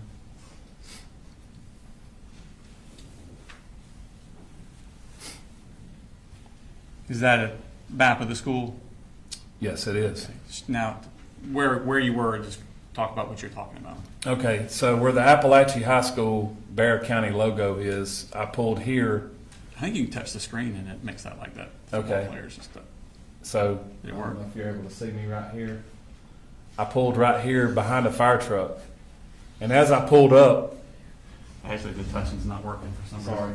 It's fine. There's a should be a someone stole it. There it is. Oh, there you go. Okay, you can use that. Thank you. as I turned into the school, I parked right here, and there was a fire truck here. And at that point, there were several people pulling up. By the grace of God, when I pulled in there, I run across Tanner Good, who was the former SRO at that school. And I said, Tanner, where are we going? And he said, Jayhawk. Tanner had gotten his patrol rifle out. So he and I intercepted in the middle where the flagpole was at. And we started running that direction. And at that point, I couldn't hear anything. I don't remember or recall hearing anything of what the circumstances were. At that point in time, I intercepted Sergeant Schultz, and we had implemented what's called an RTF group, where our fire and EMS. Two of the firemen jumped off the fire truck, which was Jeremy Thayer, who's our captain at the time. He is still with the fire department, and Sergeant Mixon. They got their helmets on, their vests on, and they grabbed their bags, and they started going in the building with us. As we entered the building, we run down this side here, and Jay Hall is here. That's where we entered. I remember specifically giving them orders because we didn't know if they start shooting out.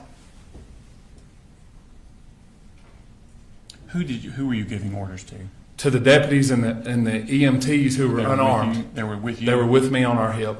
Okay. I said, if they begin shooting out from inside the building out, do not shoot back in.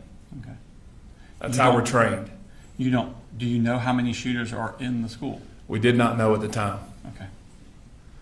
So what did you do at that point? We entered the door, and when I entered the door, I observed who was later to be Colt Gray, handcuffed on the floor, and beside him was a rifle with several magazines laying beside him. Okay. What else did you see?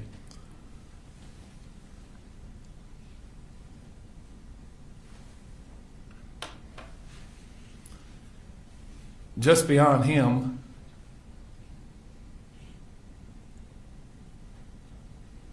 was a person laying face down that I could tell was not moving. And obviously had injuries to that person. Battalion Chief Thayer and Sergeant Mixon went to them first. We were together. That person was later identified as Mason Skirmahorn. I'm going to show you Smart State Exhibit number 42.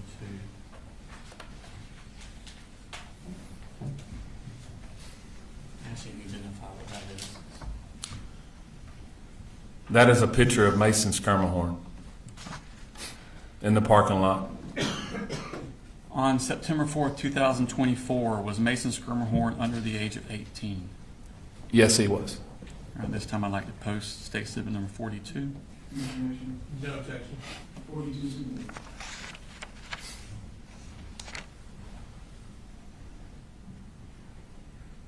So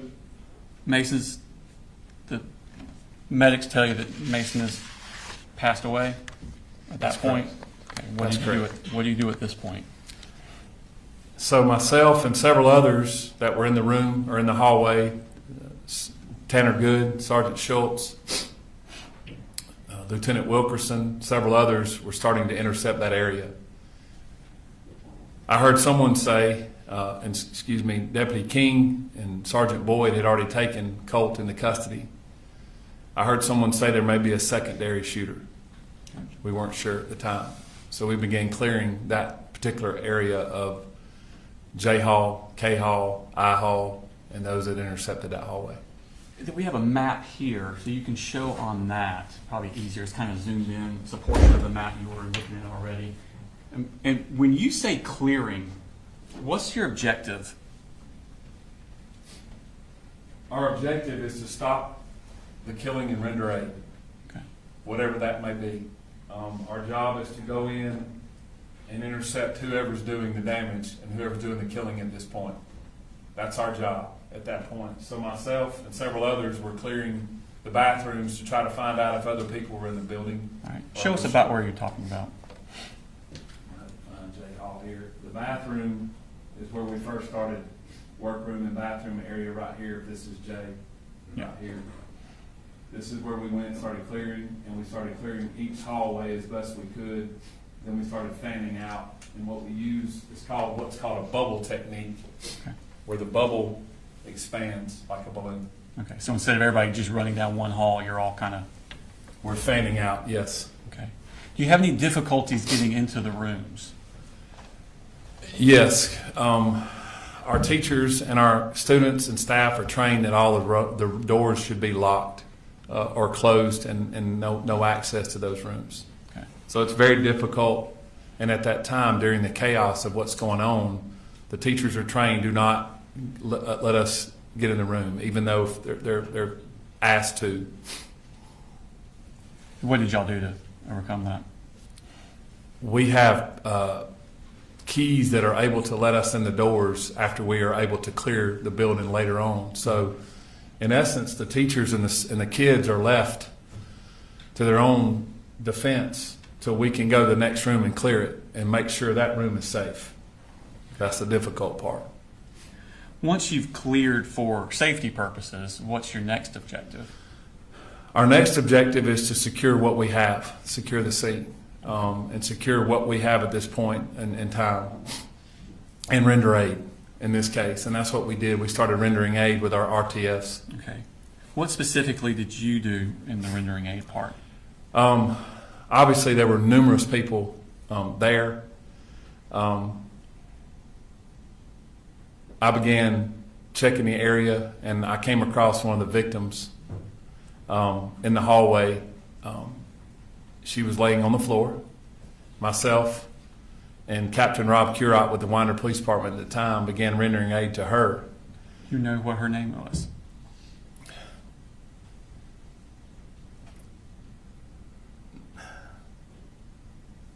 I'm drawing a blank. Tell me about her injuries. Did you see them? Yes, and I'll think of it in a minute. I'm so sorry. She had extensive injuries to her. She was bleeding in a lot of different locations that I could see.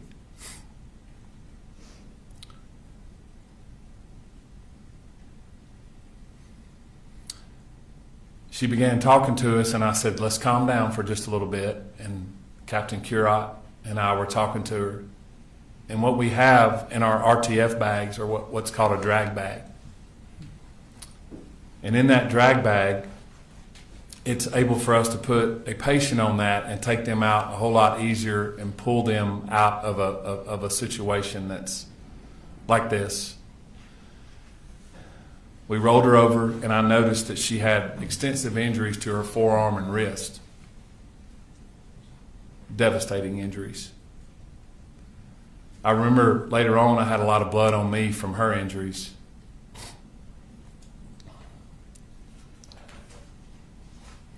I was trying to calm her down, and we got her on the bag, and we started taking her out of the school, out of J Hall where we entered, myself, Captain Curot. Before you took her out and you're putting her on that drag bag, did she make any statements to you?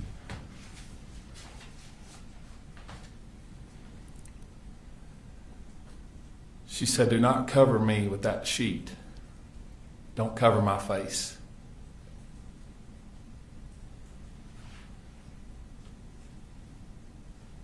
Please don't let me die.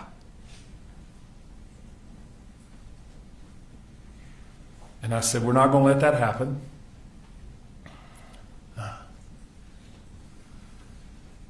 And I remember asking her name, and she said, "Natalie."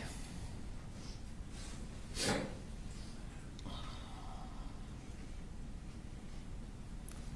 a beautiful girl. And she said, "Please, don't cover me." I said, "We're not." Did you do any sort of medical type procedure with her? We did. So as we exited the building, Lieutenant Chad Norris had lined up about 4 or 5 ambulances right outside the door. And as we got her outside, I'm trying to calm her down. She's obviously very distraught. She's losing a lot of blood. I yelled for a tourniquet, and I didn't have one on me. And as we were lining up behind one of the ambulances, I yelled for a tourniquet, and Colonel Ham grabbed a tourniquet from one of the ambulances, and it was pink. I'll never forget it being pink. And I leaned down and I said, "Natalie, this is not going to feel good." She said, "What do you mean?" I said, "We have to put a tourniquet on you. You're bleeding pretty bad." And as I put the tourniquet up her arm, and Captain Curot did, I said, "We got to go higher." And we got it up to her shoulder. And I said, "This is not going to feel good, baby girl." And I grabbed her hair off of her face, and I said, "Just hold on for just a second." He tourniqueted it down, and she screamed extremely loud, and I said, "It's going to hurt, but we have to do this." We got that tourniqueted on, and at that point, she calmed down a little bit. I told her she's going to be okay. I said, "The next time I see you, we're going to talk." We loaded her in the back of an ambulance with another patient. Then I ran back in the building. When you were taking Natalie out, was Colt Gray still in the hallway? He was. And did Natalie see him? She did. Did she make any statements to him?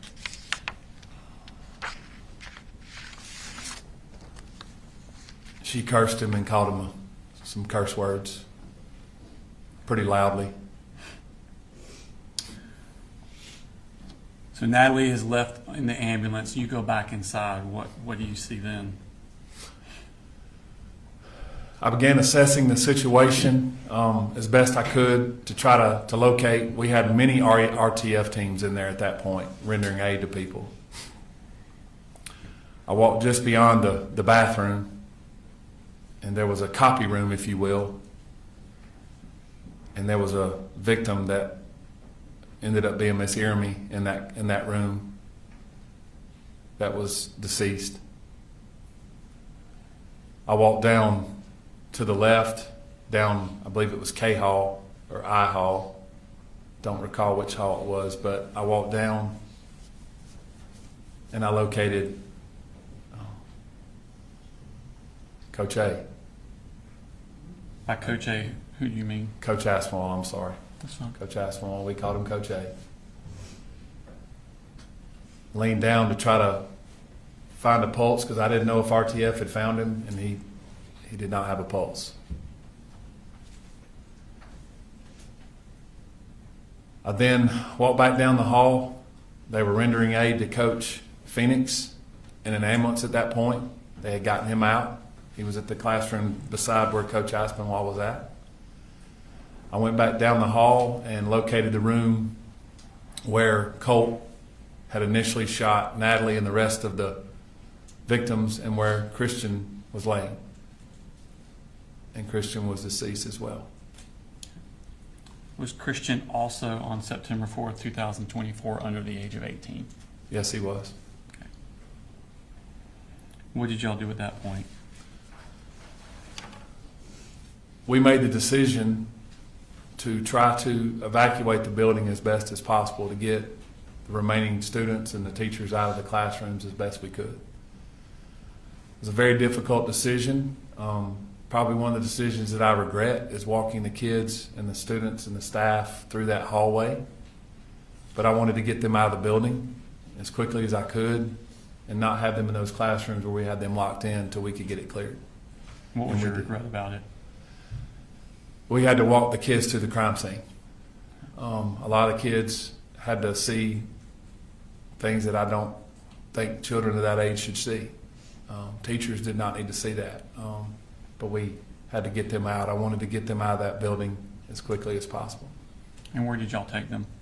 We escorted them out of the building to the football field, where we did the unification with the parents and the staff as best we could.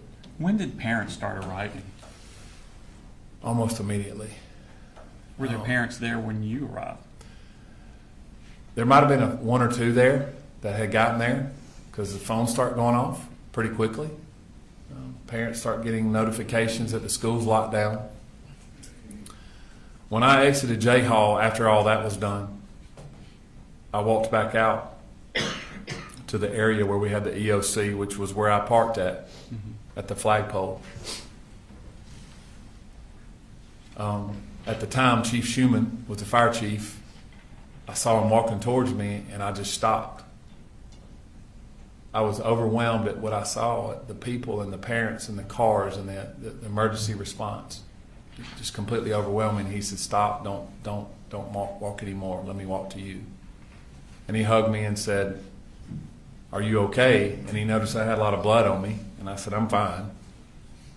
But we talked, and that's when I noticed that thousands of parents and people were showing up at one time, and we were trying to decide how we were going to manage through the school system getting parents and kids and loved ones together. Okay.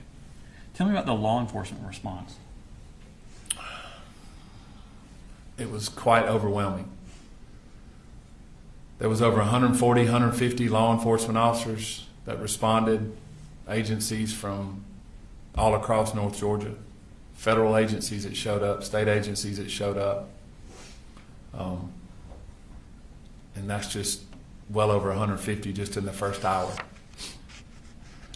Did you request assistance from the Georgia Bureau of Investigation on this case? I did. I felt that I could get, they could assist us in what we were going to deal with as far as the size of the crime scene and the timing. And so I called Director Hosey, the director of the GBI, and I asked him to show up. And he said, "I'll be there within the hour." And he provided unlimited resources. Okay. Was at some point after you finished doing what you're doing, did you retreat to, I guess what's best called a command center? Where was that located at? We decided to put the command center in the library, in the center of the school. We had a lot of Wi-Fi there, and we could separate everyone out with patrol or law enforcement, EMS, fire, and we could have GEMA, EMA directors and folks like that. So we made that decision to have it inside the school instead of outside the school. Okay. While you were in this command center, did you start getting tips or calls about possible other shooters? We did. My phone was obviously going berserk. We began getting calls that there were other shooters at other schools. As we said, we thought there was a secondary shooter in the school. I happened to pick up my phone, and it was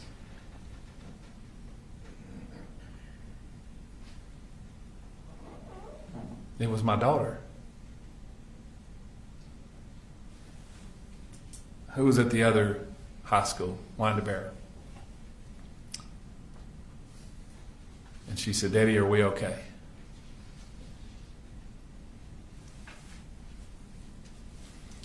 I said, "Your SROs are there with you, and you're okay." And she said, "Daddy, we're locked down, and they're telling us there's another shooter here."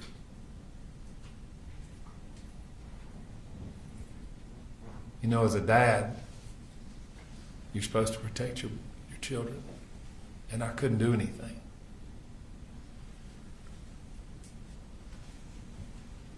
But I told her that the deputies were there. I turned over and I said to the Georgia State Patrol major, and I said, "Do me a favor and send some troopers over to the high schools." And they did. And they secured that for us as well. And I had multiple agencies coming up, and I said, let's dispatch to other schools because we're getting these other calls.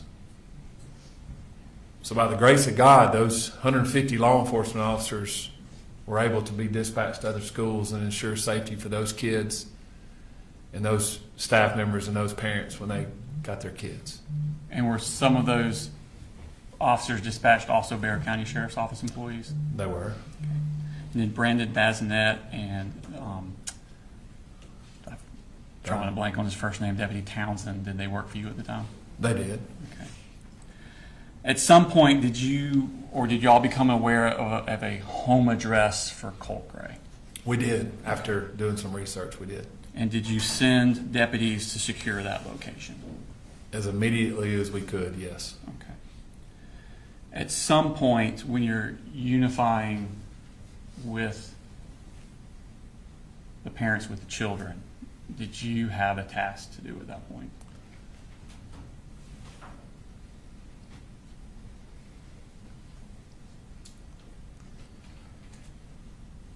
So we knew that we had 4 people brutally murdered.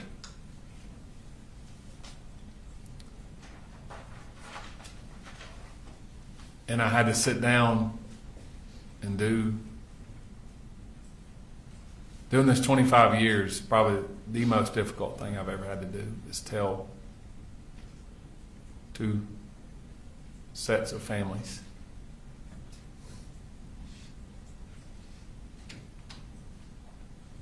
that their babies were murdered. Did you do that personally? I did. We set up an area with their families, and I met with Christian's family first. I recruited a couple of school personnel because there was a language barrier between myself and Christian's family, and I had to tell them that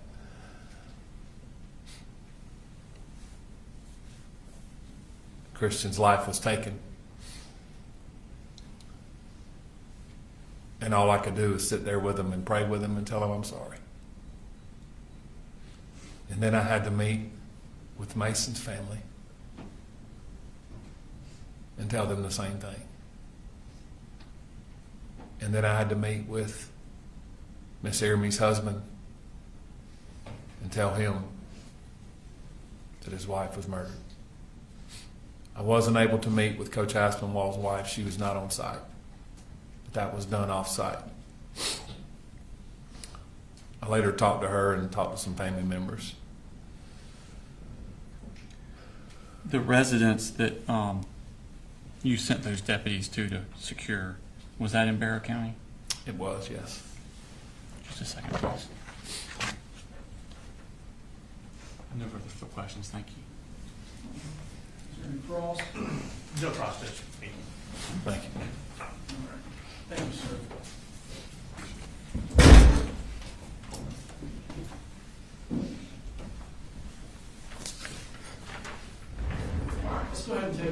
10 to 15-minute recess. We'll discuss the case. Be in recess.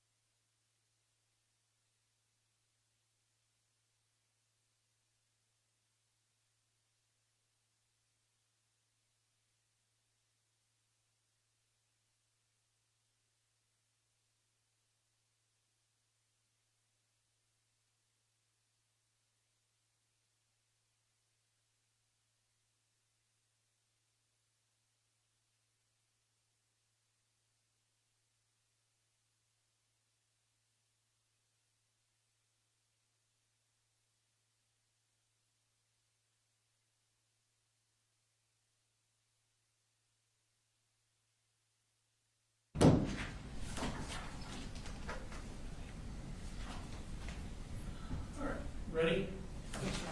Yes, Your Honor. All right, raise your right back and girls. We're good.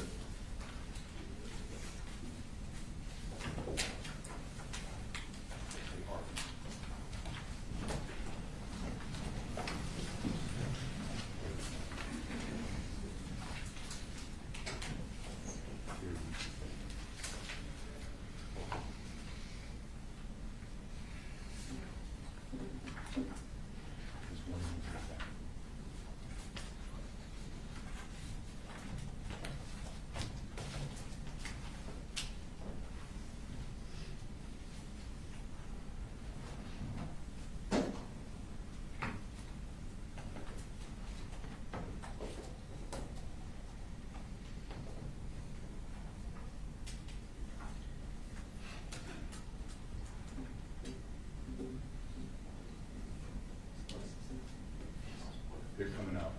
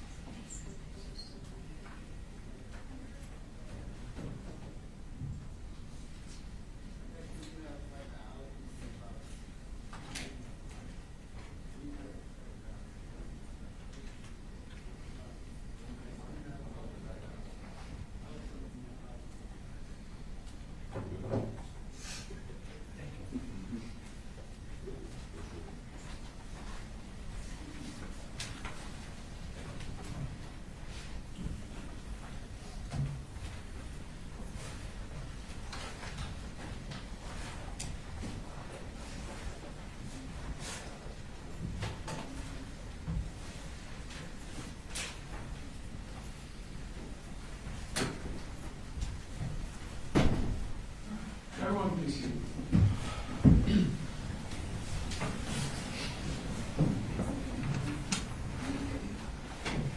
State and all Smith's witness.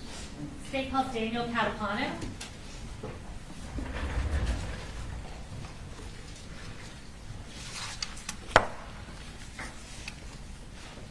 Right, I'll have you go ahead and raise your right hand. Do you swear or affirm any testimony you're about to give in the matter now pending before the court is the truth, the whole truth, and nothing but the truth, so help you God? I do. All right, now if you can start by introducing yourself, I'm going to have you spell your last name for the court reporter. My name is Daniel Catapano, C-A-T-A-P-A-N-O, And where are you currently employed? the Barrow County Sheriff's Office. How long have you been at Barrow County? This will be my 7th year. Okay. And what's your role there? I'm a patrol deputy and a field training officer. What shift do you typically work there? The D shift, which is 7 a.m. to 7 p.m. And were you working for the Barrow County Sheriff's Office on September 4th of 2024? Yes, ma'am. Are you post-certified? I am. And were you post-certified on that date? Yes, ma'am. Did you on that morning respond to Apalachee High School in response to an active shooter? Yes, ma'am. Tell us a little bit about what your role was in the investigation once you arrived at the school. So we got there fast as we could, obviously. Upon arrival, ran to the school, started clearing rooms and rendering aid when we could. Okay. And what area of the school were you working on when you were there? I went everywhere in the school. Okay. Just kind of ran around. All right. Chaotic scene. Yes, ma'am. And I'm going to kind of shift you to sort of a different front. After the dust had settled and you kind of found out about the victims in this case, did you realize that you were personally acquainted with one of the victims? Yes, ma'am. Tell us who that was. Ricky Aspinwall. And tell us about how you knew. Is that Richard Aspinwall? Yes, ma'am. Tell us about how you knew him. He was my football coach, my track and field coach throughout high school at Mountain View High School in Gwinnett County. All right. And what year did you graduate there? 2016. And is that where he worked before he worked at Apalachee High School? Yes, ma'am. All right. In the capacity as a teacher and a coach? Yes, ma'am. Okay. And so did you pretty much know him throughout your high school career? Correct. I'm going to show you what's been marked as State's Exhibit 40, and this has previously been shown to the defense attorney. Can you identify the individual in that picture? Yes, ma'am. Richard Aspinwall. And Judge, at this time we would ask to tender State's Exhibit 40 and publish it to the jury. Oh, good. All right, 40.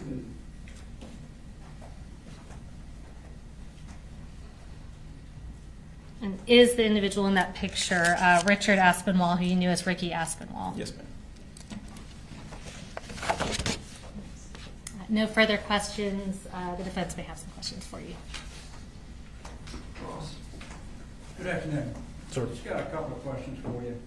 I understand you are in charge of keeping the logbook. Crime scene log? I'm sorry? The crime scene log? Crime scene Yes, log. And tell us what you do to keep a crime scene log. What are you looking for? So you, basically it's a form that shows who came in and out of the scene, the time, the date, the time of the date they left the scene. Okay. So you kept all of the times that people came and left. Yes. Did you do any collection of any of the evidence at all? No, sir.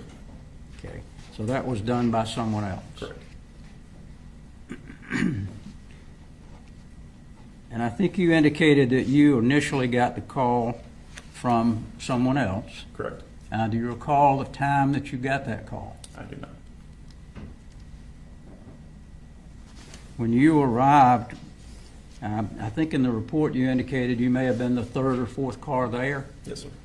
So when you entered into the school, did you see Mr. Gray at all? No, sir. Okay. Nothing further. Thank you very much. Can you redirect based on cross? No, sir. All right. Thank you, sir. Thank you, sir. State calls Cassandra Ryan.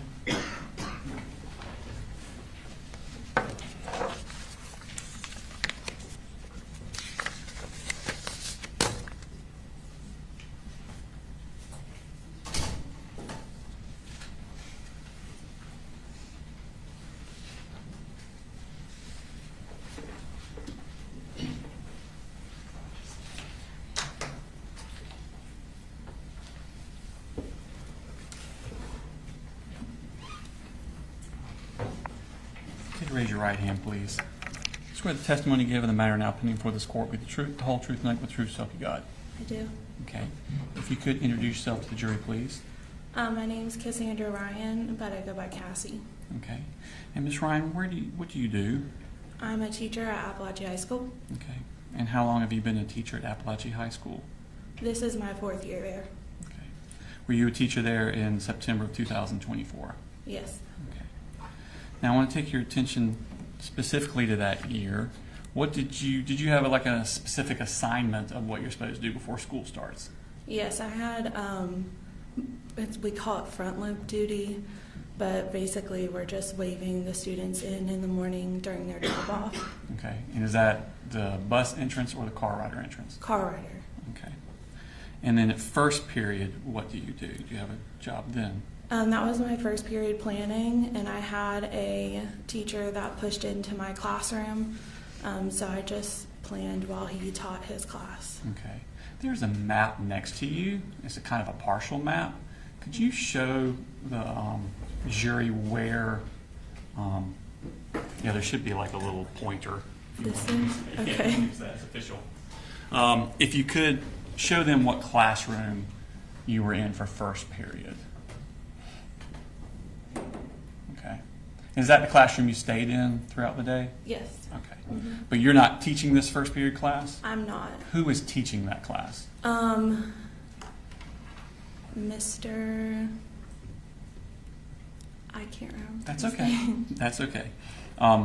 So first period, you're not teaching? No. Okay. What about second period? Yes. Okay. What course are you teaching? Algebra 1. Okay. And is it in that same classroom? Yes. Okay. Is there another teacher in the room with you for second period? Yes, Coach Edwards. Okay. And why is Coach Edwards also in the class with you for that class? It's a co-taught classroom, so there's one teacher in there that is the math certified teacher, that would be me, and then there is a special education certified teacher in the classroom because the roster has a significant amount of students that have specific learning disabilities that can range. Okay. So Mr. Edwards would help those students out while you're teaching the entire class? Yeah, he's in there to support them through the learning, mainly during like independent work. Okay, thank you. So you showed the class that you have. Who's in the class next to you? To the left or right? As you're facing out of your door to your left. Miss Greer. Okay. And do you know Miss Greer? I do. Okay, how do you know her? We started teaching together, and we became friends as well. Okay. Now, I want to take your attention to September 4th of that day. What were you doing when students came into your classroom? I was standing at the front of the door because we had a new seating arrangement. We do that when we change units, and so we were going into Unit 2. So we change up the seating arrangements for the students. So the kids have assigned seating? They do. Okay. And on that particular morning, you had changed the assigned seating? Correct. Okay. And how do you record this? I made like a chart in Canva of the layout of my classroom, and all of my desks were numbered. And then I use the roster of my students, and I list the seat number on that roster of each student. Okay. I'm going to show you a Smart State Exhibit number 67. Ask you to recognize what this is. That's the roster that I used for various things, but there was the seating numbers on this as well. Okay. So are you using that to check when they come in and also telling them where to sit? Yes. Okay. I'm going to show you.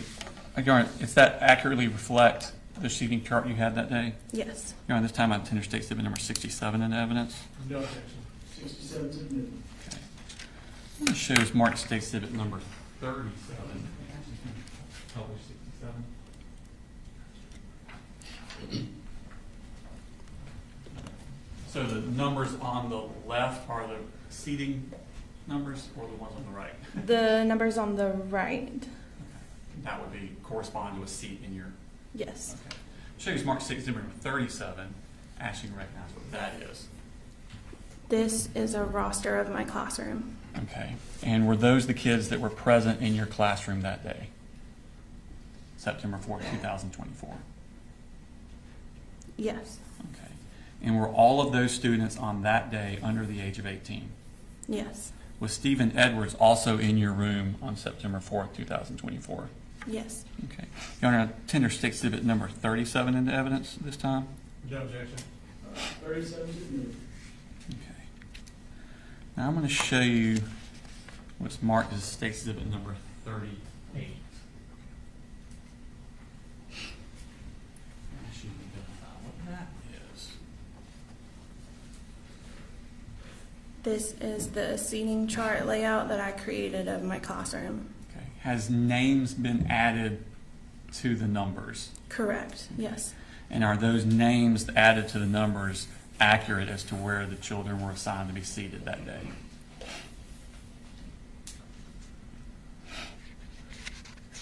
Yes. Okay. Your Honor, I tender State Exhibit number 38 into evidence. No objection. So as we're looking at 38 on the screen, if you could identify first where the front door is. Like the point. Yeah, that you can use the pointer Is that behind okay? you. Oh, okay. We used to have it where you could touch the screen, but that seems more difficult. So the pointer would probably be better. This is the door Okay. And where would you generally be teaching from? up here. Okay. And where would Mr. Edwards be? He wandered around the room, Mm-hmm. but this was his desk here. Okay. Is the other desk your desk? Yeah, like this is my desk, or that was my desk. This was his desk. Okay. And he just wandered to whichever child needed his help at the time? Yes. Okay. Just kind of observed. Did you, when the kids came into the classroom after you've assigned them their seat, do you do anything else with them as they're coming in? We do a warm-up, and so that is on the board for them to get their materials out to get started on the warm-up while everyone's coming in. Okay. And at some point, did y'all start class? Yeah. Okay. And what class again do you teach? Algebra 1. Algebra 1. Okay. How about was the class going that day? What's the structure of the class? So we begin with a warm-up, and then we kind of structure into the beginning part of our lesson. And I set timers on the board for students to be able to know like how much time they have for each specific part of our lesson. And then we would do about a 30-minute lesson and then go into like an independent practice time. What's independent practice time? Where they work on problems on their own. But this particular day, it was structured slightly different. So they had like 10-minute intervals where we were working through kind of difficult problems. The beginning of a unit is always typically the hardest because it's the first time they're seeing the material. And so the goal was to work through like chunking pieces of the material. And when they're doing this individually? No, they're able, so the reason why the groups are together is they're able to work with the people around them. Okay. What are you doing while they're working on these things? Typically when they're independently working, I'm circling the room just to kind of see where they're at, maintain behaviors, making sure they're staying on task, and helping any students that need help. And is Mr. Edwards doing basically the same thing? Yes. Okay. Tell me about restroom breaks. Okay. How does that work? So you can see next to the door, there's a thing that says sign out. Okay. In the bottom left corner? Yes. That is where there was a chart where the students sign in and out to go to the restroom. But after the warm-up, students are able to ask to go. And typically Mr. Edwards would be the one, addressing who was going to the restroom. And they knew what order they were in. So once that person came back. I was about to say, is there only one at a time out of the class? Correct. And so they have to sign their name, where they were going, and the time that they left. And there was a pass that they would take when they left the room. Okay. Is there any sort of procedure about what to do with the door? When they left the room, typically the goal is to have them shut the door. So at Apalachee, we have a shut door policy. So, and a lock door. So when we open our doors in the morning, we're careful not to twist it to where it's able to be like opened from the outside. Okay. So when they came back, how would they get back in? Someone would have to let them back into the room. Okay. Now, at some point during that morning class at September 4th, did something happen that was out of the ordinary? Yes. Tell me what you first noticed. At 10:30ish. Sure. Okay. So I had just started, one of the timers had gone off. I don't quite remember where we were in the lesson. But I remember like hearing a loud like hit or something, and looking over. And looking over where? Toward the door. Is that where the sound came from? Yes. Okay. What did you see? I don't recall exactly what I saw, but I knew that I saw something that made me jump to the floor. So it was something disturbing. What? Was it something disturbing that you saw? Yes. Was it a person that you saw? Yes. Okay. What about this person was disturbing to you? He was holding a weapon. Okay. Do you remember what this person looked like? I don't.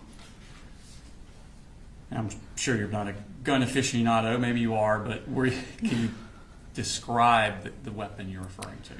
It just was a long gun. The only thing I remember about the person is that he had like unnatural bleached hair. Okay. But that's all I could see. Had you ever seen this person before? No. Okay. When you hit the floor, first off, on the thing about where were you on that chart? I was at the board in between this first L. So kind of in the middle of that L? I was speaking to Tyler at seat 21. Okay. And did you dive somewhere, or did you just drop to the floor where you were? I dropped to the floor where I was, and I remember being faced towards the door and coming up in front of a bunch of book bags. Okay. And what happened at that point? So at that point, there was gunfire that started happening. and I could feel like debris and bullets going over my head. What was happening inside the room? Inside the room, What were the other students doing? the students began to duck down. A lot of desks were moving around. And it was hard to hear because once the gunshots started happening, it kind of messed my hearing to where it just, all you heard was like ringing for a little bit. How many gunshots do you think you heard? A lot. Okay. And was it like a few and then a break and then a few and then a break, or was it? No, it was like a rapid, the whole thing. Were you able to see anything in reference to the shooter during this time? No. Okay. How long did the shooting last? Seconds. It didn't feel like seconds, but it was seconds. Okay. When you look up, was the shooter still in the room? No. Do you know how far he came into the room? I think he just stepped 1 foot in. Okay. Once he left, was the door open or shut? Once he left, I remember starting to get up, and I saw the door closing, and Ronaldo was throwing chairs toward the door. Okay. Tell me about what happened at that point. What's going on inside the room? So I remember seeing Ronaldo throw the chairs and then dart to the corner of the room. When I stood up, I was starting to walk toward the door, and then I heard Natalie say, "Mr. Hine, I've been shot." And when I looked at her and I looked down, I could see the pool of blood, and I could see her wound. Was that Natalie Griffith? Yes. Okay. What wound did you see? Where was it? It was on her wrist, up right above her wrist. I could see the bone exposed.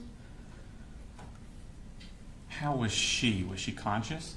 She was, yeah. Okay. And was she saying anything or doing anything? She just kept repeating that she had been shot, and so I grabbed her and laid her on the ground, and then I grabbed a nearby hoodie and wrapped it around her wrist to try to help the bleeding. And then I heard Melanie say that she had also been shot. Is that Melanie Delira Castaneda? Correct. Okay. Am I pronouncing that name right? Is it Delira? I think it's Castaneda. Okay. And did you see her wounds? I could see that she had been shot through the shoulder, and I saw the blood there, but I couldn't see the actual flesh of the wound. Okay. And how was she? She was very quiet. I think she was scared, but I've known Melanie for a little while before, and so she does have a very calm demeanor, and so she was very calm and quiet, and just grasping her shoulder. Did she appear to be in pain? Yeah. Okay. Did you notice any wounds to Nautica Walton? I did. So once I had laid Natalie down and I put Melanie next to Natalie, there was a group of girls that were already in the corner, and one of them, Hayden, had asked if we should move the smartboard in front of the door, and at that point I was trying to assess what was happening, and so I then saw Nautica on the ground, and she was quite frantic and grasping at the back of her leg. I couldn't see her wound or any blood, but she was in severe pain. Okay. And did you see Taylor Jones? I did not see Taylor Jones. Okay. Were you aware of any injuries to Jackson Beaver or Ronaldo Vega? I was aware that Ronaldo when, after the police had come in, he had said something that he was also injured.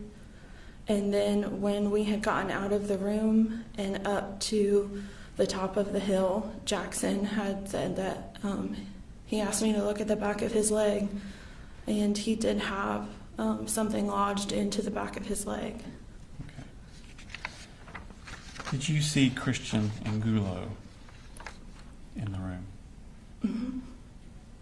Where was he located at?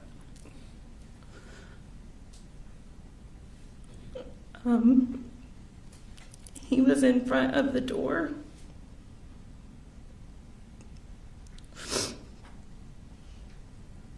And he was on the ground. What could you tell if he was alive or not? He was alive. And Coach Edwards said that we needed to make a barricade around him after everything, all the shots had fired. And so they stacked desk around because he didn't want to move him.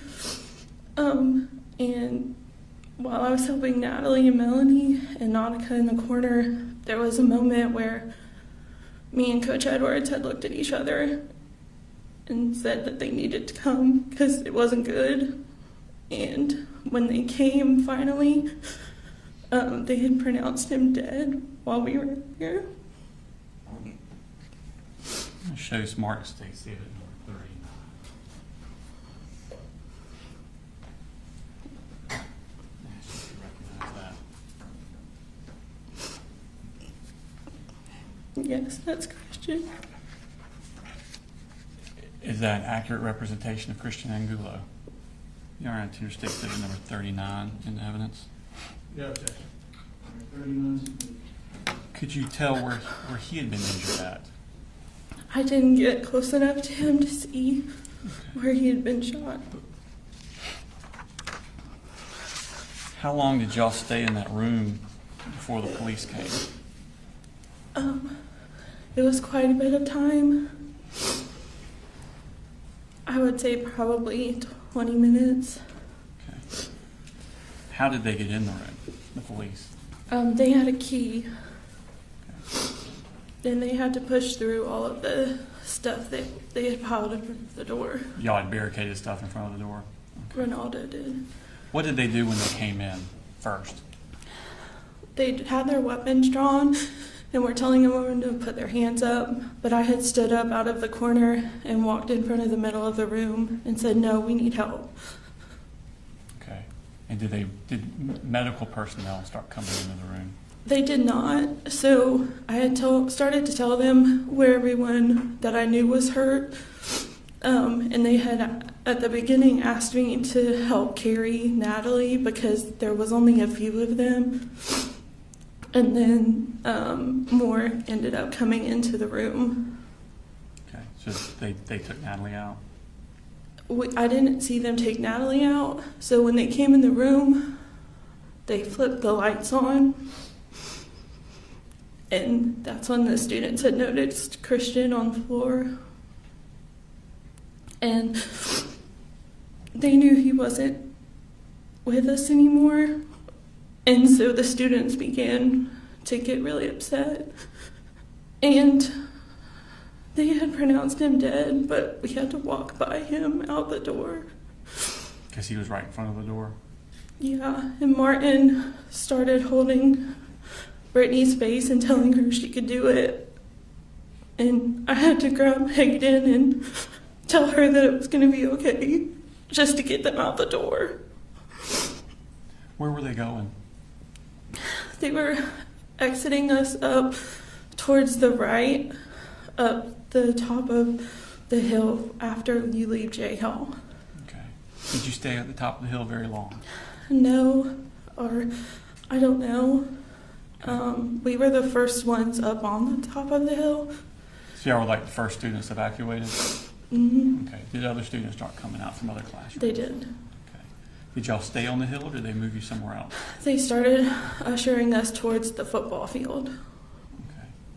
And what happened when you got to the football field?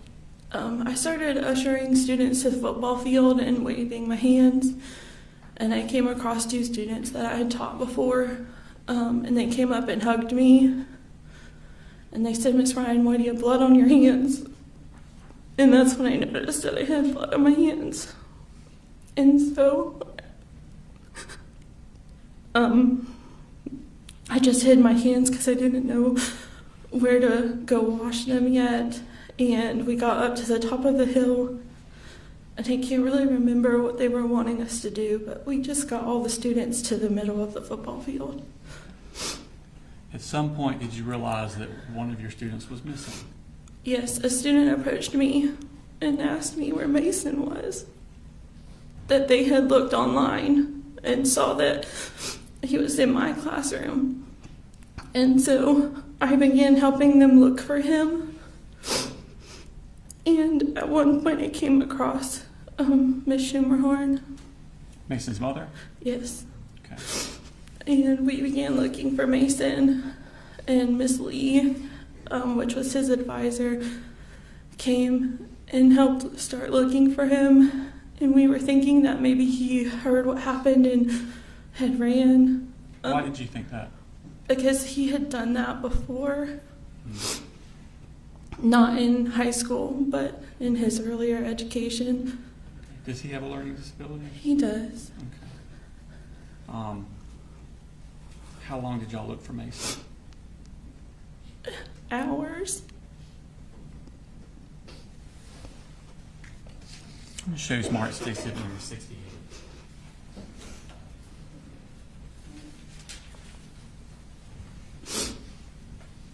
As you realize this.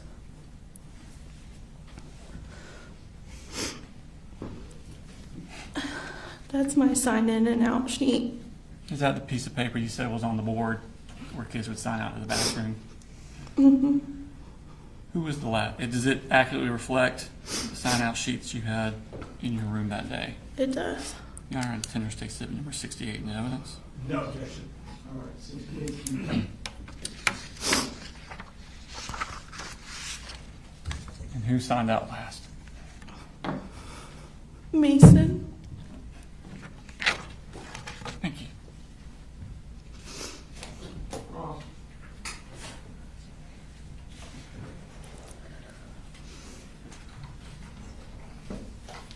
No questions, John.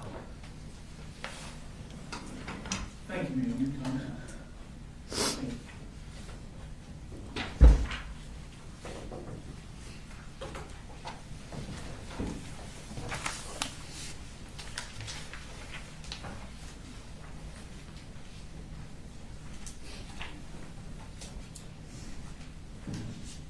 Folks, do you know why the other money's there? You said what? Do you know why that's there? Yes, when they get up and point to the board. All right, state calls next witness. State calls Jacqueline Garcia.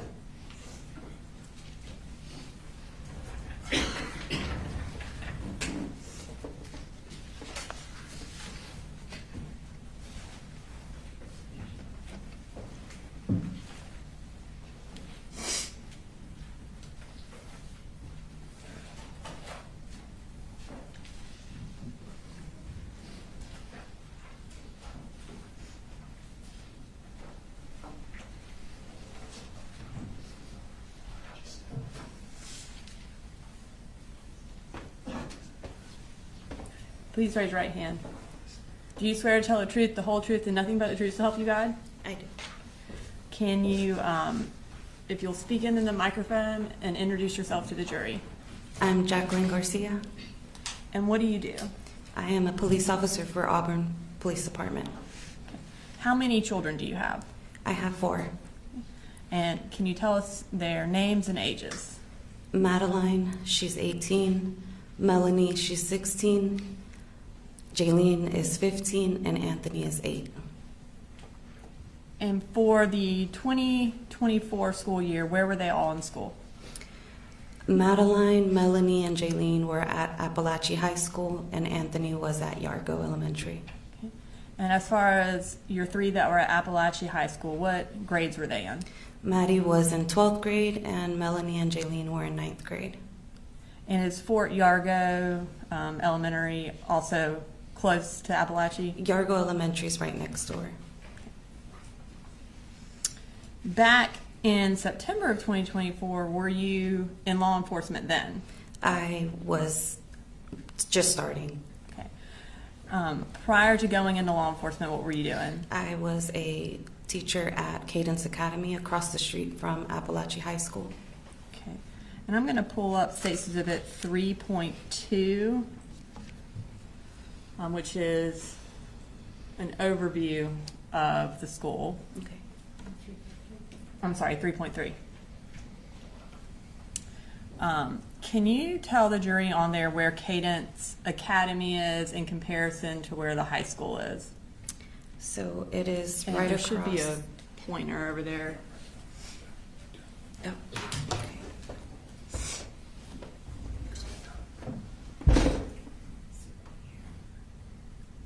And so that was Cadence? That's Cadence Academy.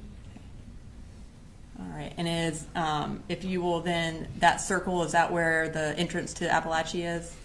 This is the entrance, and this is the side entrance to the parking lot. Okay. Thank you. So on September 4th of 2024, were you working at Cadence Academy? I was. Okay. And I think since you started law enforcement shortly after that, was this one of your last weeks there? Yes, I had just put in my 2 weeks notice. Were all of your children at school on September 4th? Yes, they were. For Melanie, who was her second period teacher? Coach Ryan. And who was Jaylene's second period teacher? Miss Greer. We heard a 911 call earlier from a Jaylene. Was that your daughter who called 911? Yes.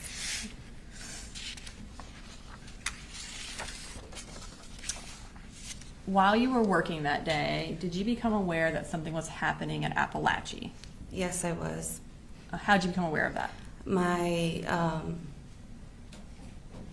assistant director that day was, I guess they were going on lockdown, and she was coming around the classrooms to tell everybody that we needed to get all the children inside of the rooms because we had kids on the playground. And then she told me that something seemed to be happening at Apalachee High School about somebody possibly bringing a gun. When she told you that, what did you do? I was about to go on lunch, and so I knew that there were previous fights at the school. So I assumed that maybe just there was a fight and somebody brought a gun. So I was about to go on lunch, excuse me. So I was gonna check once I left. And what did you do after that? I ended up leaving to go to lunch, and I saw there was my previous lieutenant who was directing traffic right in front of Cadence, and I saw a lot of police officers, and so that got me really worried, and I ran towards the road to my previous lieutenant to ask him what was going on. And tell me what you mean by previous lieutenant. He was my lieutenant at Statham Police Department. So prior to working for Auburn Police Department, did you first work for Statham Police Department? Yes, I did. So I assume at this point he wasn't your lieutenant, but you already knew him because you were in the Correct. process. I was in the process. What did you do when you went and talked to him? I ran and I asked him because, again, he's from Statham and he's over here in Barrow County's district, so I was kind of confused, so that worried me a bit to see him there because he's from the city of Statham. So when I asked him what was going on, he said there was an active shooter, but he was contained. At that point, what did you do? At that point, I called my husband, I think, and then I started calling my girls. But in my mind, I was thinking, well, I just found out about it a couple minutes ago, so how much damage could have been done? He's contained, everything's fine. My girls are okay, the school's big enough. What odds would it be that one of my children could be her. And were you one of the first parents to arrive? Yes. As you're there, are more parents arriving? Yes, as I am there, there was actually one parent there first, but parents just started coming and coming and coming within seconds. Well, it felt like seconds, but more and more parents started to show up. What were they doing when they showed up? They were all trying to get past the officer to get into, I guess, the school to find their children. A lot of parents were upset. Parents were crying. Parents were yelling. I mean, it was getting kind of out of control.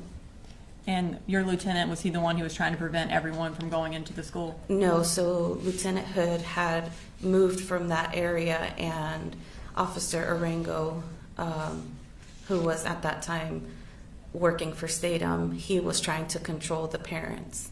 So I tried to help him because I worked with parents. I felt like everything was okay.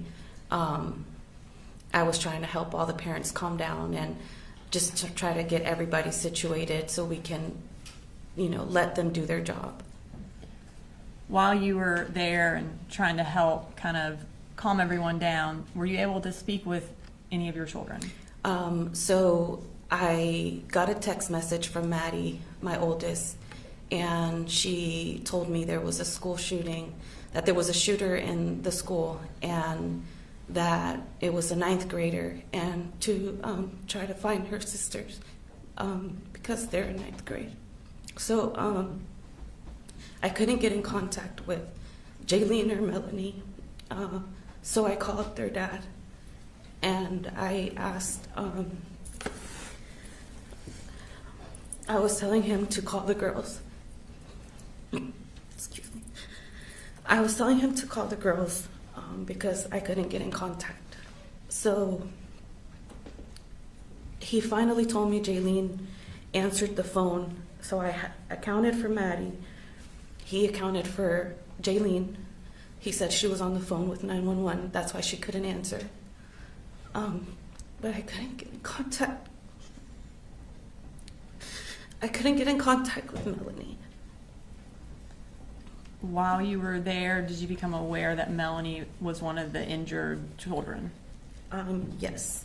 So finally, as I am there just standing, I get a phone call and I see it's Melanie. So I immediately felt a relief because I'm like, okay. I'm like, she's calling me. So I answer and she's crying hysterically. And she's crying, so I'm thinking, I'm like, she's alive, she's okay. So I start telling her, you're okay, baby. I'm like, you're fine. I'm like, everything's fine. I'm like, you're okay. And she immediately tells me, no, Mommy, I was shot. She said, I'm shot. And it kind of just blurred a bit after that. Were you able to, once you found that out, were you able to go try to find her? I tried to get through Officer Arango, but he wasn't allowing me. I just kind of remember a little bit trying to go past him, but he wasn't allowing me. I think he was apologizing, but I just was kind of yelling and trying to push him out of the way to try to go and find her. And I saw my Lieutenant Hood, and I remember just yelling. I just remember I was yelling Lieutenant Hood's name, and I don't recall what I said, but I know he ran towards me and grabbed me by the hand and started running. And I think I yelled him that my daughter was shot. And he grabbed me by the hand, and then we ran towards where all the ambulances were to see if I could find her. At that time, were you able to find her in one of the ambulances? No, I wasn't able to. A lot of law enforcement were, just telling me to just hold on. They were going to find her. I think somebody from the Board of Education, I don't remember. They were taking her name, and they said they were going to go out and look for her, like they were going to try to find her. So I just stood there waiting until she called me. When she called you, was she able to tell you where she was headed? Yes, so she called me and she told me she was already in the ambulance and that they were going to go to Northside Gwinnett. After that, did you go and locate your other children?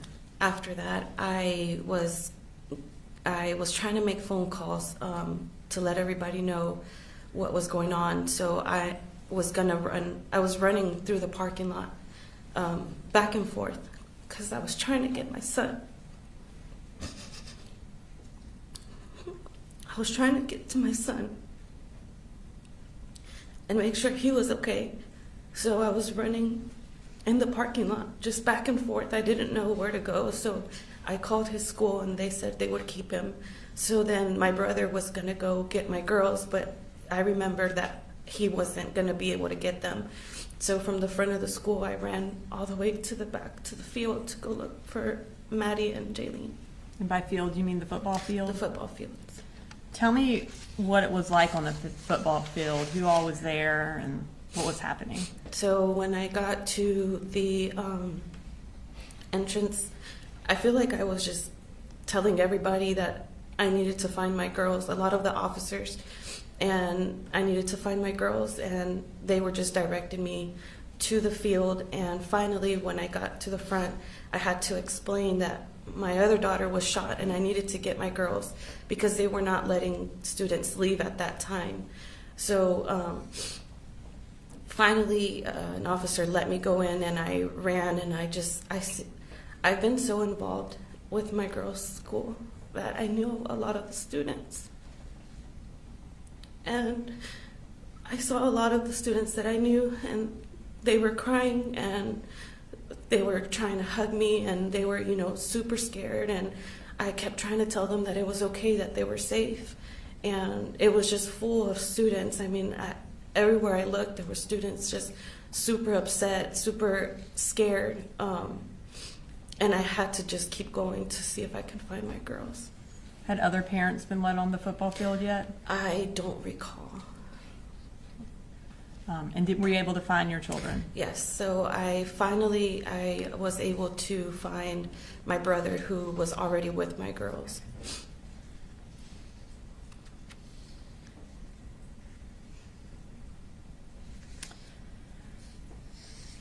So you mentioned that there was Officer Arango who was present at basically the entrance to the school where you originally went. Yes. Did he have a body camera on at the time that you were there? Yes. Have you had an opportunity to watch that body cam? Yes. Okay. And is it a fair and accurate recording of what happened when you ran across the street from Cadence up until the point that you left to go find Melanie? Yes.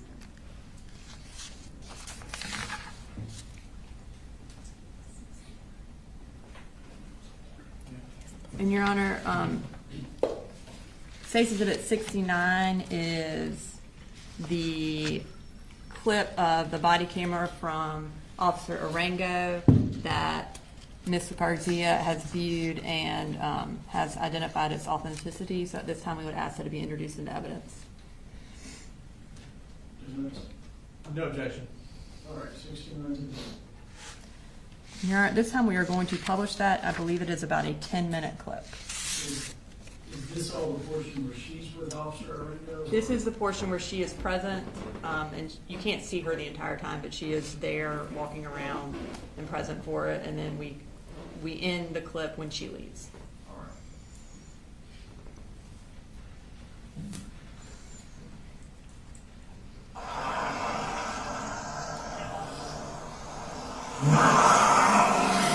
And is that you there?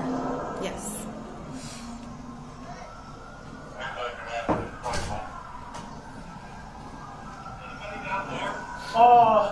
No, go over there.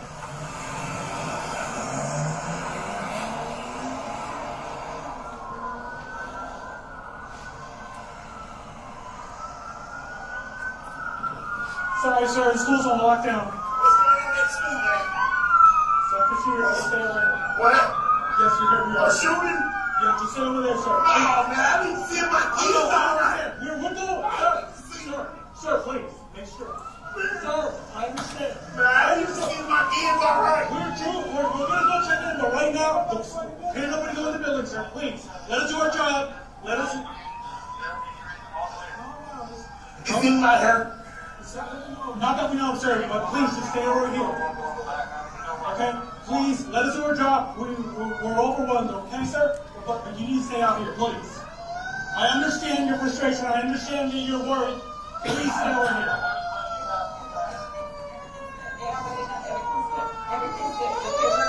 Just go right away, please.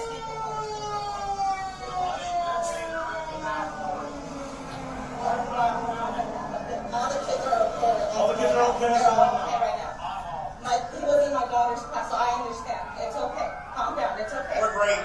The ninth grade. It's okay. What grade is it? I have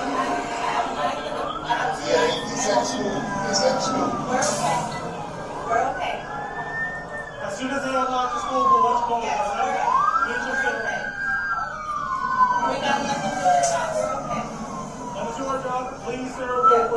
They took care of it super quick. We're good. My daughter's texting me right now. She's inside of the class. And he was in her class. So everything's okay. I got 3 in there. Trust me. Okay. I understand. I got 3 in there. We got to stay together. It's okay. You got it. If you guys want to stay over there, please. Let's just.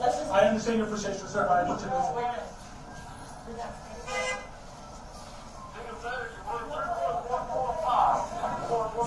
Señora, quédese ahí un momentito, deja que hagamos nuestro trabajo y ya se entiende muy bien que su hijo sabe ir adentro, pero necesito que ustedes tenemos más de 100 oficiales allá. Déjanos hacer nuestro trabajo. Por favor.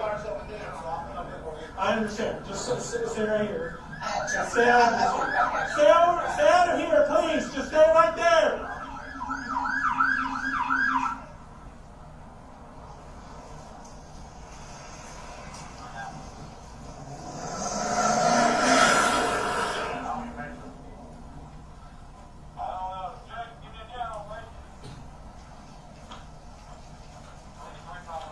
Okay, sir. I understand you want to go in and make sure it gets off out there. Let us do our job first. We're clearing everything. We got one. We don't know if there might be any more. Just let us do our job, please, okay? I understand. I understand you guys are scared. There's kids in there. I understand. But we have over 100 officers in there. We want to make sure everything's safe. And once Keep no teaser. as of right now, we don't know. Ma'am, I understand you're. Okay, I understand you guys are scared and everything. We have over 100 officers in there. We all responded very fast. But please stay over here for right now. Yeah, it's controlled right now. No teaser. As far as I know, there might not be. Just as long as it gets controlled. Yeah, it's controlled. We all have. Ladies, gentlemen, please pay attention to me. Stay over here. I know you guys are scared for your kids. Just stay over here. We have over 100 officers in there. We're sweeping the halls. Let's just do our job, okay? As of right now, I don't know if anybody's hurt or not. But once we figure it out, we'll let you guys know. But please let us do our jobs. We can't have parents just rushing to school because we have over 100 officers in there. We don't want anybody to get hurt, okay? Just stay over here. Señor, quédese aquí un momento. Si hablan español, escúchenme. Entiendo, tenemos más de 100 oficiales allá adentro, lo que necesitamos. I understand, ma'am, just stay over here. If you're off duty, just stay over here, please. But right now we have over 100 officers in there. I need you to stay here, okay? Let us do our job. Let us clear it out. And once we have something, I'll let you know. Just please, let us do our job, okay?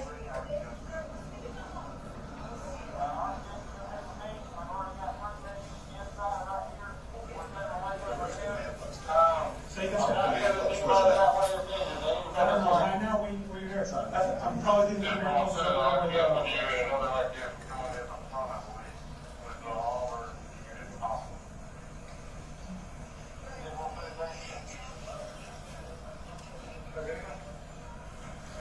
And are those all the parents that are showing up and people just kind of parking wherever they can? Yes.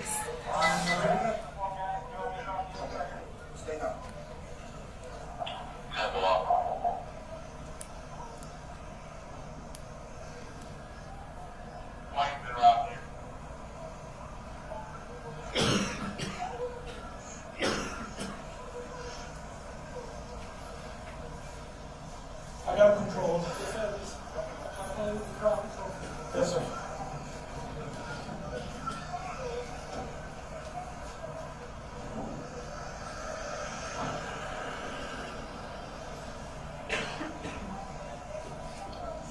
Yes, sir.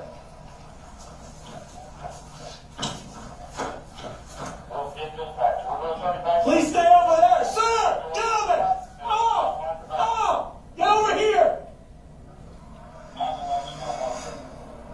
Get over here! Get over here, please! Ladies, gentlemen, please stay behind the patrol cars over there. I know you guys are worried about your kids. Let us do our job, please. Okay?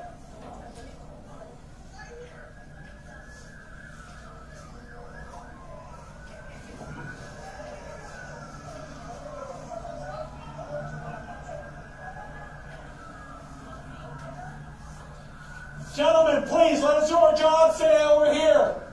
Once we have the building cleared and everything and they open up the school, then you can go and see your kids. But for right now, please, just let us do our job.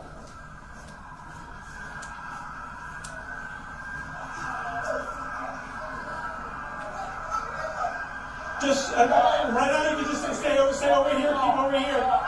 I understand.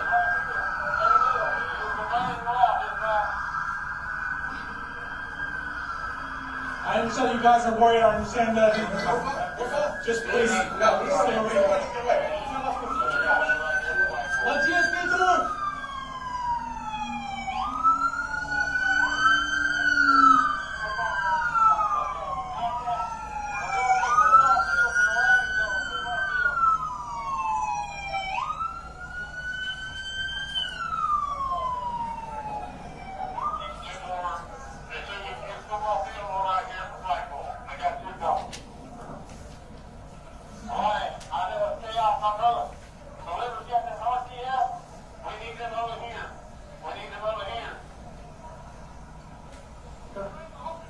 Yes, sir. Ladies and gentlemen, you're just getting here. Please stay right here. Do not go through. Let us do our job. I know you guys are worried about your kids. I understand. We have over 100 officers in there. Let us do our job. Once we clear everything, once we get everything locked down, then we will be able to let you in and see your kids. But please, do us a favor. Stay right here. We don't want anybody else getting hurt.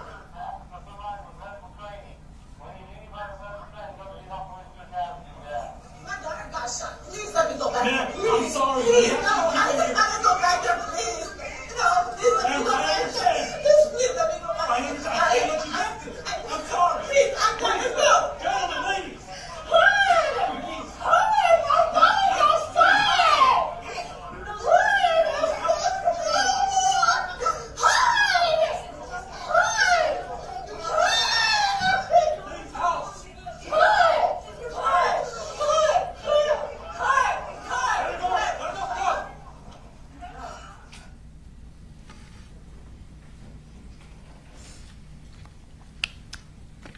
After you found your girls in the football field, did you eventually leave to go to the hospital? Yes, Did you see any other parents as you were driving to go to the hospital? I did. And did you recognize any of them or know any of them?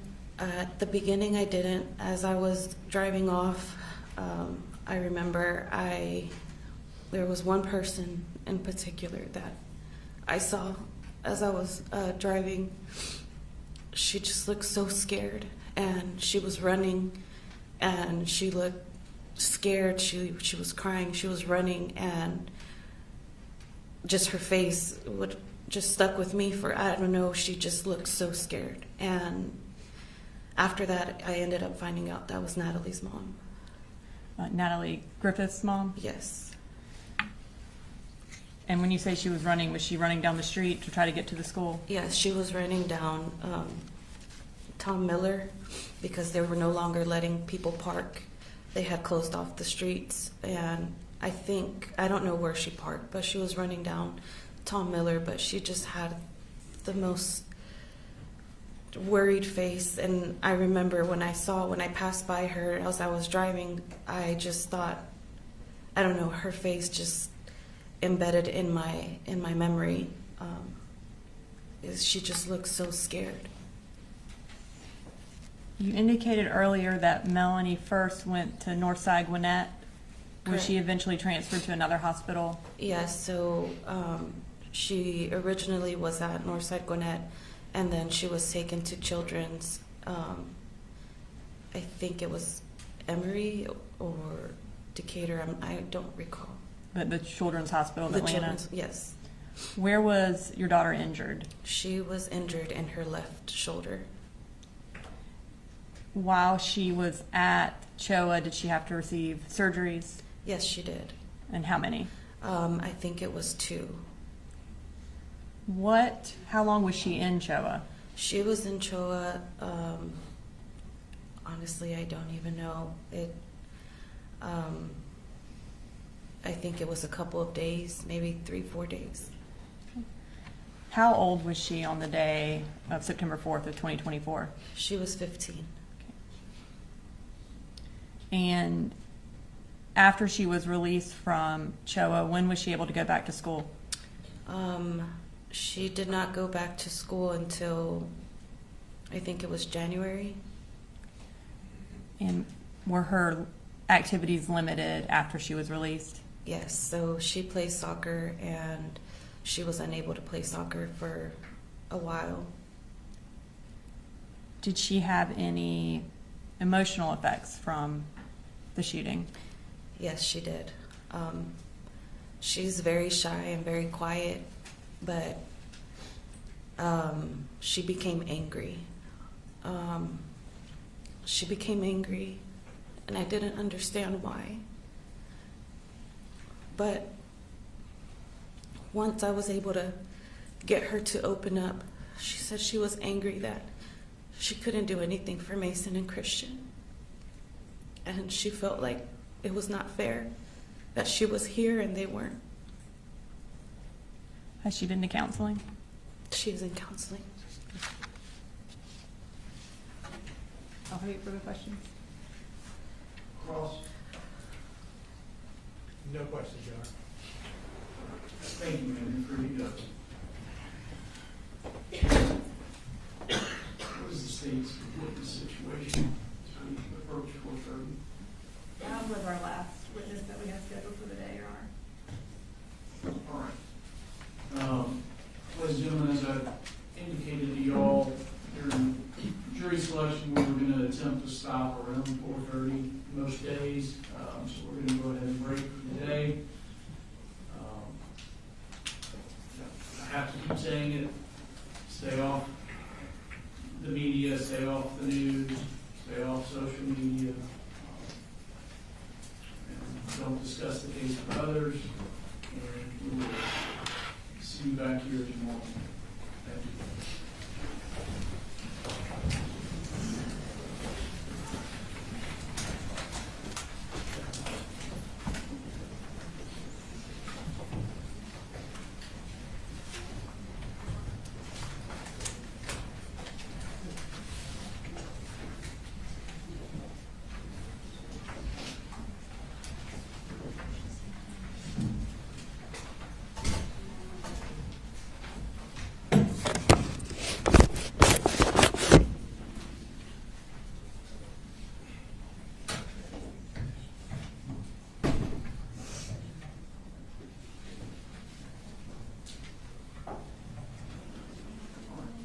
Anything we need to address?